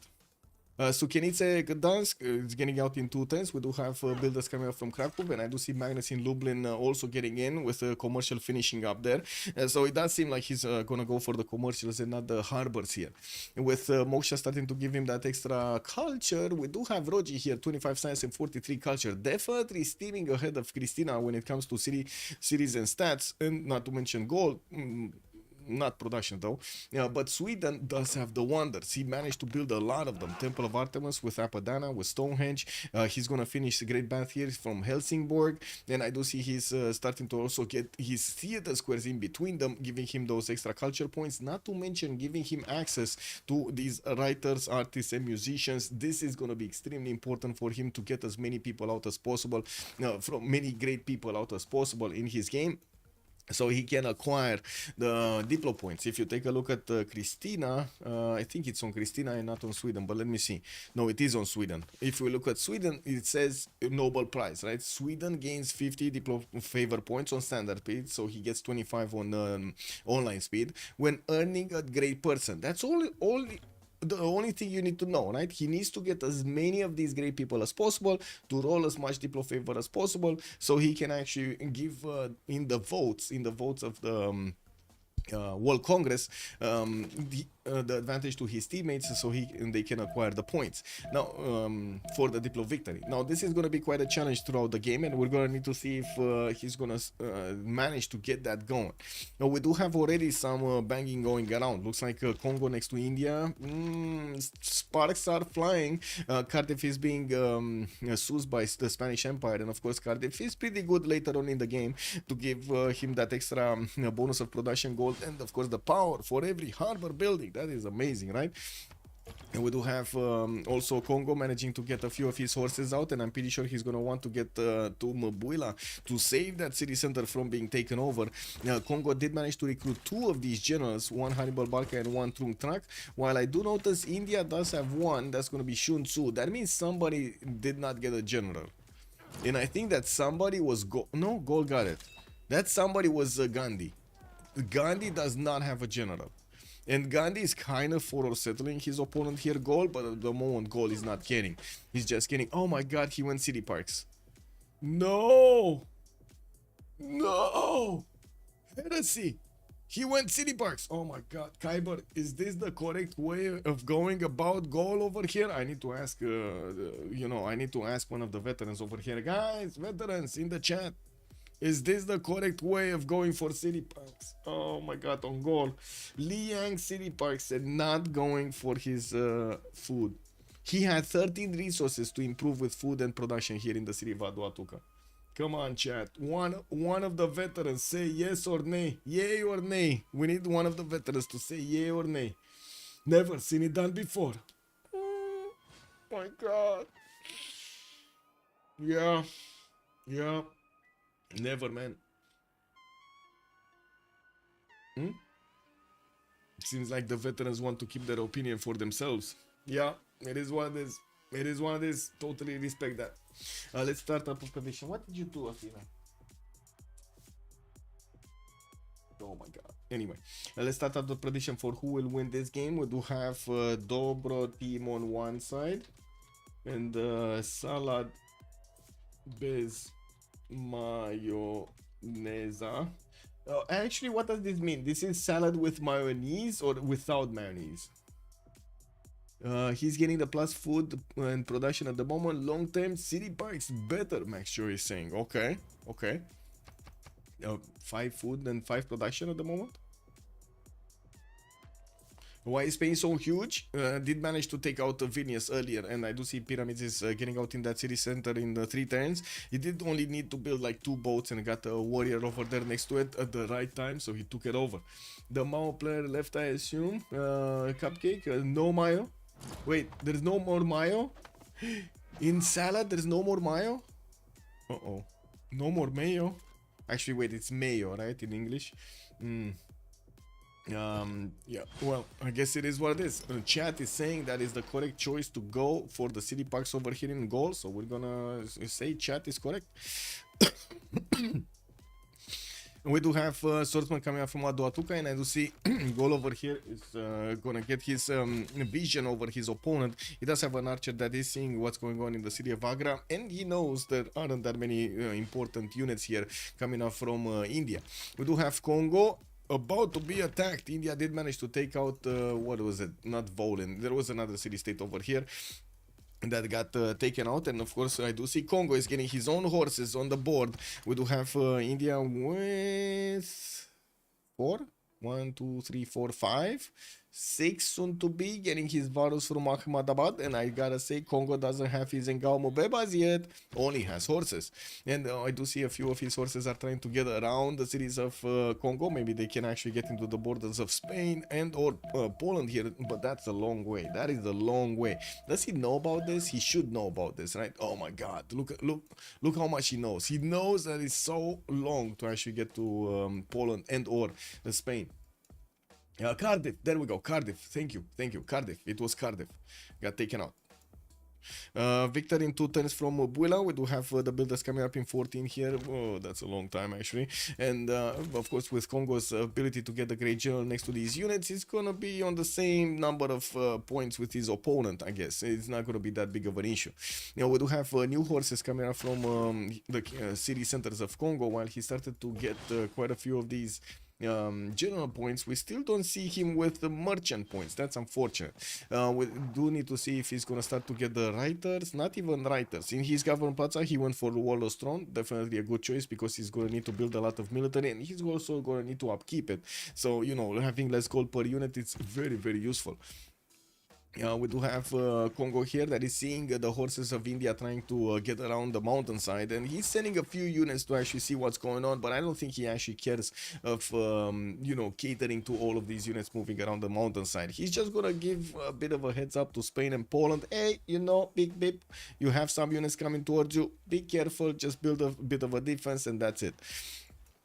Yeah, we do need to also see how things are going to evolve on the western side with Poland Portugal getting his lighthouses up for the extra trade routes. It does seem like he's starting to connect his trade routes, all of them, to the cities of Sweden. He does manage to make 70 gold a turn, but he's not even coming close to what Philip is making. 153 gold a turn on Philip II. Man, oh man, this guy, man, this guy is getting all of this gold going. This is amazing. And of course, let's come back to watch this. We got only 4 cities available for Portugal, with the 5th one and the 6th one actually moving towards the settle spots. It's going to be a bit of time until he's actually going to get this going. I'm actually curious, where is he going to settle this one next to Kandy. The Swedish Empire is establishing a money in the city of Kandy and did manage to seize it. That gives him the ability to actually get some relics. Did he manage to get some relics? No, he didn't manage to get some relics. Wait, Apadana maybe? He has 2 relics. The blood of the martyr and the sandals of the prophet, man. Oh, man. The sandals of the prophet. Man, you gotta have those, man. You gotta have the sandals of the prophet. Spain has Brunei CS. Let's see. Bandar Brunei is on the Spanish Empire, but it's Amani is getting in there in 3 turns. He's not seized yet. That city is not seized yet. I don't see any other one. As in, I don't see him actually choosing any other one. He's choosing it. He's gonna have Bandar Brunei bonuses. The trading post in foreign cities provide you the +1 gold for your trade routes passing through or going to the city. +2 gold on international trade routes. This is gonna be amazing. Where are these trade routes going, by the way? Lublin. What? So this is, this is externals towards Poland. Okay. So that's what he's doing. He's getting all of these externals towards Poland from the beginning of the game. 30 science, 50 culture right now on Philip II. I still don't know exactly how to call them, by the way. If anybody from the screen, maybe Cupcake, actually knows what's this name looking like. Is this... This is not Alpha Somets, no, I'm pretty sure. But I do see it's kind of like looking like a name. Can somebody tell me, hello? What's this name called? How should I call him? Dobro? He's Dobro? He's Dobro? Oh, it's Suvorov. Oh, I see. So basically this is his team, right? Dobroteam is his team. But wait a second, this is Salad. This is confusing. Dobroteam is on... Dobro is actually on the Salad team, not on the Dobroteam. And he's fighting Dobroteam. Man, you can't make this up. You know what I mean? You can't make this up. Did Sweden stole the Polish religion? Yes, it did. Yes, you complicated. Hello there, sir. Yeah, they're joking. I know, Darius. It's fun. Don't get me wrong. We're in the gaming scene, right? We like to have fun.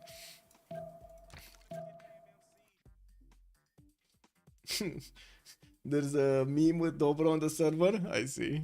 Check. Okay, we got some new campuses coming up from Poland. I do see also Colosseum is getting built in Lublin, where he does have Gunner of Magnus available with 1, 2, 3, 4 jobs for him to actually get the production towards the Colosseum. I didn't see anybody actually contesting Colosseum, and I do notice that Congo is having a bit of an issue here. He put his horses across that river and unfortunately exposed them to the Indian attacks. Now we're going to need to see him try to better his line of defense, and I do see him actually creating that line of defense behind the river, so he gets the extra +5 on his units. We do have India sending some Varus that are going to apply a -5 penalty to all of the units around them, and of course we do see that new horses are also getting commissioned here to come out from Ahmedabad as quickly as possible to go against the units of Congo. Congo has units deployed also towards the city of Lahore alongside some Gandhi troops.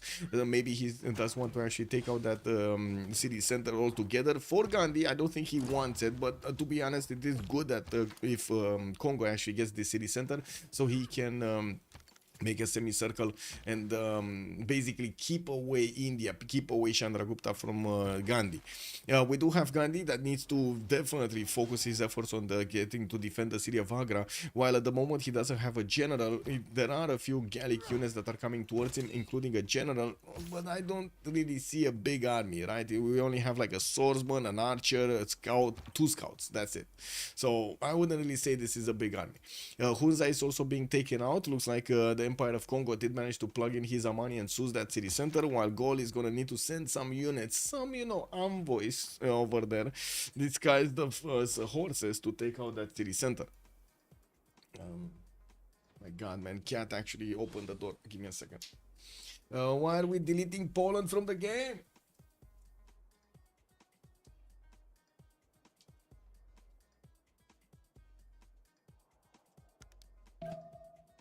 Ooh.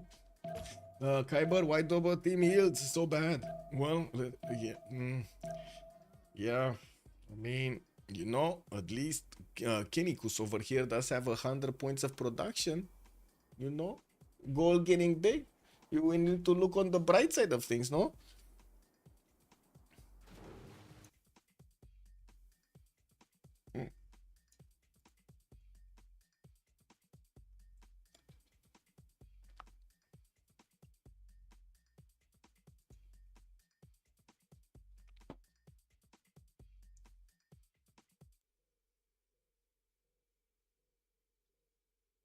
1 second, reading some stuff while we're watching the war. Let me actually put up the window here.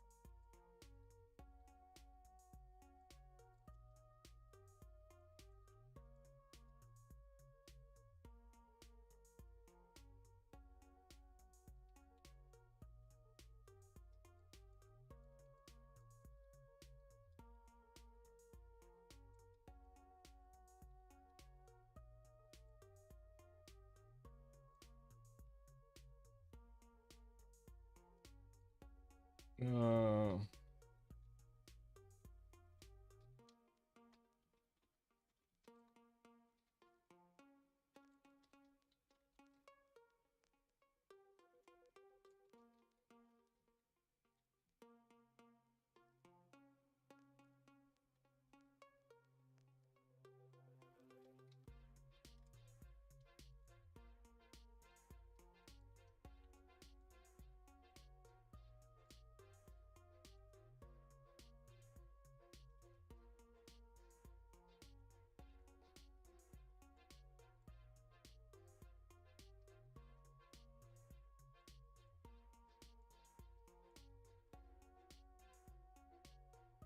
um,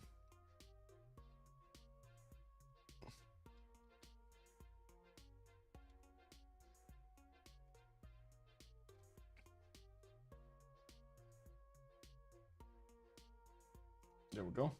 Sorry, a lot of stuff happening, like CWC asking questions, new teams getting ready, some volunteers also wanting to help out and stuff like that. I'm sorry.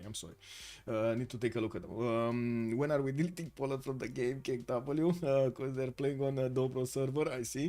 Flying Conquest also, their fourth settle were +4, were 10 turns later than Salads. No clue why they really, except Sweden, they basically stopped 3 cities. Yeah, they didn't want to get their early Gavron going, and also put down some of those campuses much earlier than the other team. I guess we're gonna need to see if this stabilizes in the long term, but I do have to agree the yields are starting to be quite bad on the side of Dobroteam. We do have MBRX here with 27 and 30. We got 0, 19 and 33. Assassin is gonna be in 27-47, and TDO is gonna be 29-36. On the other side, Gandhi, big Gandhi, 38 science, 65 culture. Man, the muscles on this one are strong. We got Didos 45 and 44, also 80 points of production. Spain is 54 and 60, also 110 points of production, while Rochi is going to be 60 and 70 with 110 points of production. So it does seem like Salad right now is making quite a salad of this game, and a good one. Wait a second, is this Caesar salad? Because I don't think Caesar salad has mayonnaise in it, right? Cool Whip, also hello there and welcome. What is your impression? Oh my god, Cool Whip, I get to ask Cool Whip about his impression of what has been going on with the drama in the last few days, man. Husus Hanza, that looks like it is a salad city state. Hunza, Empire of Congo managed to seize it. We do have Didos here with 5 envoys and also, well, I guess in total with money. While I do see Candy did get seized and kept also by Sweden. We're going to need to see if he does manage to get another one of those relics. He already has 2 of them. He got 3 of them. He got 3 relics. Beautiful. That's amazing, right on Christina. We do have him also with 2, 4, 6 cities, and it looks like he's pumping out his theater squares as quickly as he can. With 22 science and 52 culture, he's starting to acquire a decent amount of these points. He's right now also making projects with 18.9 writer points a turn. India is on 7. We do have Spain on 1.1, and that's about it on the writer points. While I do notice we're going to need to see what is going on in the merchant screen. I do see Zankian is one of the new merchants. One of the next merchants, I should say. And right now, I don't see any of the extra trade route ones being picked up. Gaul is making 2 points. Spain is making 2 points. Poland is on 34. Looks like he's actually starting to get projects out. And we do need to see if he's going to project another one. No, he did manage to get Colosseum from Lublin. And I do see the Sukenitsas are getting built so he can get those trade routes going. And while I do see Roji is also on 135 gold per 10 with Philip II Suvorov on 189. Both of them do have more than 100 points, 115 points of production each, and of course with the new Sukenitsas and the trade routes available for them, this is gonna be amazing. I can't believe, man, there is somebody setting fires all over the place on this map. This is incredible. Have you seen how many forest fires we had? Man, are we seeing a culture victory attempt? I guess yeah, Diplo victory. I would say actually Diplo victory event, not really culture victory, to be honest. On Sweden, I don't think it's that good for a culture victory, but anyway, maybe it might happen. Clock save also, game seems over. Do you think the left team has a chance? They still have a chance with Sweden. It all depends on what's happening in the middle over here in between the 2 opposing nations, Congo and India. While I do see Congo, oh my god, he upgraded all of the courses in the city of Lahore after he took that down with the help of the Indian Varus. He's gonna start attacking the city of Ranchi of Xero quite quickly, and it looks like he's also defending in Mubuila, getting the ancient walls next turn. That should stop the attack of India on his cities. We do need to see if Congo's courses are gonna pack enough of a punch to go against India here. He does have the general with them. Hannibal Barca has another one developed in Mubuila, and with so many units that can be upgraded, we might have a problem, a big problem for Xero here. Also, yeah, Wildfire 2 Pop City. Yeah, I know. That is kind of bad. Feel the pain, man. Feel the pain. Yes. Okay. What's the gold generation? Jao the third, 136. He's on 30 science and 40 culture. Definitely does need more. With Wallowstone coming up from Lisbon next turn, 246 cities. We're probably gonna see him try to get to cartography here, because I don't think he needs to actually, you know, muddy himself with the war on the land. I'm pretty sure gold should actually take care of that. He does have new harbors coming around. He's gonna need also great admirals, and I do have to say he's on 8 points a turn, while Spain is on 10.3. Sweden is starting to make some points of his own, but it's not nowhere near actually being competitive. With him also starting off on his campuses, he's gonna be looking to pad those science numbers. We're also gonna come out to the next era, and I'm pretty sure the players will try to actually get the golden ages going, so for the free inquiry, especially for the coastal nations, so they can actually put the science up from their harbors. Athena, I don't know what Athena wants, but she's here. She's, you know, scratching her ears. Yes, Athena, what do you need? She's just showing us her tail, guys. Again, she's showing us her tail. Athena, what is going on? She just wants to be pet. She made a you know, one of those pet me kind of, you know, faces over there. Okay, she just wants to be pet. It is what it is. So we do have the coursers actually trying to go around the city of Ranchi, where there were a few Varus being deployed there, and we will see them quite quickly get to Calcutta if they actually cross the river, even though there are forest and rainforest and some hills in between them. I'm pretty sure these coursers do have the necessary movement to actually get there quickly. There is also a defense in Asia of goal to not actually allow those coursers to get in easy, but he only has like I would say swordsmen to put up on the defense. We do have also a few more swordsmen being sent towards the city of Agra here and of India from Gaul, and of course we're going to need to see right here what's going on. This is very important. Hey, Athena, not the wires, not the wires. Why does she every time and she actually wants to get the wires? What's going on, Athena? What is going on? She's going for the wires every time, man. Is Spain on 9 cities already? Spain is on 2, 4, 6, 8. Yes. We got 8 cities here from Spain. And I do notice he did manage to build the great lighthouses and also Colossus, 2 wonders on the coast that are quite important for the extra movement and the extra trade route. While he did manage to also recruit Hypatia for a free library and the extra science coming up from those libraries in his empire. We do have... wow. I can't believe Athena, what are oh my god, man, she's just sitting over here. I'm getting to rub her belly right here on the stream, man. Anyway, that's it, belly rubbed, it's fine. Okay, belly rubbed, she's fine. Holy builder spam, yes. Spain is getting all of the builders to improve his the cities here, also starting to put down his industrial zones. He's gonna get up, I'm sorry. I'm feeling like I need to how do you call it in English? Strănut is in Romanian, but how do you call it when you're cold and you want to sneeze? There we go. You have to sneeze. You know what I'm thinking. Thank you so much, sir. Sneeze. There we go. Thank you. I feel like I needed to sneeze, so I was like, you know, trying to actually get the air stuck in there. Get it blocked in there. What's that blurry yellow point on the minimap? A blurry yellow point on the minimap.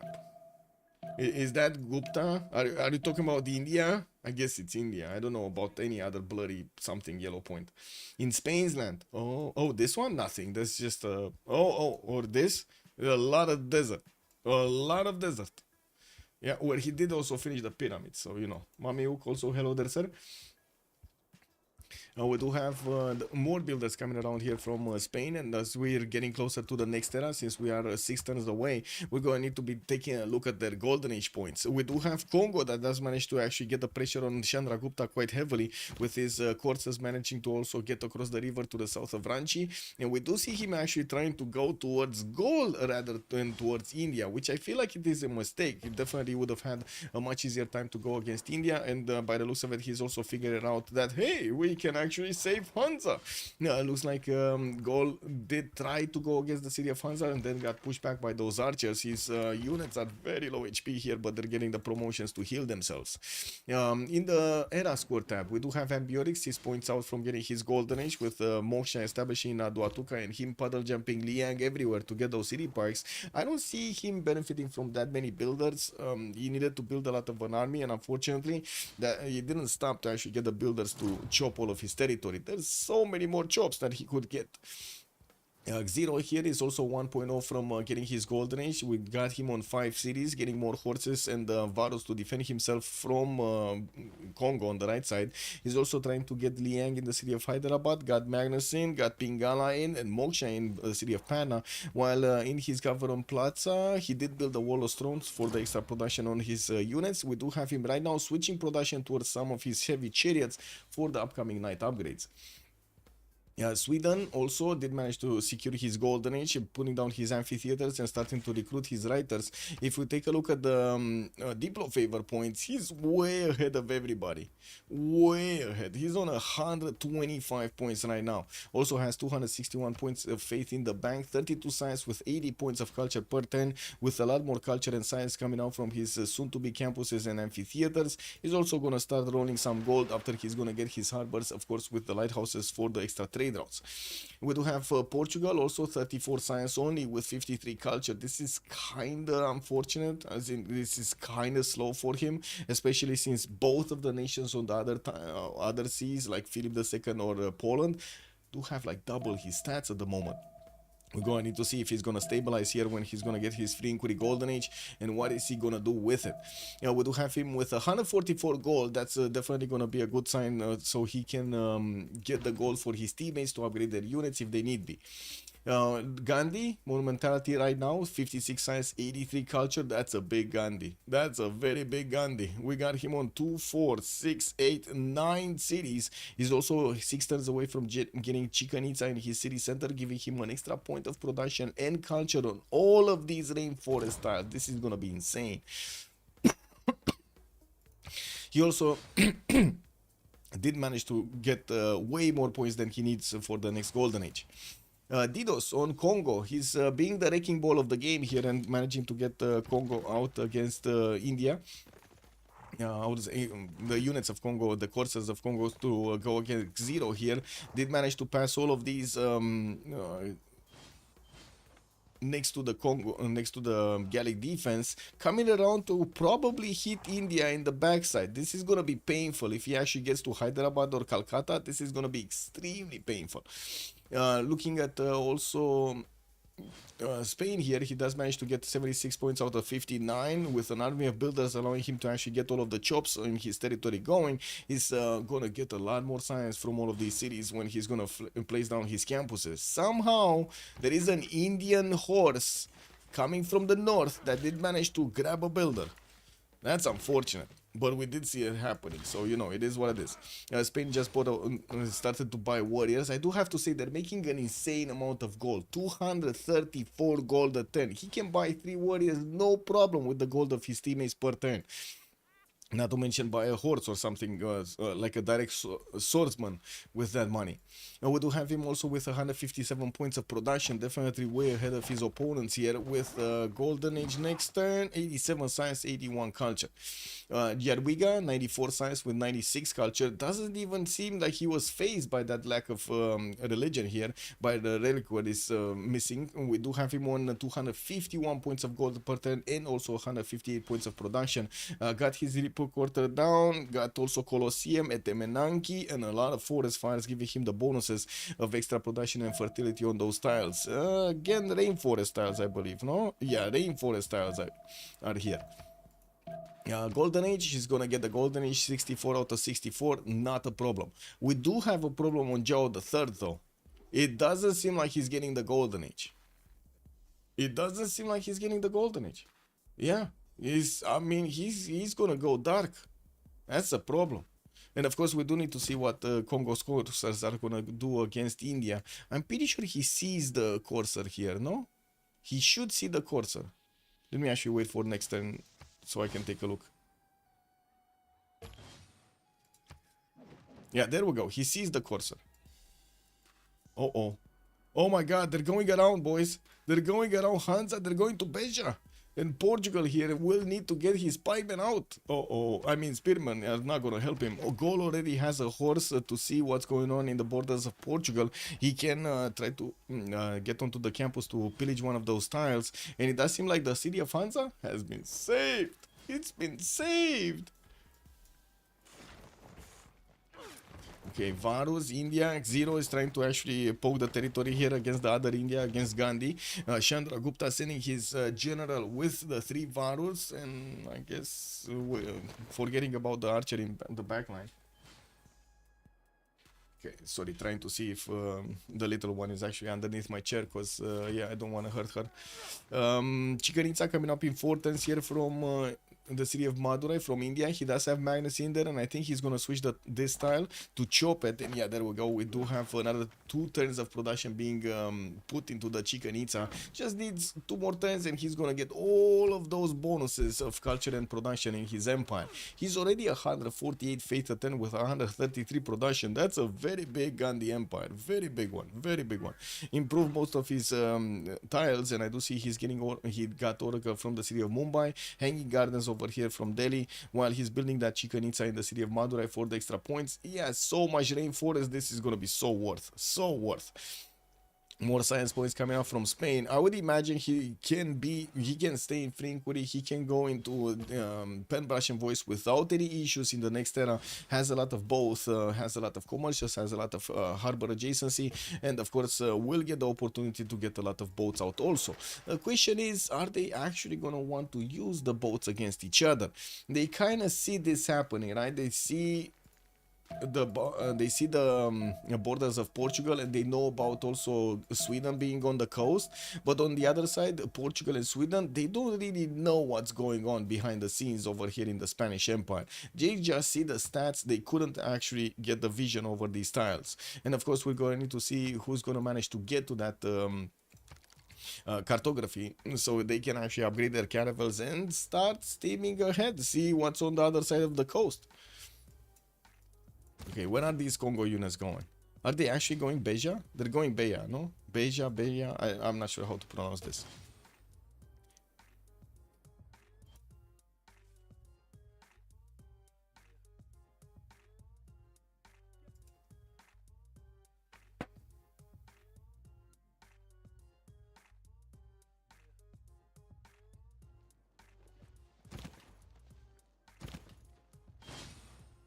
Yeah, more of these spearmen coming around. Okay.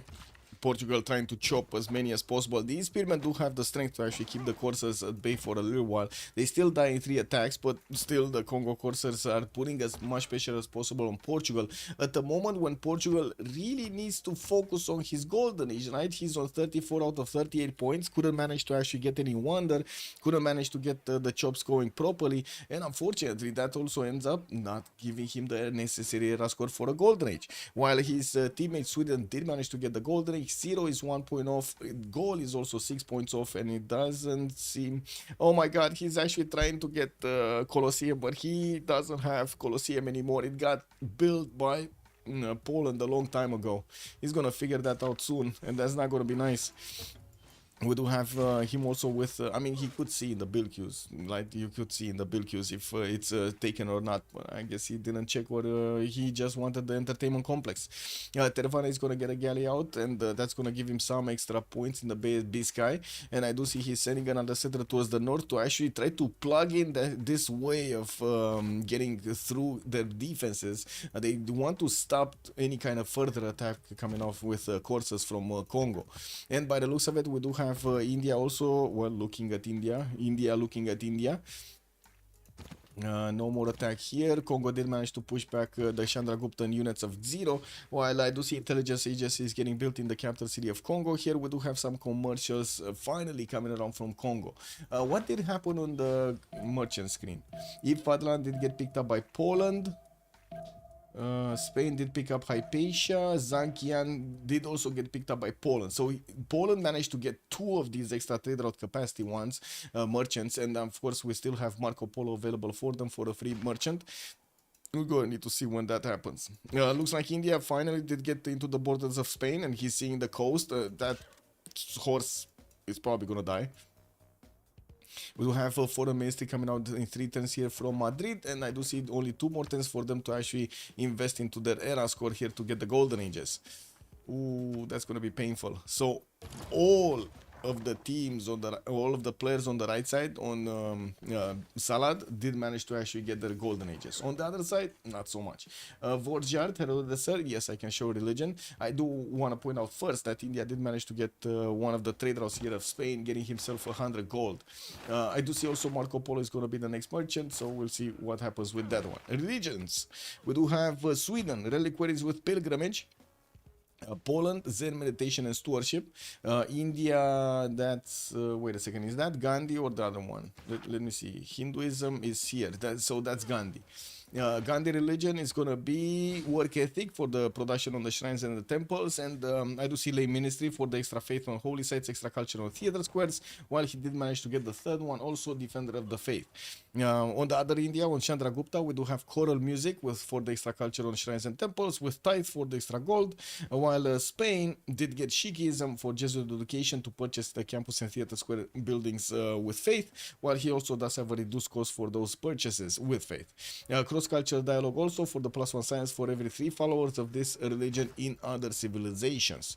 And well, I guess we're going to need to see how things are going to shape up here in the next few times when it's going to switch the era.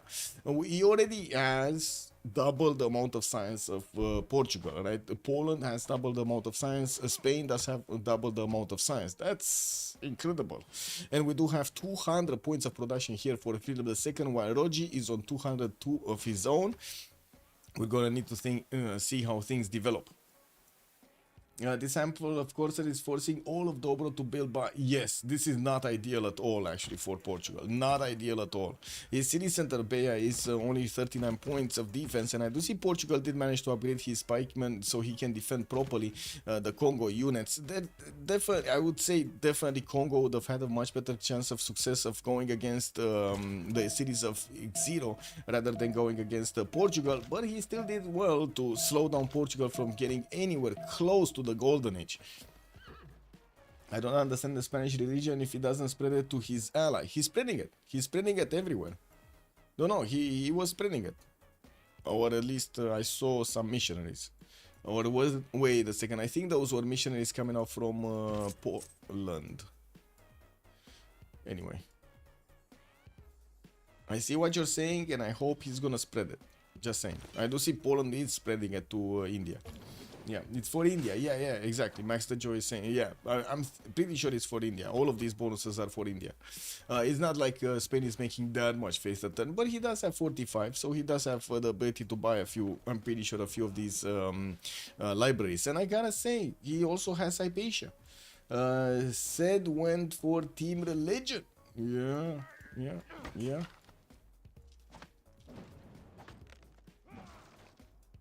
Okay, we're going to need to see how Congo is going to try to follow up his attack against Xero. He does have 78 science with 52 culture, while Xero is only on 52 and 44. Has a bit of an advantage on him, and he definitely has the production advantage over Chandragupta. Now, the question is, when is he going to try to get an army attack against India, and how? Now, while we do have also the other India, Gandhi, just getting bigger and bigger, 80 science and 150 points of culture. Oh my god, Gandhi is just unbelievable. Now, we're going to need to see if Christina is going to manage to make a difference here. He definitely is going to get a lot of these theater scores to give him the points for the great writers. He's on 13 great writer points a turn with 7 artists and 7 musician points. Now, while I'm pretty sure he's going to start getting some other points as well. Doesn't seem like he has merchants. He has admirals, okay. He doesn't have engineers yet. Campuses, he has campuses like 4 scientist points a turn, but that's very low, especially since Gandhi is making 13 points. We got Congo on 7, Spain is on 9. He's probably not going to get that many scientist points here. And we did jump into the next era with the golden Dark Age. The only one that went into a Dark Age is Zhao III, and to be honest, they were relying on him to get all of the gold generation per turn. Unfortunately, they might not be able to get all of that gold generation going if Spain is gonna fart in his general direction. I gotta say, man, if Spain over here is gonna have the wind sending all of those smelly molecules towards Portugal, those cities might just be poof, you know, they're just gonna go poof. Truth, this is Dark into Reformed Heroic. Yeah, gonna be Giga GPD. Anyway, we do need to actually focus on this. Catholicism. No, where is silver?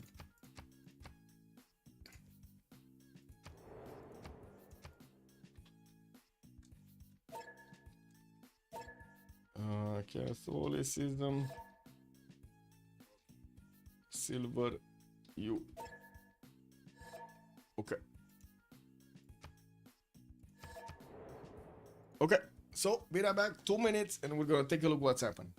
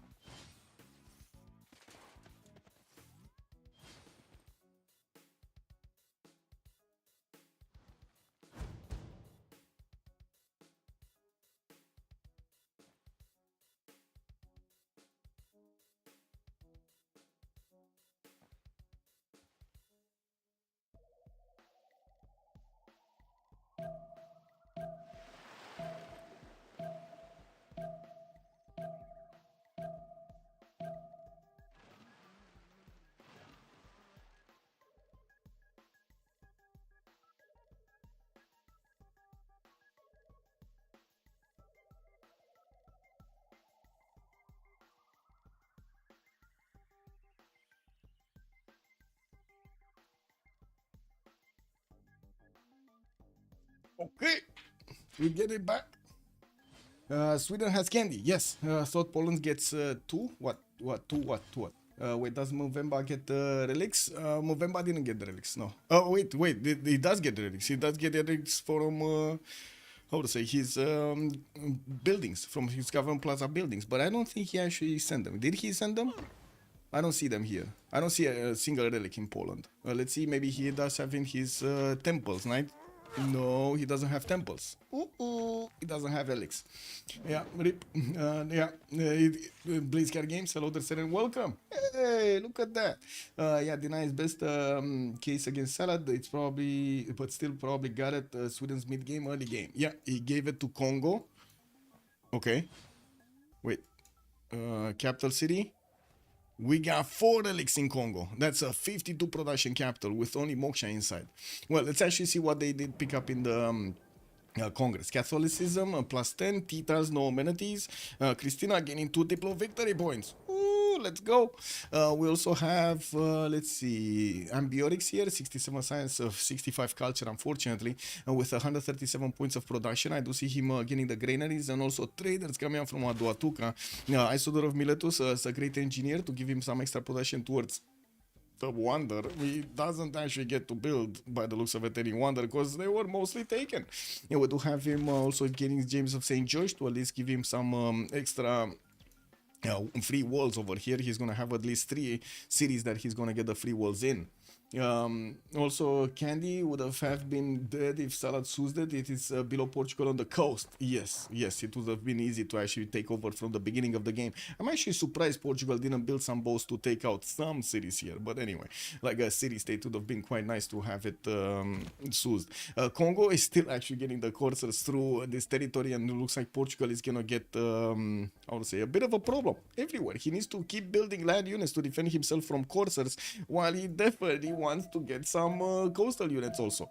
Let's see, Chandra Gupta, 57 science, 49 culture. He's also getting attacked by Congo's coursers. Congo does have 2 of these generals, and by the looks of it, he's trying to use them as efficiently as possible, putting pressure on his opponents. Now we do see some knights are coming around here from India, which are gonna have the strength to actually keep away these knights from him. We definitely need to see how things evolve. Commercials in Ranchi, and well, we'll see it. Christina, 82 science, 191 culture 10 with 147 faith and 128 production. Working on his Queen's Bibliothèque, very good. His unique improvement in the Government Plaza to give him extra slots over there. Very nice to get that going. More theater square festivals so he can get to recruit the writers, the artists, and of course the musicians. While I do see a volcano started to get very excited here in the city of Abo to get the theater squares. And we do have commercials in also Karlstad, while I do see the south we did manage to put Göteborg in a non-freshwater position. And finally, he did manage to aqueduct that. That's fine. Okay, 80 science and 67 culture on Zhao III. He is in a dark age, and unfortunately, it's very far away from the 200 science that we see here on Spain and Yarwiga. So far away, man, so far away. We do have Gandhi here with 114 science and 182 culture points. While I do notice Gandhi is very big, he did manage to finish that Chicanitza to give him the extra points of production and culture on all of his styles, pushing him so high up in the culture tree. 200 production, 216 faith attorney is going to allow him to use his government plaza with GMC to buy out as many units as he wants. He does already have that finished, and to be honest, at the moment he doesn't need to fear anybody. At the moment, we're going to need to see what's going to happen in the next era, and I'm pretty sure he's going to try to find a timing where he can actually go against his opponents efficiently and quickly enough to stomp their cities. We do have also Movember Adzinga with 83 science and 78 culture. He went for a pen, brush, and voice this time around with the heavy chariots coming from quite a few cities. He's starting to build also his Mubanzas for the extra gold per turn, while we do have industrial zones from Ubanza Congo coming out next turn. Well, we do see Congo he started to get apostles from getting converted, KW. That's from India. Philip II, free inquiry golden age this time around, 214 science with 76 culture. He has 250 points of production. Still didn't start to build up boats. Only a few of them are available for him to use on the coast here. And looking at the tech side, he's going for machinery while he's going to get exploration next turn. With exploration, he's going to get access to the press scan card, and it's going to be much easier to just hard build the caravels. And I'm pretty sure he's going to try to get the shipyards quickly. Well, we do have him also getting some campus research projects because he wants to be competitive to recruit the next ones, Newton, and of course trying to get Ibn Khaldun. We'll see if he's going to have a chance. Right now, it's only Hildegard of Bingen next, and it's for the Holy Site giving the extra science from its adjacency also. On the side of Jarwiga, printing coming out next term and capitalism in 2, he did manage to, well, fight off the Indian troops that came around his cities, and by the looks of it, he didn't actually lose cities, but he did lose a few tiles, like at least 2 patches have been taken out, with Foreign Ministry and audience chamber getting into his capital city, Government Plaza. We do have some banks for the extra gold. He's already making 337 gold a turn. That is insane at this moment in the game. And I do see he just finished off that horse from Chandragupta that was trying to actually pillage his tiles. Needs to rebuild the Sukienice. Not a problem. Not a problem for him. A lot of production, a lot of everything here for him. I mean, this production difference is starting to be staggering. I gotta say, 240 production versus 100 production, that's just not gonna work in the long term. We do have Ambiorix that did manage to get to 151, and he has the biggest production raw numbers from his team, from Dobroteam, but we do have Christina that does manage to get not only 130 production but also 145 faith. And looking at Christina, we do have him on 142 tourism a turn, but he is getting defended quite nicely in the culture victory tree. He's right now, so 142 tourism on 5 out of 41, but the defender is Gandhi with 40 defenders, and I'm pretty sure Gandhi is just gonna keep on growing bigger with 130 science and 184 culture. So many cities starting to grow, and also him getting theater square with Oracle and Pingala double in that city center of Mumbai. I'm pretty sure he's gonna start recruiting a lot more culture great people so he can make up for this. Egyptian anime. Good evening, sir. Long time no see. How are you doing? Oh my god, I think I should say how to say Happy New Year. It's been so long, man. Angusoslav also, hello there, sir. No naval fight. I mean, I was waiting for a naval fight. It looks like Portugal is managing to get a few galleys. He's probably worried he's gonna get attacked on the coast, but we don't have any movement from Spain. Spain is just sitting away, getting Kilvak, getting more production capabilities, getting more lighthouses for extra trade routes, and not really caring about a boat fight. He got a com hub when he was one turn off bank. It kind of sucks. Yeah, true.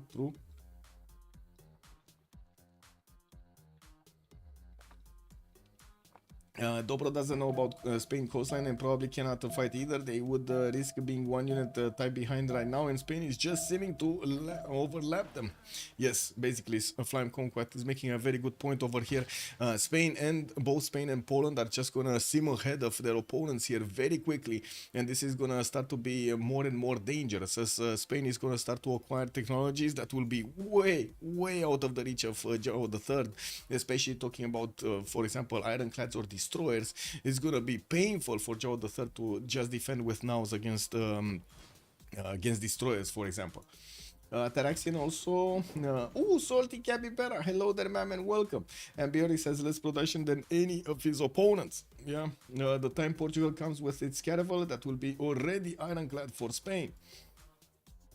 I do not know what Dobro means, but in Romanian, for example, we do have a lot of how to say people called Dobro or Dobre, for example. Both are available as I would say family names.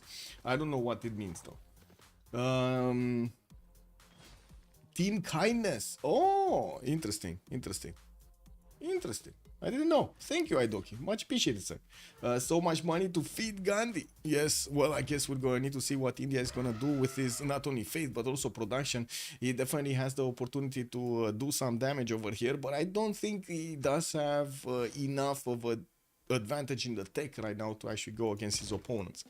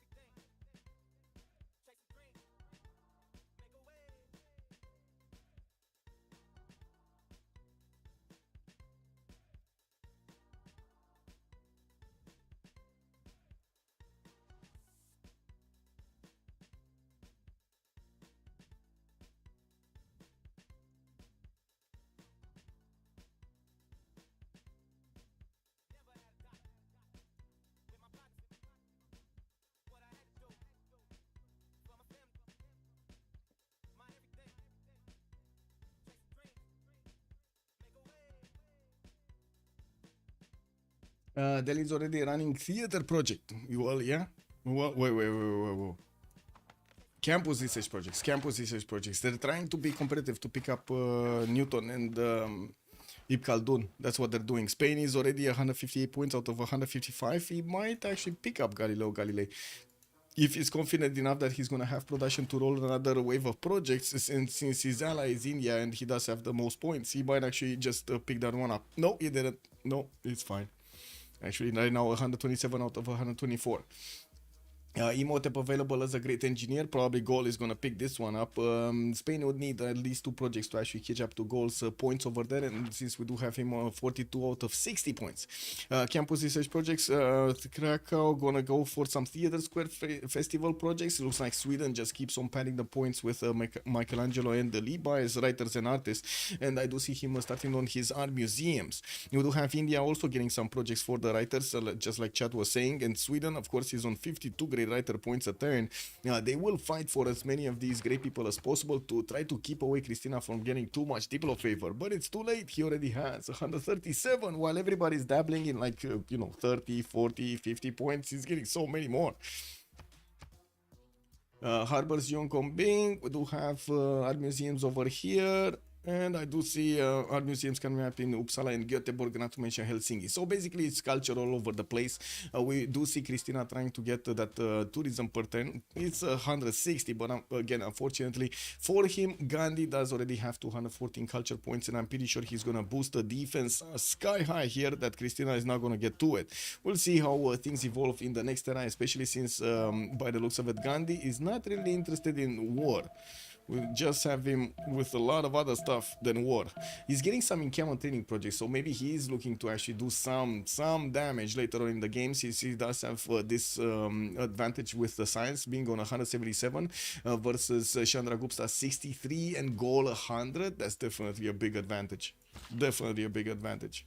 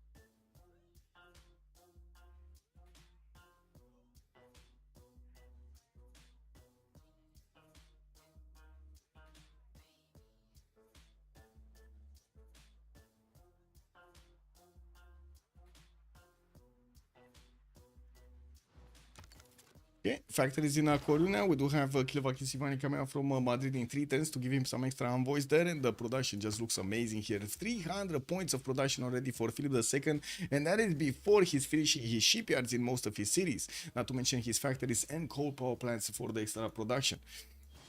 We do have, again, another army coming out from Congo, this time around with heavy chariots that I'm pretty sure he's going to want to wait to get them into cuirassiers, not to mention upgrade these courses into calves. We do have Movemba Zinga getting stirrups next turn. Okay, that's actually not that close to getting cuirassiers, but at least he does manage to get to that 93 science. Well, I wanted to say it's a lot more science, but it's not. So, we're going to need to wait for him to actually get to cuirassiers for this attack to be meaningful against Xero. And I'm pretty sure also Xero is going to be looking to do the same with printing coming out next turn. Reformed Church also coming out in 3. He does have 62 science with 48 culture, still not that close to DDoS. Of course, we're gonna need to see if he does manage to pad those numbers. He does have more libraries.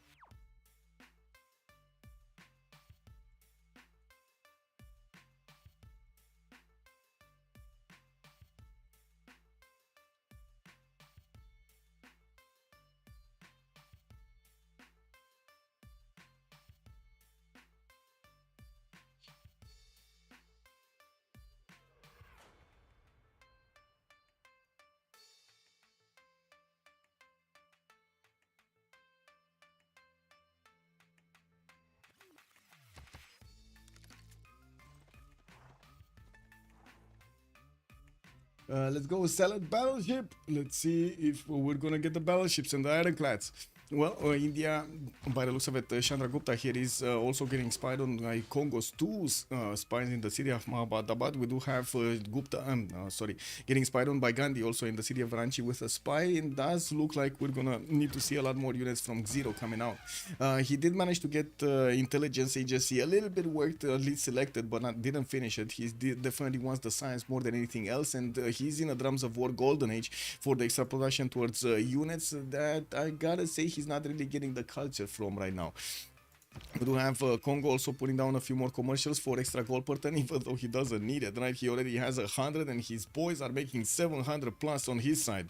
While we do have also Goal here, trying to actually put up a line of defense. He's also trying, he did manage to get Forbidden City in the city of Aduatuca with, I think Isodor was here, right? Isodor was the one that gave him the extra production. Very, very nice actually for Goal.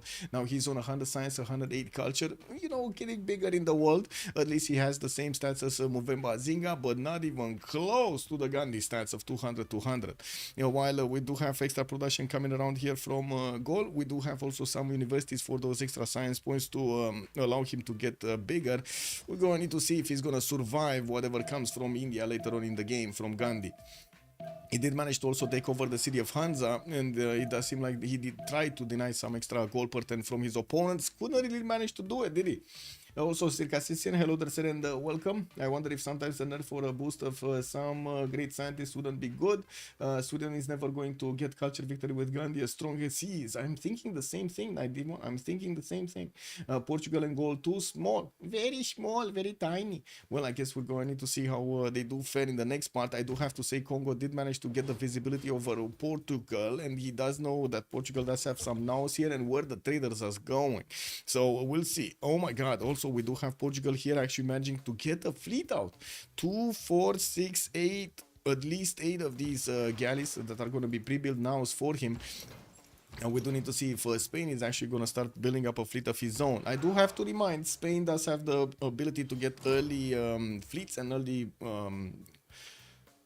how do you call them, armadas, that will help him out quite a bit to get that extra damage going against Portugal. And he did manage to roll a lot of these admirals.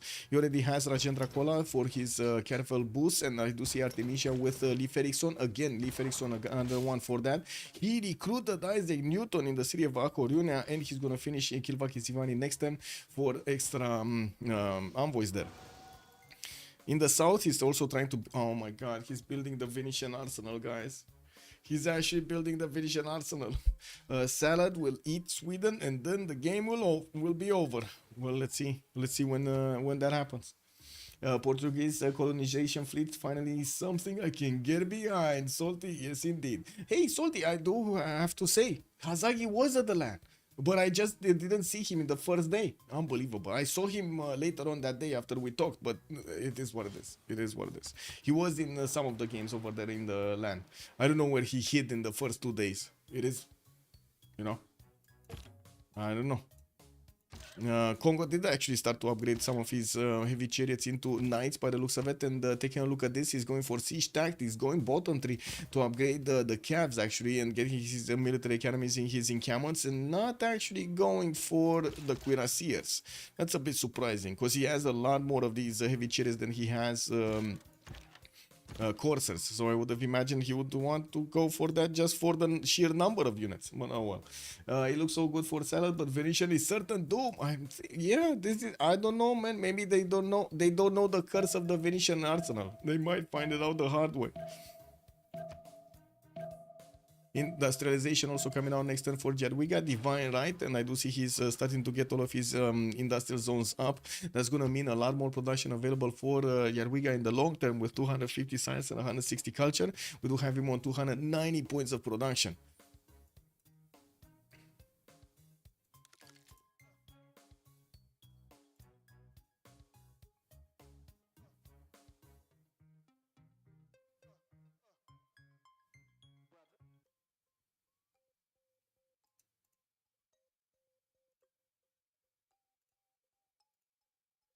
More drama. Let's see. More drama. Oh my God, it keeps on going, man. It keeps on going. People are asking for Herson to write us an 100-page appeal. That's what they're asking, a 100-page appeal. Wow.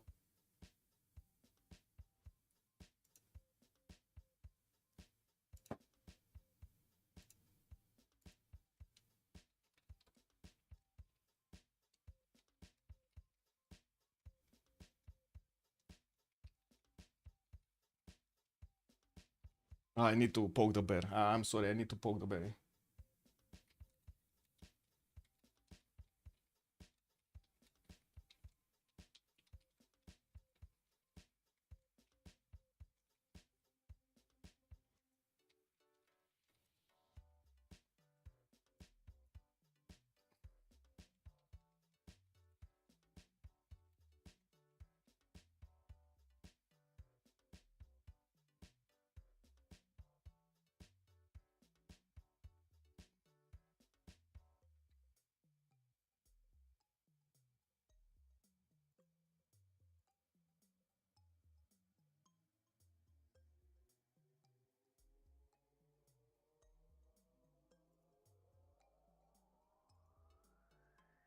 Okay, there we go. I think I poked the bear.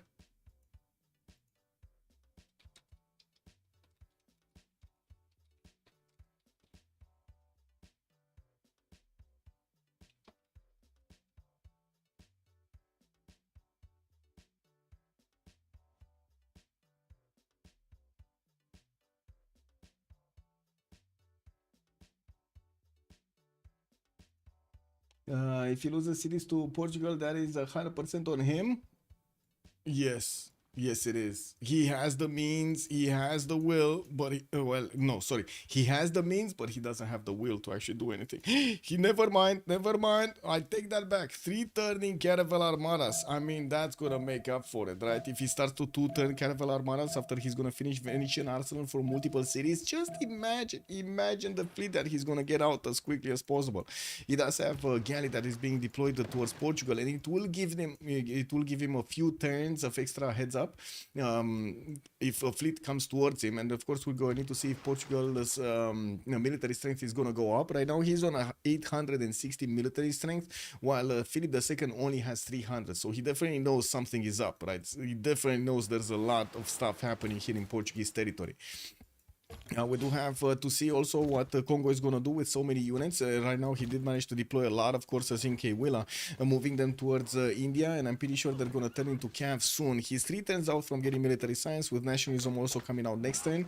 He's going to be able to actually core these units up and will get the damage on goal. I do have to say gold does have that extra damage coming out from King of the Eburon Strait, so I would imagine these units are going to be quite strong to attack into.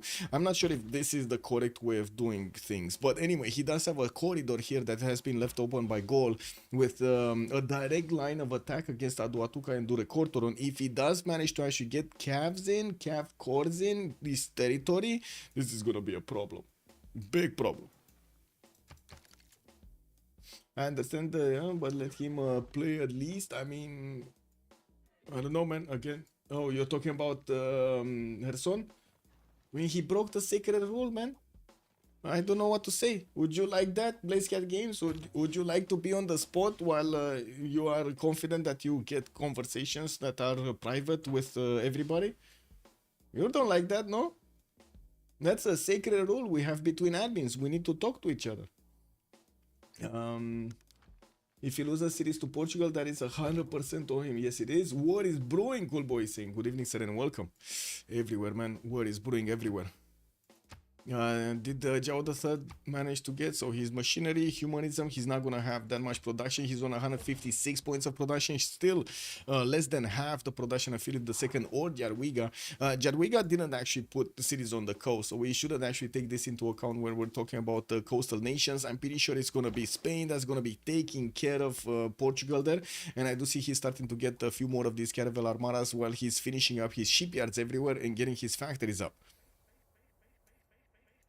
5 tens for Venetian Arsenal to also come out from Vilnius here, and while we do see Spain did manage to upgrade most of his tiles, also got all of the farms here in Vilnius built, and next to him India is trying to get as much culture defense as possible, 257 science, 252 culture, while Christina did jump up to 381 points of culture. We do have some musicians, especially Dimitri Katemir is going to be a very strong one to give him the 3 works of music, and we do have him on 254 tourism a turn.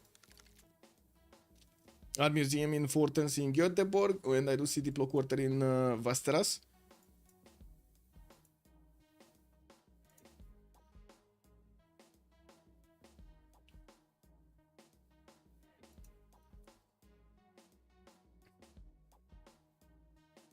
Ooh.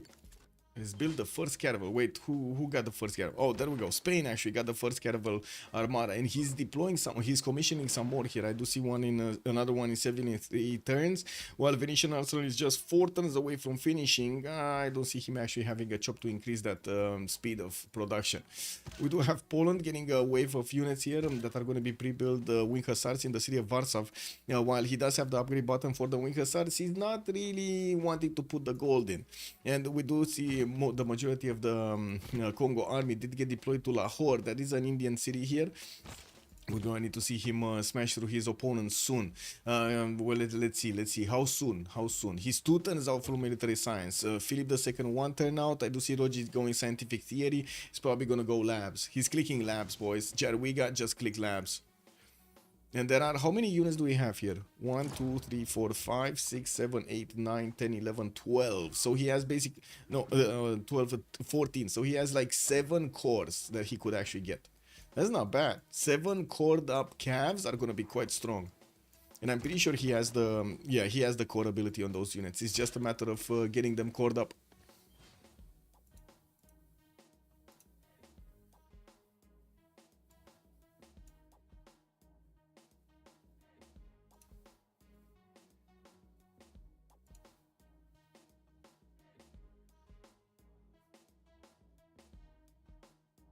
Oh, no more coffee.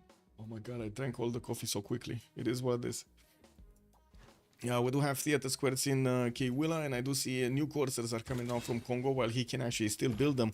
At least 2 more are going to come out from his empire to give him another one of those court calves.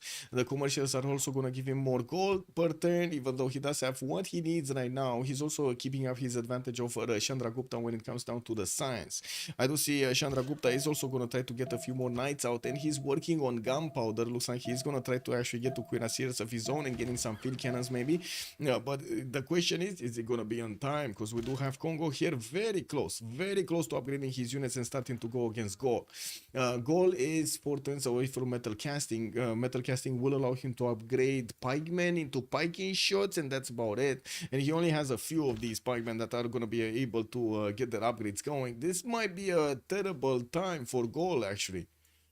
If he doesn't manage to get the science and also click on as quickly as possible cuirassiers or a stronger unit, this might be a terrible time for him to actually get the defense up. Cav cores, there we go. We got Congo starting to upgrade calves in the city of Lahore, which is also getting the walls up next turn. Might lose the encampment in the meantime, but Congo is gonna get such a strong unit to attack into the Gallic defense, even with the kings of Burono Strait. Also minted coin, you already get past about DDoS. What minted coin? Good evening, sir. I'm not sure what you're talking. McAllen cultural play. Hello there, sir. About Congo, you mean? What? You already get past? I'm not sure what that is. Minted coin. You need to be more how to say give me more explanations basically.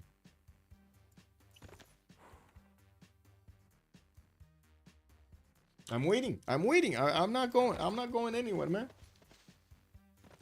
That's your team battle cry? Okay. Oh, I see. Okay. Man, Congo is getting ready. India not ready for this, and I gotta say neither is Gaul ready for this. Still 3 turns out from getting metal casting. Nationalism is coming on next turn for Embiotics, and he will get the core ability on some of his units, but that would also require him to have a lot of units. Oh, I see, minted coin. I see what you're saying. I see, but that's a long text that got caught by auto mode. I don't know what to say, man.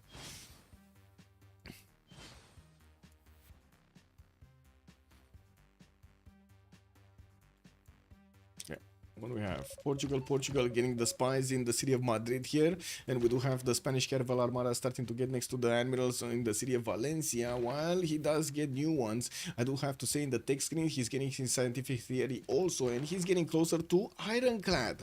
Ironclad armadas are gonna definitely smash down those opposing nows. And taking a look at this, we do have Portugal now also getting upgraded and starting to move towards Spain. Now, I did say he's gonna get a few turns of heads up here because of this galley in the middle, so we definitely will need to see if these boats are actually gonna do anything. Yeah, I do have to say Portugal does have 1100 points of military strength, while at the moment Philip II is only on 416. The difference in strength for each of these boats is staggering, with as many of 1, 2, 3, 4, three Caravel Armadas coming out every 3 turns here from Spain. This is gonna get dangerous very quickly. Like, the Caravel Armada is 80 strength against the now 64, and he's only 3 turns, 2 turns, 3 turns away from getting Ironclads. When he's gonna upgrade Ironclads here, there's no way these nows are gonna stay alive. We're probably gonna see him one-shot the nows from the water. It's gonna be like a cowboy over there. Swish, headshot. Okay, what do we have here? India trying to get new units, but this time around Poland is ready. We do have also Congo needing to actually start his attack against Gaul here, and we're going to need to see through where he's going. If he did figure out there isn't that much of a defense in the city of Novio-Durum, he sent one of his cabs there to try to get a scout out. And we'll see what he's gonna do here. He does have his general El Cid with the army in the north and no general in the south here. And I do see some of his calves do have the upgrade buttons on them. He does need to get the double attacks going. Oh no, did he just give him a way in? Did he just give him a way in to attack into the horses and into the crossbows? He did, no? Also push back that great general in the city of Babrax. That's gonna be very important to actually give him an extra +5 against the Gallic units here, because he's lowering the strength of his opponent's units. More theater squares coming out from Congo, while I do have to say Christina did manage to get to 290 tourism a turn. We also have Gandhi here on 284 culture a turn. I see Assassin Kings is going to be Sweden is going to be on 17 out of 68 points of tourists, while I do see on the other side Gandhi did manage to get to 67 points of tourists on his side, pushing that defense up to 68. Well, we definitely need to see a lot more of these projects coming around. He's now going for commercial hub investments, trying to get Giovanni de Medici or one of the next ones. And I gotta say, I didn't actually mention who got Marco Polo. So we did have Sweden managing to get Ibn Khaldun, Gaul got Imhotep, Marco Marco, it was Poland. Got the third one also. 3 extra trade routes coming out from the merchant screen for Poland. Amazing. Okay, and how much time is he getting that? Oh, he's switching to a military engineering while he's getting more of these Caravel Armadas. He's actually 2-turning them right now from the city of Madrid. And I do see Venetian Arsenal is going to finish next turn. Oh my god, he's going to have so much production towards units. Like, I'm not sure if this is also going to be funny. Is this going to be funny or no? Yeah, but Dobro not going to win the military anyway. Just stop Gandhi from culture defense. Yeah, they need to get to Gandhi, but there's so many units from Congo. I think Didos is just going to be all over the place here. Yeah, we do have Gaul starting to upgrade his spiking shots and musketmen, which will allow him to actually get a defense up against calves. I do have to say Didos over here didn't actually figure out the way in. He had this way in, he still has this way in to the borders of Gaul, but he couldn't get here fast enough, unfortunately for him. Oh well, I guess we'll see how things develop. He's starting to core up his units. They're definitely going to be stronger. Now, as you can see, he's starting to actually smash through the Gallic units quite quickly, and there isn't much that Gaul can do against him. As in, whenever he tries to attack into one of these camps, he's losing so much strength. Well, on the pikemen, not so much. On the men at times, a lot of strength. Look at that. He's actually losing most of his health there. The pikemen, though, are better. the pikemen also, if they do, get upgraded into piking shots. The problem is the numbers here. We would have needed a lot more piking shots to actually get this defense up. Yeah, we do have also Ambiorix 5 turns away from ballistics, while I do see Didos is going for gunpowder, so he can actually go for his own ballistics. We do have him with an array of possible cuirassier pre-builds between Mobula and Chichasa, while he did manage to also recruit Timur in that city center. Okay, what's going on in the courts? 1, 2, 3, 4 Caravel Armadas with an Admiral. Another 2 are gonna come out next turn, with another 2 in 3 turns, in 2 turns after. I'm pretty sure Venetian Arsenal is gonna increase that production towards the naval units, and we're gonna see it getting out faster. We're just gonna see them getting out faster. And by the time Portugal actually gets its fleet to Spain, these units are gonna be totally obsolete. We do have Philip II getting his gunpowder next turn, civil engineering next turn, doesn't yet have the upgrade button for his caravels to get into ironclads, but I'm pretty sure that's not that far away from happening. It is funny, in a very morbid way, could almost counter. Yeah, kick W, man. Wait, what do we have here? What do we have here? Bolshoi Theater is getting built by Poland, 9 turns in Lublin. Industrial Zone in 2 turns from Krakow. I do see he did manage to get Mahabori Temple. That's 2 points that he just got away from Christina's possible Diplo victory. Well, Diplo victory, we do have here 4 out of 24. Christina could have had, but didn't. Oh well. Did he get Isun Sin? Because I do see an ironclad here. Did Christina actually get Isun Sin? I think he did. No way he got to ironclad technology. No. Yeah, there we go. He did get Isun Sin. Yeah, he did get it. Foreign Ministry also coming out next turn for Sweden, and I do see him getting those extra science points. He's on 120 science and 461 culture, while I do see Gandhi is defending with the 300 culture of his own. We do have Christina with 177 faith and 200 points of production. We're 5 turns away from getting to see the next Congress, and we're going to see if they do manage to roll into the next era with the Golden Ages. I do see Roji, for example, is 8 points off. We do have Philip II also 7 points. 7 points off. We do have Movemba Zinga going dark, Gandhi going dark. I do see Jao III is gonna get his heroic age. Okay, not bad. 66 out of 62. He already has that happening, and of course he's getting his nows towards his opponent. That is a bit too strong for him. Wait a second. 1 turning Caravel Armadas? After he got Venetian Arsenal, he's 1 turning Caravel Armadas, guys. This is insane. This is an insane amount of production on Philip II. 437 points of production, with Madrid benefiting from 99. 99 points. Seville is gonna be 50. We do have A Coruña, also 64. Valencia is on 39. Wait, we got... Oh, Gandhi did manage to get to field cannon technology. Okay.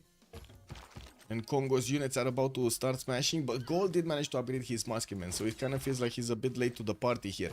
Good thing is that this does have promotions to get back his health on his calves, and he did manage to core up a few of them. Looks like he's trying to actually get in between the units of Gandhi and the... No, sorry, Chandragupta and the Gol here.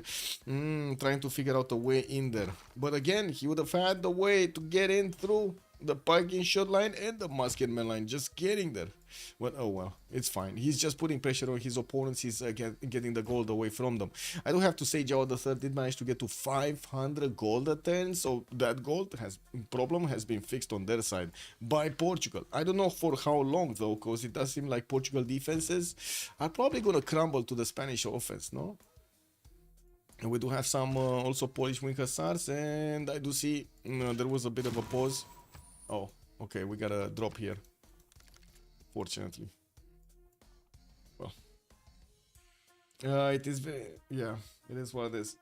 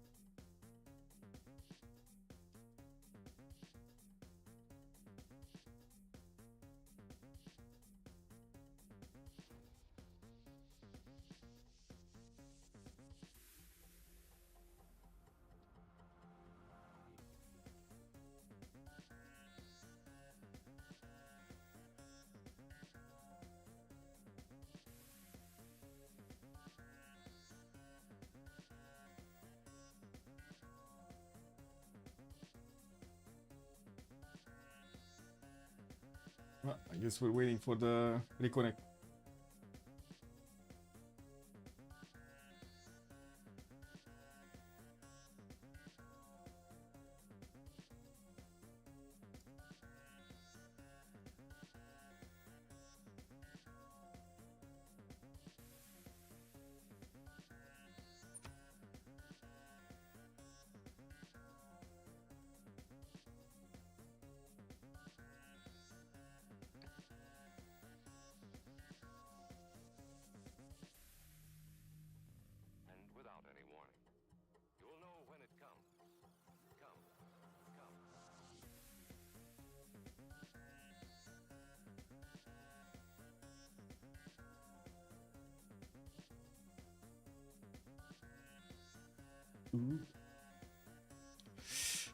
Culture victory is real? You think actually Sweden is gonna try culture victory here? I mean, I guess he's gonna try. I don't know if he's gonna be real or not.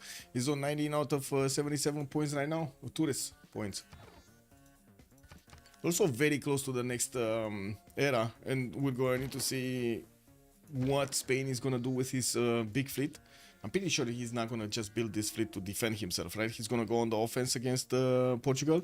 I'm pretty also sure he's gonna want to get those ironclads up. He's going for metal casting because he does want to put away I would say the ironclad technology, so he can actually get more pre-builds out. Ooh.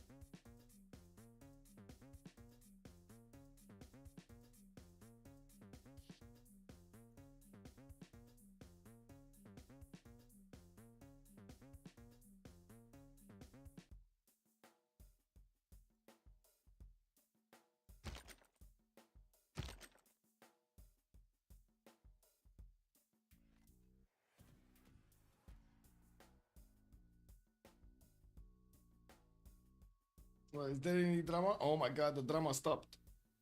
The drama stopped. Oh, we got more bots. Never mind. More bots are joining in. More trolls are joining in the channels and getting caught into the spider web of welcome. Yeah, perfect, man. Perfect. Hey, man. What can I say? You want to take part of CPL drama? You need to buy either Civ6 or Civ7 to get in. It's that simple. You don't buy the games, you're not getting in CPL drama.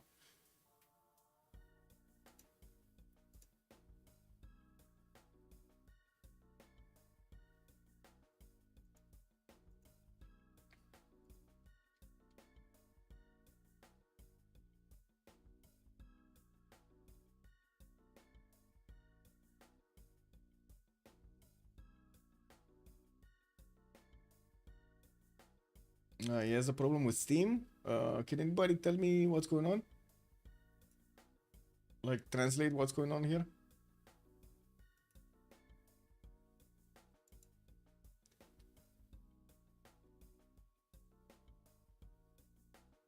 He cannot join the lobby restarting Steam. Oh, thank you. Thank you, Iratus. Much appreciated, sir. Thank you.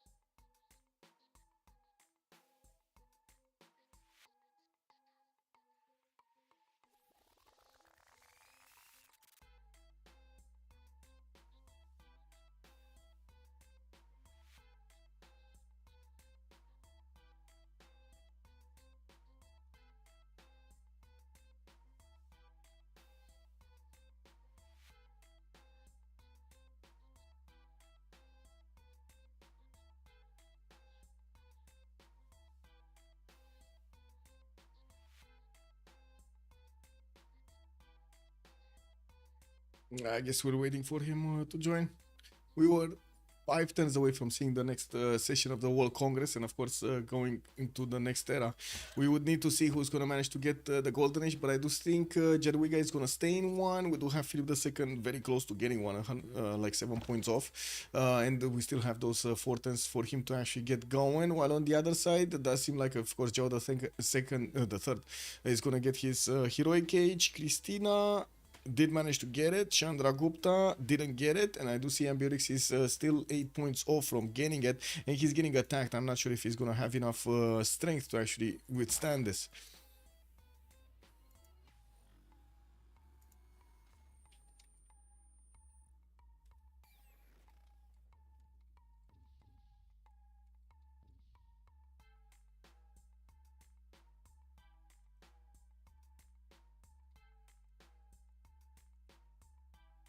Ooh, we got a disconnect?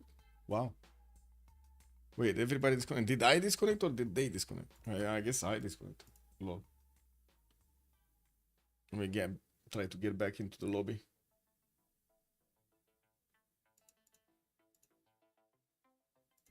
Ooh. Did the lobby just drop nothing out of thin air? Is there a problem with Steam or something? Let me make a lobby and try to get back in.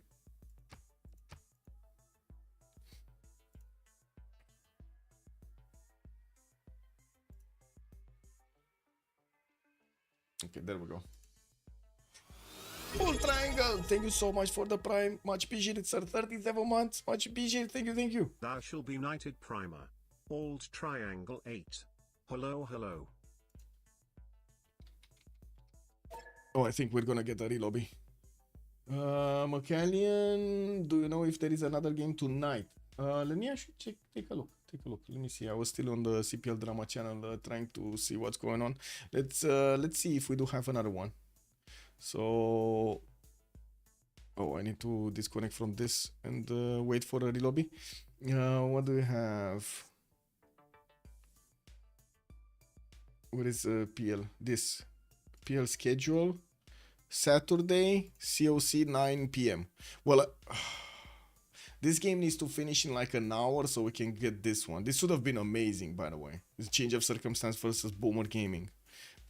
But I don't know if we can catch it. It's like, it's an hour from now.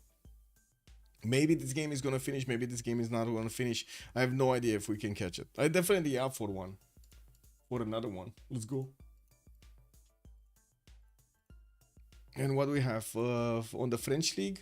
What do we have? Boom, boom, boom, boom, boom, boom, boom, boom, boom, boom, boom, boom, boom, boom, boom, boom. We have, so there's looking for D-Shark versus Lescar tonight, and it's gonna be like in an hour and a half. Is there anything else? Why So Sexy? Ooh, Why So Sexy versus La Confiture d'Irel. Oh, okay. That's also gonna be tonight. The same hour, 1 hour and a half from now.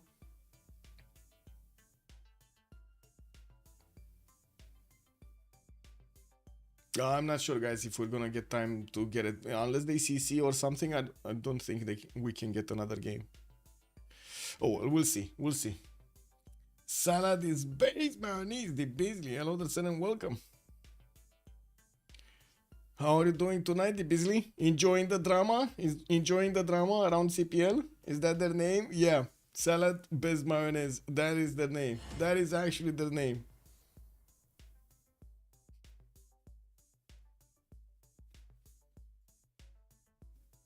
Let me come back to the channels. The serious channels over here. Where are the serious channels?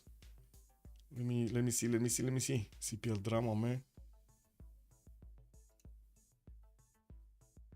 Oh, still people talking off topic. General chat. How is general chat looking? My brother challenged me. Okay. We're planning it. Oh no. Do ammo. Oh man. No APM. No, ban. No APM.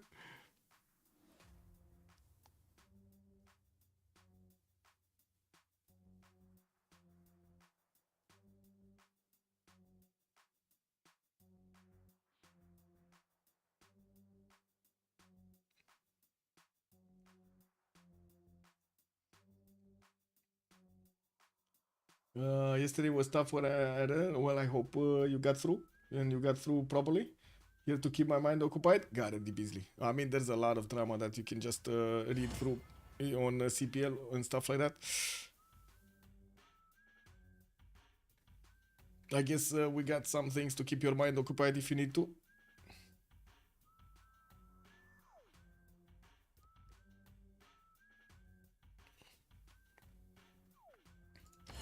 I'm just gonna ready up and be right back.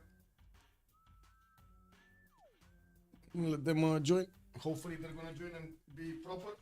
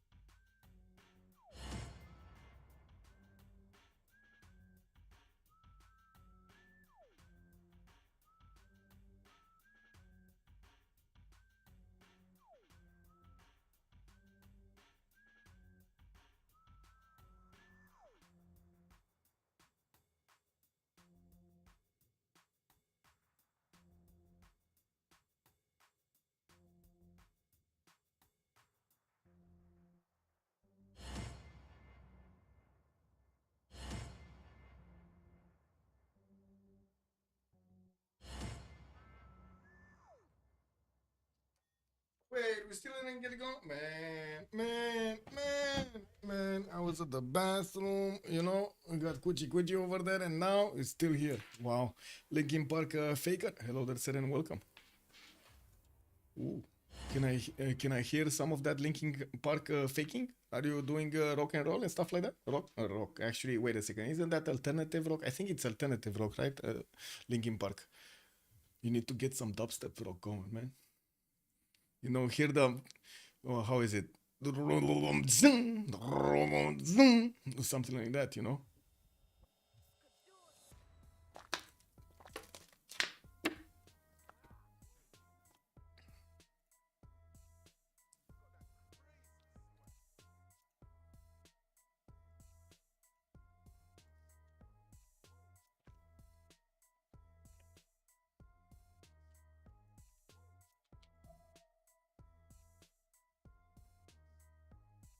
Well, this is the moment we should not click any buttons or touch the mouse.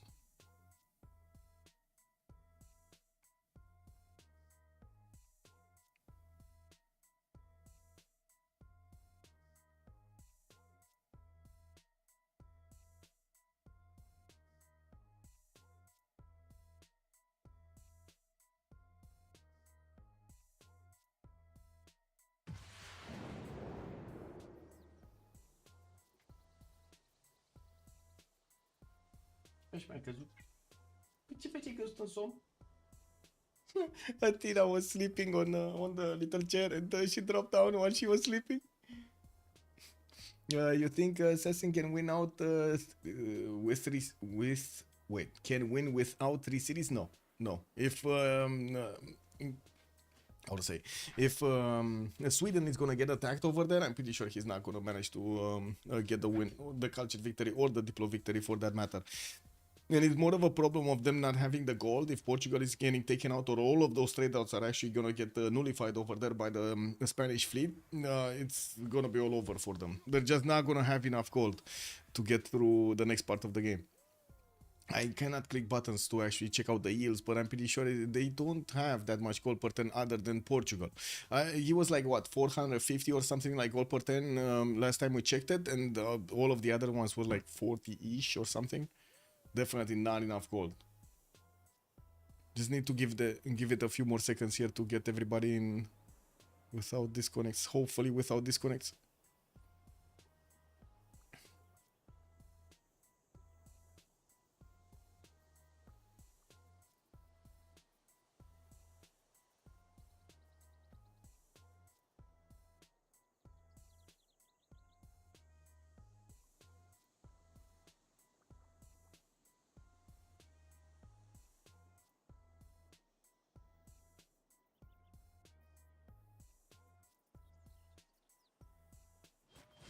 Okay.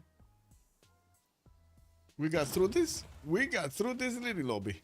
Okay, so Congo's units, Cavs were still going against the goal here. There are some exposed crossbows that, and of course, many times that he's gonna have easy pickings on, and it does seem like Goal is aware and he's gonna try to get them back. We do see Goal Porten is actually a bit strong on Christina, but you do see Chandra Gupta is barely making 12 and Goal is negative. While we're gonna definitely see all of these traders being picked off by the Spanish fleet when he's gonna get through all of the Portuguese ones. I mean, that's gonna be a terrible shake-up of the economy there. And we do have Caravel Armadas coming out every other turn here from Philip II series, and I do see he's getting nationalism for the... well, I guess he doesn't need nationalism anymore because he already has armadas. And steam power, he's gonna get ironclads next turn. So he's gonna get to upgrade all of these boats over here next to Valencia, while he's hard building more caravel armadas to get into ironclads. This is gonna be a bit too tough of a fleet to handle for Portugal. He's already caravel armadas are way stronger than the nows. I'm pretty sure he's gonna start one-shotting units with the ironclad armadas upgrades. Portugal is also trying to get to his industrialization on 160 science a turn, starting to get a few more nows and privateers from his cities. Also working in the city of Beja. He still has a lot of chops to go. This is unbelievable how many chops actually he still has in the cities that he never actually took care of. Well, looking at this, we do have Congo managing to get in one of his camps next to the city of Atuatuca, while of course the piking shots are there and they're gonna try to stop this from happening. We're going to need to see if he's gonna get in further. He did manage to get another wave of units towards the north of Mubuila, where he needed to actually defend against India. Now India doesn't have that many troops, and I'm pretty sure when Congo is gonna manage to get to his cuirassier upgrades, now these units are gonna be a bit under the weather here of India. There aren't that many to the northeast of Ahmedabad. New knights are coming out, intelligence agency coming up in Fortens also from Calcutta. While I do have to say Chandra Gupta is going to be in a dark age, at least he's going to get the +5 card to work. We do need to also see here, oh my god man, he's trying to get Terracotta Army in Toledo. This is going to be amazing for Spain. He's going to get an extra promotion on each of these caravels, which are already way stronger than his opponents, turn into ironclads and get the emblem promotion on them for an extra +5 against their opponent units. I mean, that's a bit of an issue, isn't it? We're probably gonna see a lot of +18 stuff happening here. A lot of +18 stuff happening to Portugal. Ooh, yeah. We got Bolshoi Theater coming up in 8 from Lublin, 3 turns for Machu Picchu for Gdansk, while Filip Brunelleschi is available for Poland. He cannot actually use it for Machu Picchu. He is going to get to use it for Bolshoi Theater. Did upgrade only a few wing hussars, and I gotta say, this time around, India doesn't actually have that many troops to help him get to disturb his peace there. We do have Sweden still having some charges from Dimitri Cantemir. I think at least one is available for him, while he's trying to get more Theater Square Festival projects. He's trying to get as many of these writer, artist, and musician points as possible to try to get those Diplo favor points. And to be honest, he has a lot of them. 344 points, while the most his opponent has is 191 on Spain. Yes, Satin. You opened the door again. Why? What do you mean? It's cold. Give me a second. Let me close the door back up because the cat opened it again. Why did you open the door?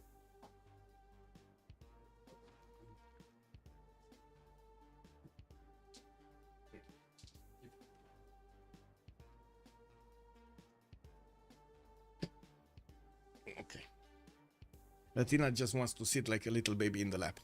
Anyway, we do have more of these theater squares coming out from Sweden to try to get those points, and I do see he's making projects from everywhere to try to get as much tourism as possible, as quickly as possible. He's already on almost 500 cultural turn with 290 tourism. That's a pretty good result. And in the middle of the territory here, we do have a bit of a stalemate between Congo and his neighbors. I gotta say, I think he made a strategic mistake actually pushing into Gaul instead of pushing into Chandragupta. It felt a lot easier to actually get those troops against Chandragupta over there. We do have him still with quite a few units deployed towards the north, and we definitely need to see if he's gonna start upgrading them. I do have to say he did put off actually getting his technology here. He's right now back on metal casting in 3 turns, while it will take him quite a bit of time to get to ballistics. He, in the meantime, is getting his universities up for that extra science from Kinshasa, from Keiguela.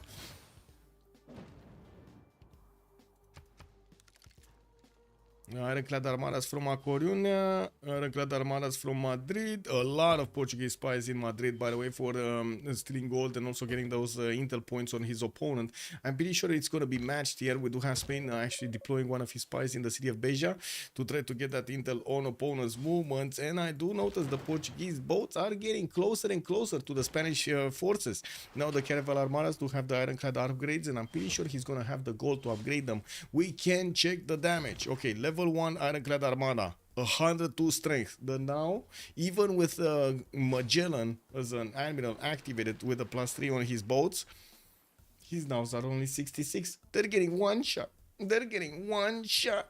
This is going to be a problem. This is going to be a big problem for Portugal, especially since we do have so much production coming out from the cities of Spain. With Venetian Arsenal bonus here to give him more production towards building these naval units. Philip II is on 426 points of production. Okay, getting to plug myself back in. Poate nu mai caz de data asta. Athena is being annoying. As in, she's complaining she dropped from the chair. It's like it's the chair's fault, you know. Anyway, Congo is starting to deploy his units a little bit harder on India, and Chandragupta here is trying to get to his ballistics, still 7 turns away. Doesn't have the upgrade button on his knights to get into cuirassiers, and these Cavs of Congo do have the strength to actually push through them if they are cored up. If they're not cored up, doesn't seem like it's managing to do the damage. I'm still a bit curious why the other India Gandhi did not manage to actually get some supporting units like field cannons, for example. He did want to go on the bottom to actually on the top 3, sorry, to get industrialization, and got his workshop with industrial zones out. Now he does have a lot of faith pattern that he can use to buy out units, and he did build his GMC earlier. And we do have him on 427 points of production with 340 points of faith next to Zero's 89 points of production and 50 points of faith. Oh my god, that is such a big difference. That is an insane amount of difference between them. And let's see the era score. Okay, so Christina did get golden, Jao III did get heroic, Embryonic still needs 6 points, Dark Age for Chandragupta. Other side, Gandhi still didn't manage to get to his normal age, and maybe we're gonna see him, we'll see. And what I do see Movemba Zinga is Dark Age. Spain is gonna go, we don't know, he's still 6 points away from getting somewhere, and we do have 2 more turns to go. And Jadwiga is 2 points away from getting his golden age. Jadwiga is probably gonna get it, right? Machu Picchu is gonna finish next time, and he's gonna get those points. Yeah, that's fine. That's fine. And I do have to say these ironclad armadas of Spain do have 8 points of movement, while the nows only have 5. They cannot even run away. If they're gonna be surprised over here, they cannot run away anywhere. Ooh, there are some boys that he is not one-shotting. The Portuguese level 1 nows he's not one-shotting. Ah, that's fine. He can definitely 2-shot these boats, no problem. What are we talking about here? 1-shot or 2-shot boats? Well, his opponent is basically dying if he attacks into his boats. That's what we're talking about. The nows, the Portuguese nows, are basically dying trying to attack into the Spanish ironclads. How is the Diplo win? Mamiu, good evening, sir. Not moving. I would say not moving. Only 4 out of 20 points for Christina, while also Jadwiga does have 3 out of 20. Mahabori Temple did get built in Krakow instead of in a Swedish territory, and we didn't yet have a Statue of Liberty available for him to build, or he didn't start it up. Nor does he have Potala Palace anywhere.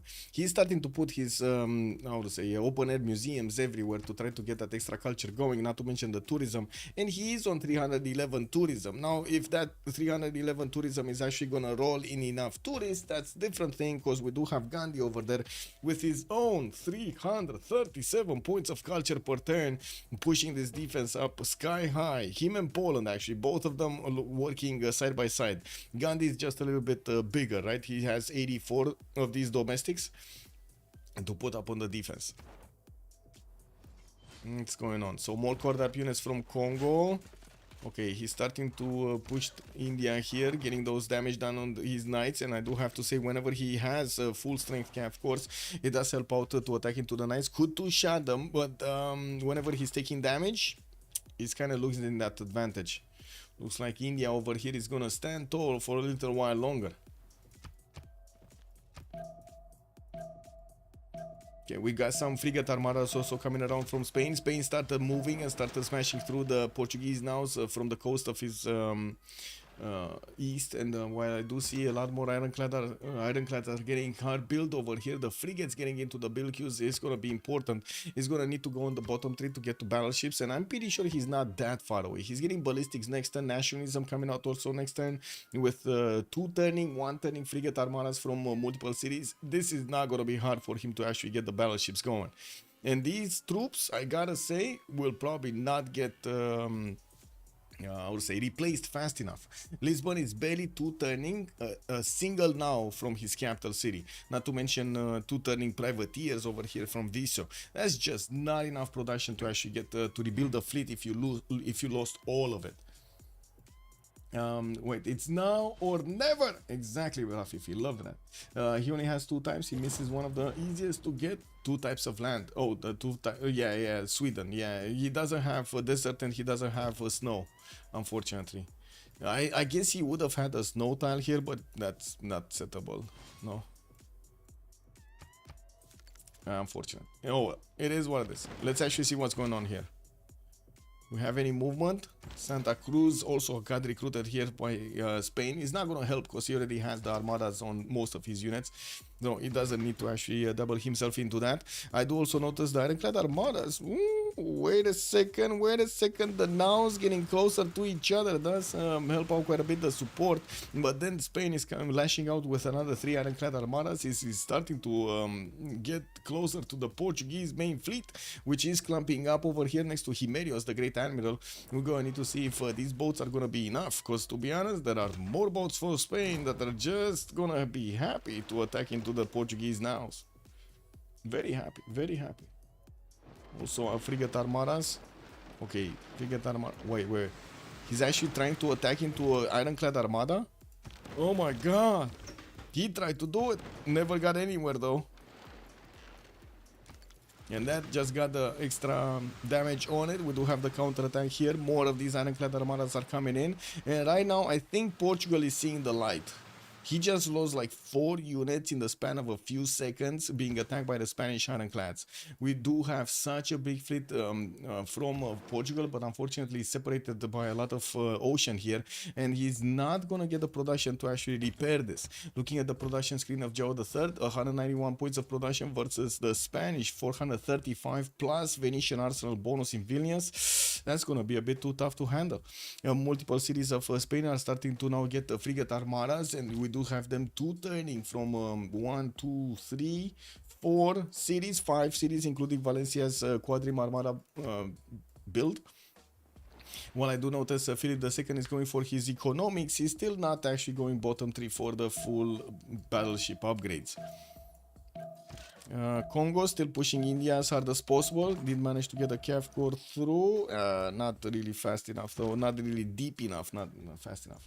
Also, McAllen is calling out CC in 5 turns. Let's actually see if it's going to be CC in 5 turns. We might see that. I'm pretty sure the economy is going to go poof. If João III is going to be taken out, or the coast is going to be taken out here, if they're going to win the day on, and I'm pretty sure Spain is going to win the day on the ocean, there's no way they can actually upkeep their units here for Gaul and for India. They need a strong economy for these nations on the front line. Portugal is like a robber breaking into a house and pack of Malinois. I don't know what that is. Tibetian Mastiffs. Oh, oh, Mastiffs and German Shepherds is there to welcome him. Yes.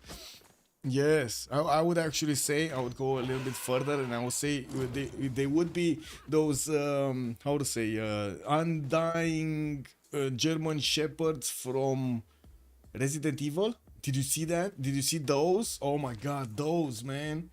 Get a shotgun and those. Yeah, I mean, you know, it is what it is.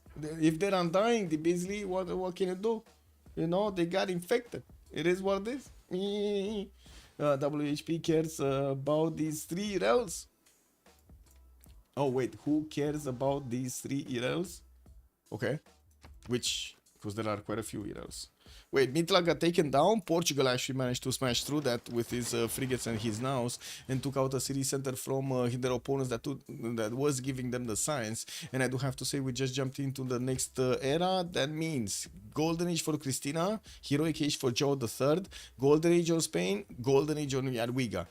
Both Gandhi and Movember Azinga, the frontliners, did go normal age here. Doesn't really seem to phase them, and I do have to say Congo is pushing in quite hard into India's defenses, into Chandragupta's defenses with a level 2 spy. He did manage to get Qaeda as a level 2 spy over here, giving him +6 intel on opponents' movements to actually do the damage against the Indian troops.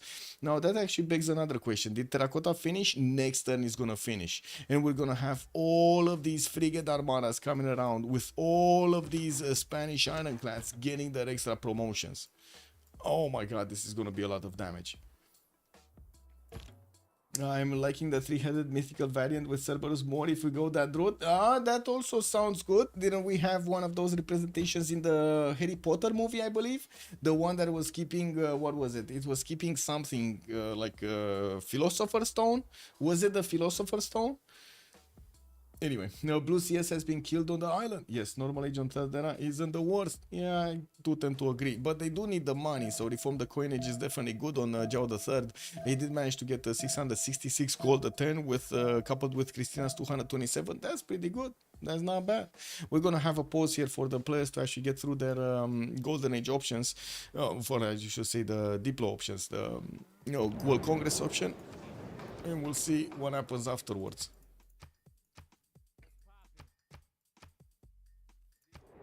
Okay. I go B, nuclear, U. Okay, be right back. 2 minutes, and we're coming back.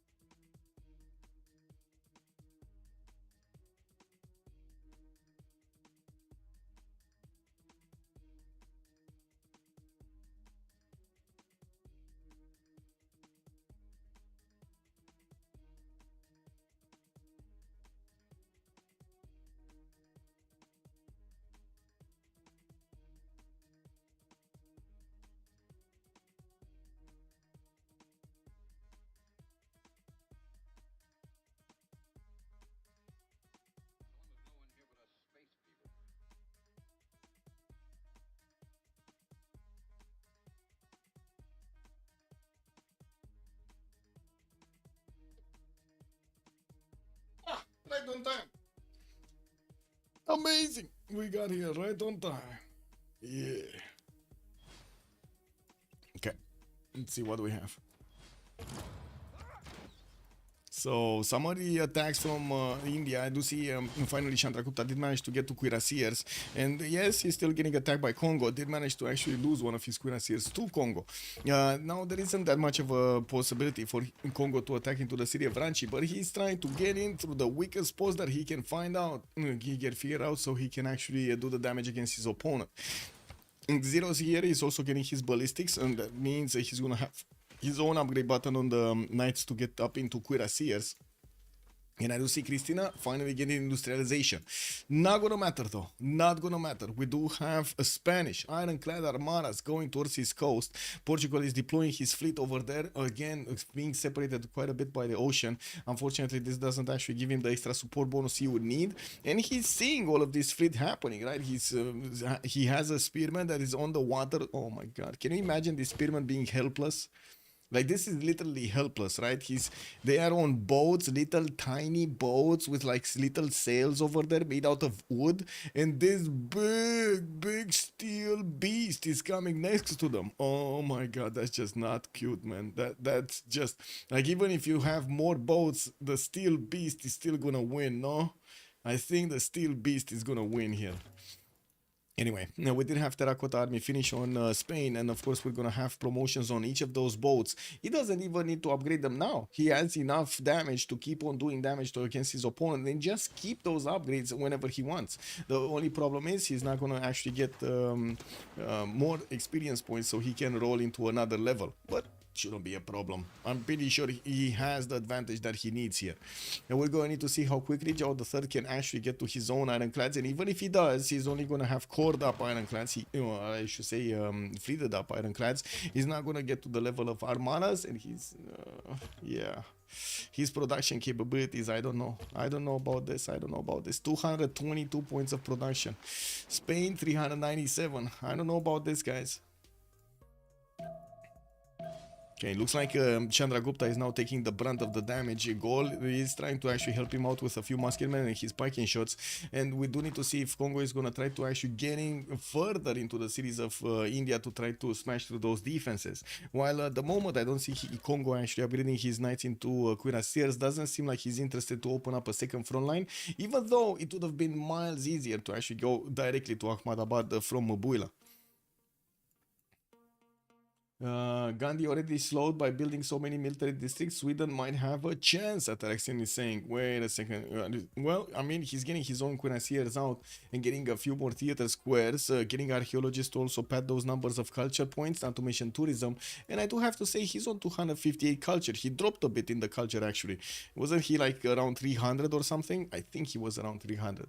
Anyway, 343 faith with 470 points of production still puts him up there. And I do see him on 19 grade writer points a turn, while Sweden is still making projects and getting those 72 points a turn. The next writer is extremely expensive, 535 points. The longer the game goes on, Sweden is gonna find it harder and harder to actually recruit these points and make use of them. Coal power plants have been banned from building. Of course, you still get the ones that have been built. International trade routes -4 gold for Philip II. They tried to go for the gold per turn, while Philip did gain the Diplo. He got the Diplo. Unbelievable that he actually got the Diplo. Okay, let's see these boats. Remember, these ironclads have 8 movement. They move extremely quickly. Extremely quickly. There's no way the Portuguese units are gonna run away from them with only 5 movement points. And of course, Spain is getting another wave of units here, not only privateers for those submarines, but also these battleships. He did manage to get 5 battleship armadas upgraded in Valencia, and he has another 2 pre-builds here getting their promotions. This is gonna be painful. Oh my god, this is gonna be so painful. He's not holding back, guys. I gotta say, I love this. He's not holding back. He's just going all in. Love it. Yeah, it looks like Congo did retreat from attacking into Chandragupta. No way he would get there. While he's going to need to reposition his army in Mubuila to actually get the cuirassier upgrades going. He started coding up a few of them. On the other side, it looks like Chandragupta is still building up his production capabilities. He's on 95 production with 57 points of faith, while we do have Congo on 200 points of production with 38 faith points. The science is staggering between them. We do have 165 science on Muvemba Zinga, while Chandragupta is barely on 99. Goal here did manage to get to 260 points of production, but only 150 science.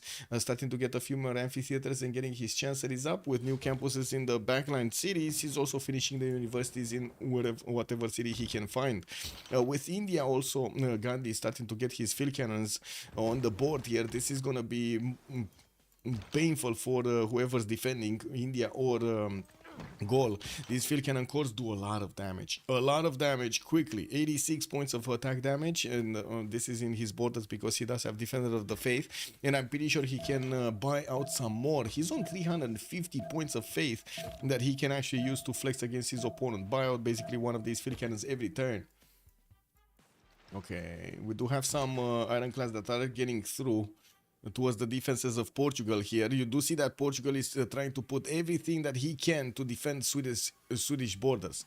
3 cities are on the coast, a 4th one also Stockholm, that's the capital city of Sweden. It's gonna be in a battleship range. You can attack it from like 3 tiles over here. Easy peasy to take that city if you have just a single unit, like a calf for example, or a horse. I'm actually curious if he's gonna put some of those units in the water. Scouts usually are not that preferred. They tend to die. Artifact against equals tanks boost. Yes.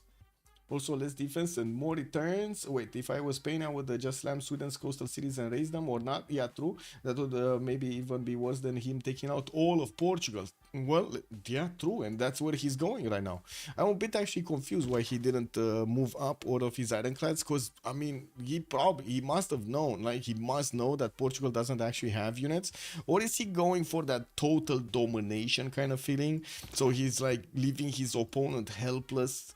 Nothing he can do. He's just waiting for his battleships, because if these battleships get next to the ironclads, there is nothing that Portugal can do against them. There's like these battleships are just gonna one-shot so many units here. Like they one-shot the privateers, two-shot the naus, the level 1 naus, probably one-shot the frigates. Let me actually take a look at the frigate damage. Can we? So one-shot privateer, one-shot frigate. Yeah. So he one-shots frigates, one-shot units, melee units in the water, one-shots privateers, two-shots the naus. And there we go. Ironclad started moving. Okay, he doesn't have the vision yet of Portugal, of the Portuguese navy that is defending Sweden, but he's not far away from finding it. And of course, Santa Cruz is going to be a bit late to the party. He's only moving 5 a turn, and of course, the ironclad's moving 8. It's going to be a bit too fast for it.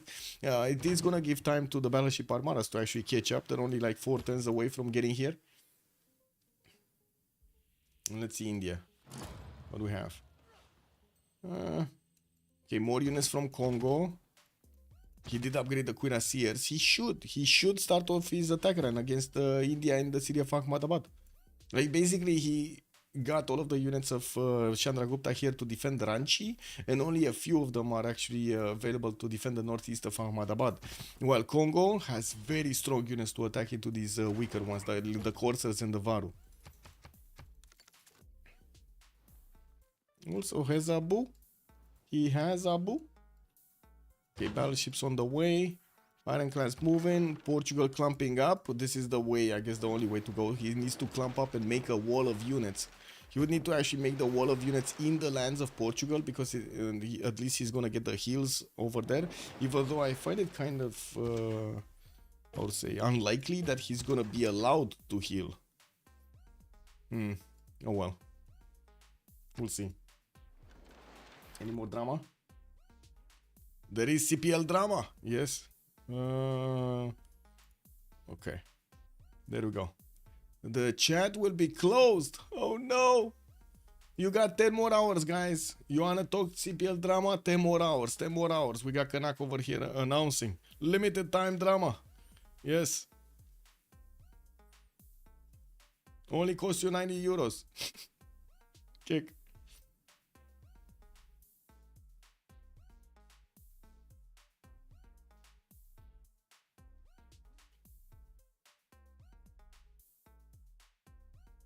Oh, let me put a trophy here. Colosseum. Yes, there we go.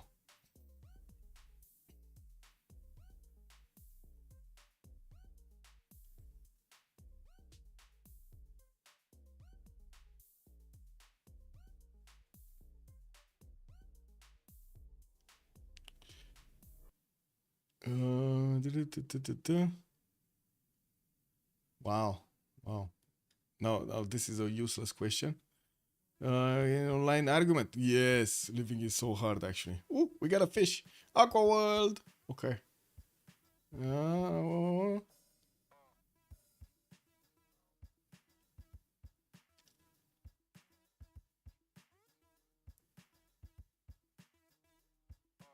hey, look at that flying conquest. Look at, oh my god, you're here. You're amazing.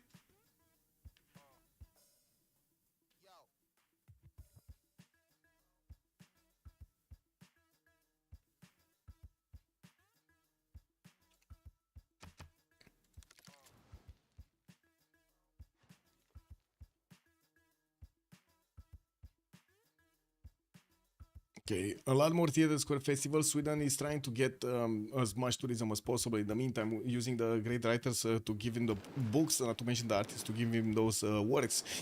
Christina is on 363 tourism, but unfortunately, he's grabbing these tourists a bit too slow. 33 out of 107. It does seem like India just keeps on pushing this number up alongside Poland.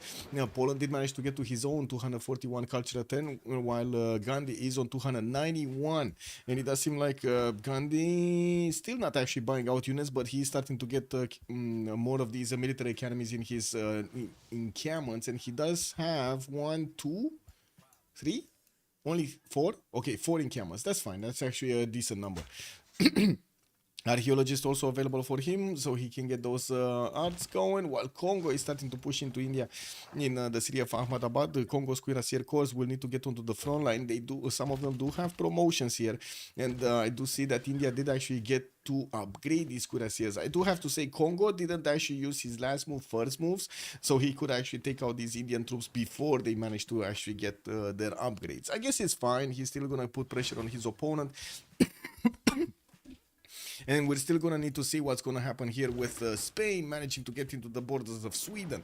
Now, Sweden doesn't actually have steel walls. He did manage to get to medieval walls in some of his cities, and I do see in some of them he still has ancient walls. Trying to get the Renaissance walls, this is not gonna help. Like the second the battleship armadas get in, that's not gonna help. Those walls are gonna crumble. And of course, we do have Portugal just trying to body block as much as possible these ironclads from getting too close. They're not really making a dent here. Oh well. He's trying. We gotta give him points for trying. He has a lot of boats, right? A lot of boats. And I do see Jao III is not that far away from getting his own steam power with nationalism. Not right now, though. He doesn't yet have the upgrade button. But again, points for trying. I love this. I love this.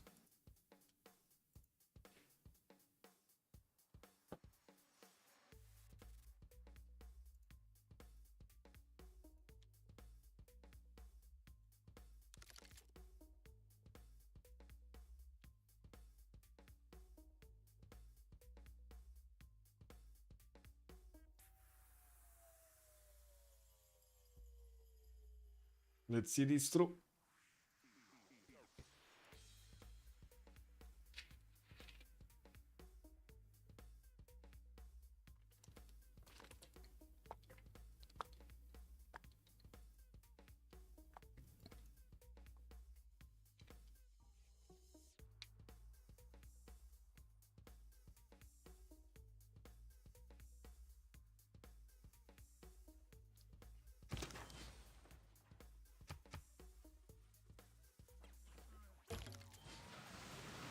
Okay, so first moves coming in from Suvorov. He's getting next to Vasteras, and I do notice a lot of these boats are falling.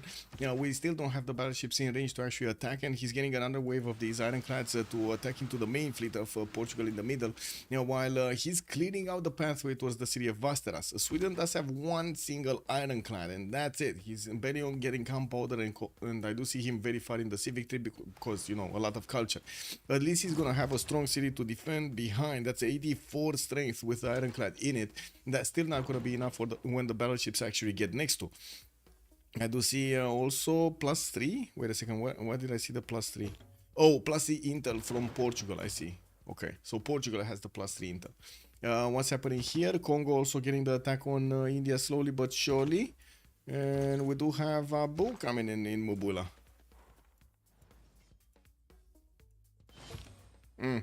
This is just more and more pressure put against India, but it doesn't seem like Chandragupta is buckling. Yeah, he's not buckling. The one that's gonna buckle is probably gonna be Sweden here and Portugal at the same time. Spain managing to get these ironclads in between the boats of Portugal. Oh my god, oh my god. All of these are just gonna die, no? Like, all of these are just gonna try to attack into an ironclad armada, lose their health, and then die. And we do have some marine armadas also coming in from Spain. I didn't manage to rebuild that many of them, and now he's switching towards getting more production capability, archaeologists, getting more amenities here from a Ferris wheel, and getting the zoo in the city of Madrid. Well, I'm pretty sure he's gonna get a lot more culture in the long term. While he's already on 353 science and 140 culture, he went for reform the coinage, and even though there was the -4 Congress against him, he still has 273 gold in the per turn, with 361 gold per turn on Jadwiga. Jadwiga does have to take care of one of the Indian courses next to him. It looks like he got pillaged again in the city of Warsaw. Doesn't care, his wing hussars are moving forward, and he's gonna repair those tiles anyway. And while I do see finally Congo is starting to get a few more field cannons, it's quite surprising that India is not pushing these a little bit further, like the field cannon course, to actually take out all of the Chandraguptan units, or slowly eat their strength. He could just, like I was saying, he would just keep on buying these out if he needs to. But oh well. I guess it's fine. Let's see the early warfare. This is probably gonna be where the action is.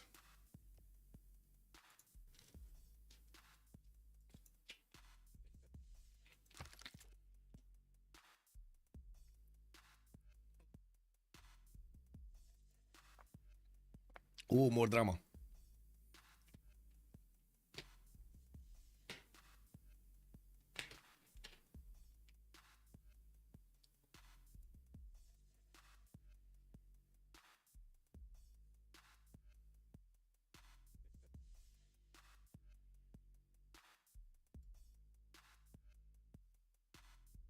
More drama.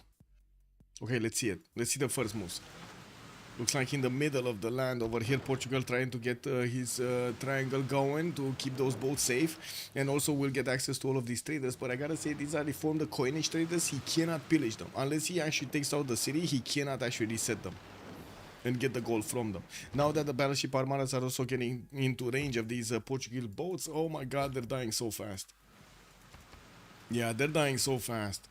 Sweden also has reformed the coinage, so all of these traders are going to be protected unless they actually take out the cities. And I'm pretty sure the cities are going to soon follow, especially since the battleship armadas are getting into range of attacking these city centers, and they kind of push back this Portuguese fleet.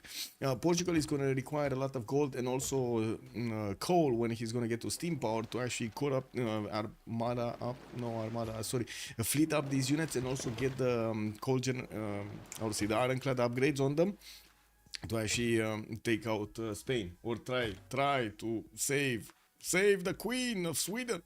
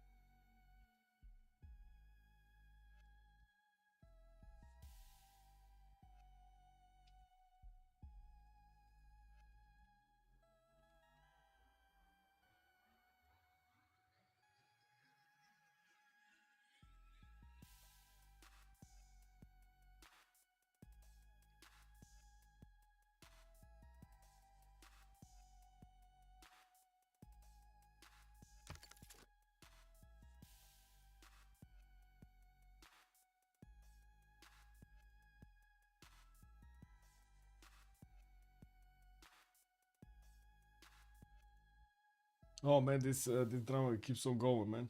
This drama keeps on going.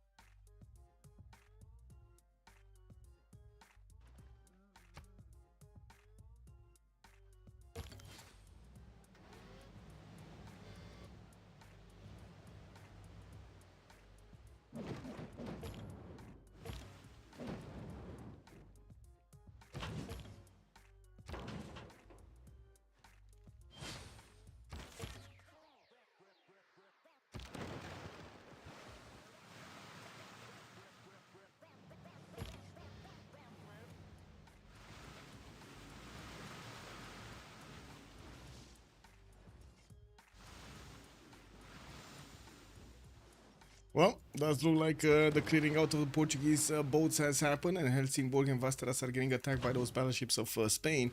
While we do have a new wave of units slowly making their way towards the borders over here of his opponent, Spain will have new pre-builds that need to be upgraded.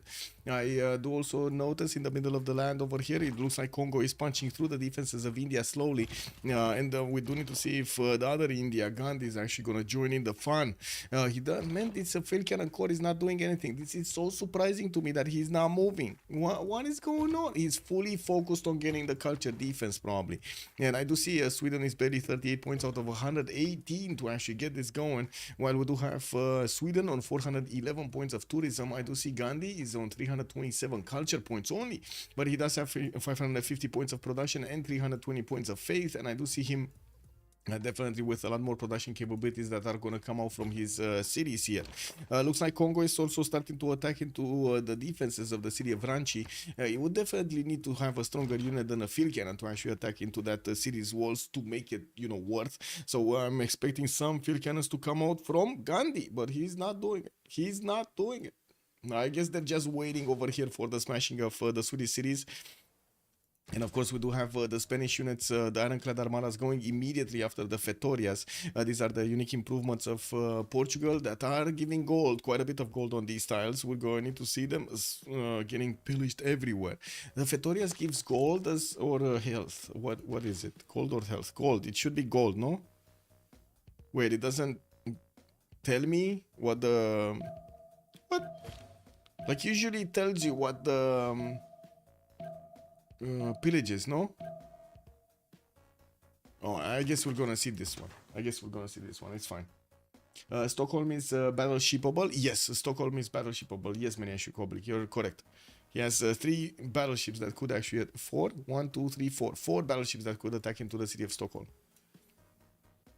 Tiles, I mean. 4 tiles.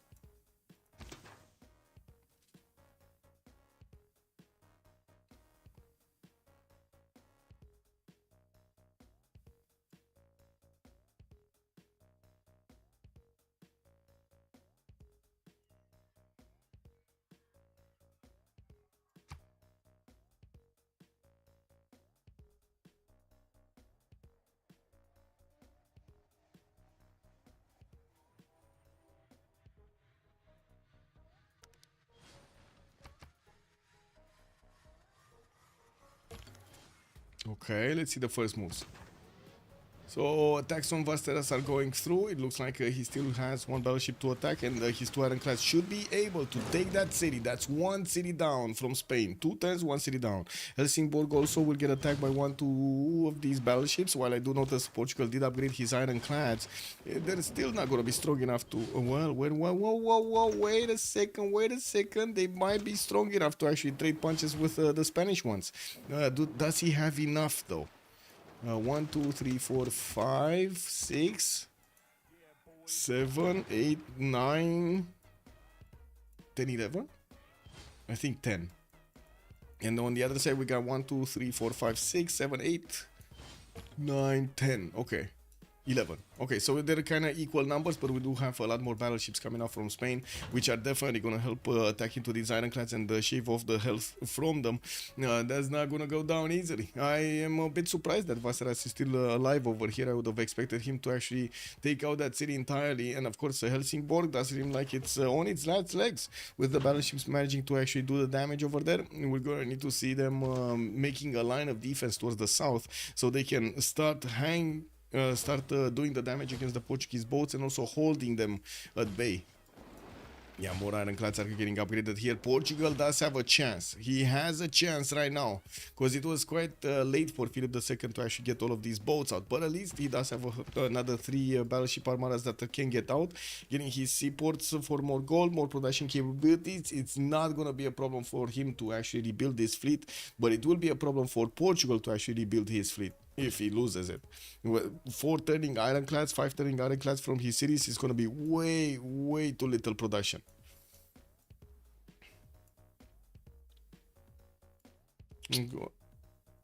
What's going on here? Okay, Ranchi is still getting attacked. Conco does have 3 units of attack against that city center.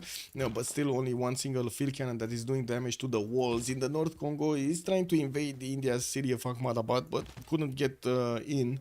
And I do see he still doesn't have enough field cannons to actually make it worth to get in through these units. Usually you do need at least like 2 or 3 field cannons if you want to actually attack into these units properly. So you do get them low enough in HP with the ranged attacks, so you can attack with the melee. So it's going to be much more efficient. Also, Spain doesn't burn it. He didn't burn it. He actually kept it. I have no idea why not, to be honest. I guess he might have actually... No, he's not even getting a heal. Oh, he got a cav.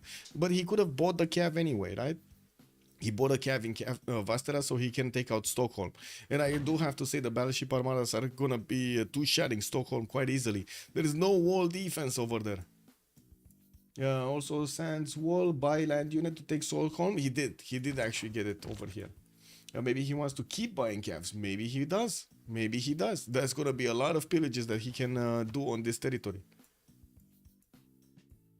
And of course, we do need to see the counterattack, because I'm pretty sure Portugal... Yeah, there we go. So Spain is starting to get his units clamped up, so he doesn't let the Portuguese boats get in too quickly, too easily against his units. And of course, we do have Spain already taking out Helsingborg, another city of Sweden has been taken out, while he does have the battleship armadas able to attack into Stockholm. This cav will have enough movement to actually attack into Stockholm and take it out directly. I do have to point out this is it for Sweden. There we go. Boom. Gavron Plaza got deleted. All of those great works got deleted, moved out of place over here. We still have some of them actually appearing in the Apadana, but that's about it, man. That's about it. Wait, we got a few more here. Where is his... So his tourism dropped from 400 to 138. Now this kind of smells like a GG right here. This kind of smells like a GG. He's getting the level 2's ironclads, trying to get the promotions going. We do have battleships joining up the fight here.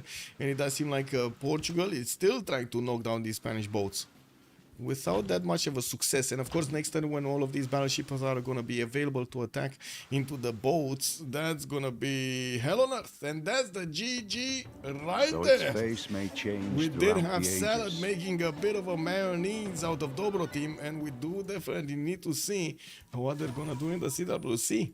They did very well over here to try to get their defenses up, go for the economy, go for the sim, try to poke their opponents in different times of the day over here, and did manage to keep at bay Chandragupta and Gaul at the same time. On the coast, Spain did amazing to get his production capabilities higher, especially with the help of Yarwiga to the north, with all of those early trade routes coming in. Not to mention, he got Venetian Arsenal, and he actually got the win. Unbelievable. Managed to go against 2 nations here. did go directly for Swedish defenses, so he takes out the one that is doing the victory condition. I do have to say, we are in the CivCIS community, and I don't speak Russian at all, and I'm not sure if a lot of you do speak Russian, so I'm thinking who to send you. Sue is the one that is actually how to say also streaming for the Russian community. So maybe him, but I don't know. Is Sue streaming on wait, let me see, on Twitch, or is he streaming only on YouTube? Let me see. Sue the Little Dictator, I think, no? Sue the Little Dictator. No, it's not here. Give me a second. Maybe I can find him. Maybe I can find him.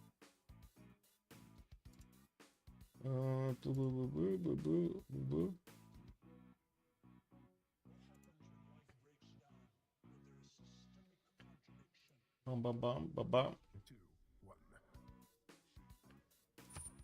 Let me see on his server. Oh, they're still in the same room. Anyway, I guess this is about it for today's stream. We are unfortunately 30 minutes. Oh my god, no, we're right. Unfortunately, it's too close. It's too close. I don't have time. It's just 9. Yeah, it's just 9. I don't have time to actually get the animations going for the next one, unfortunately.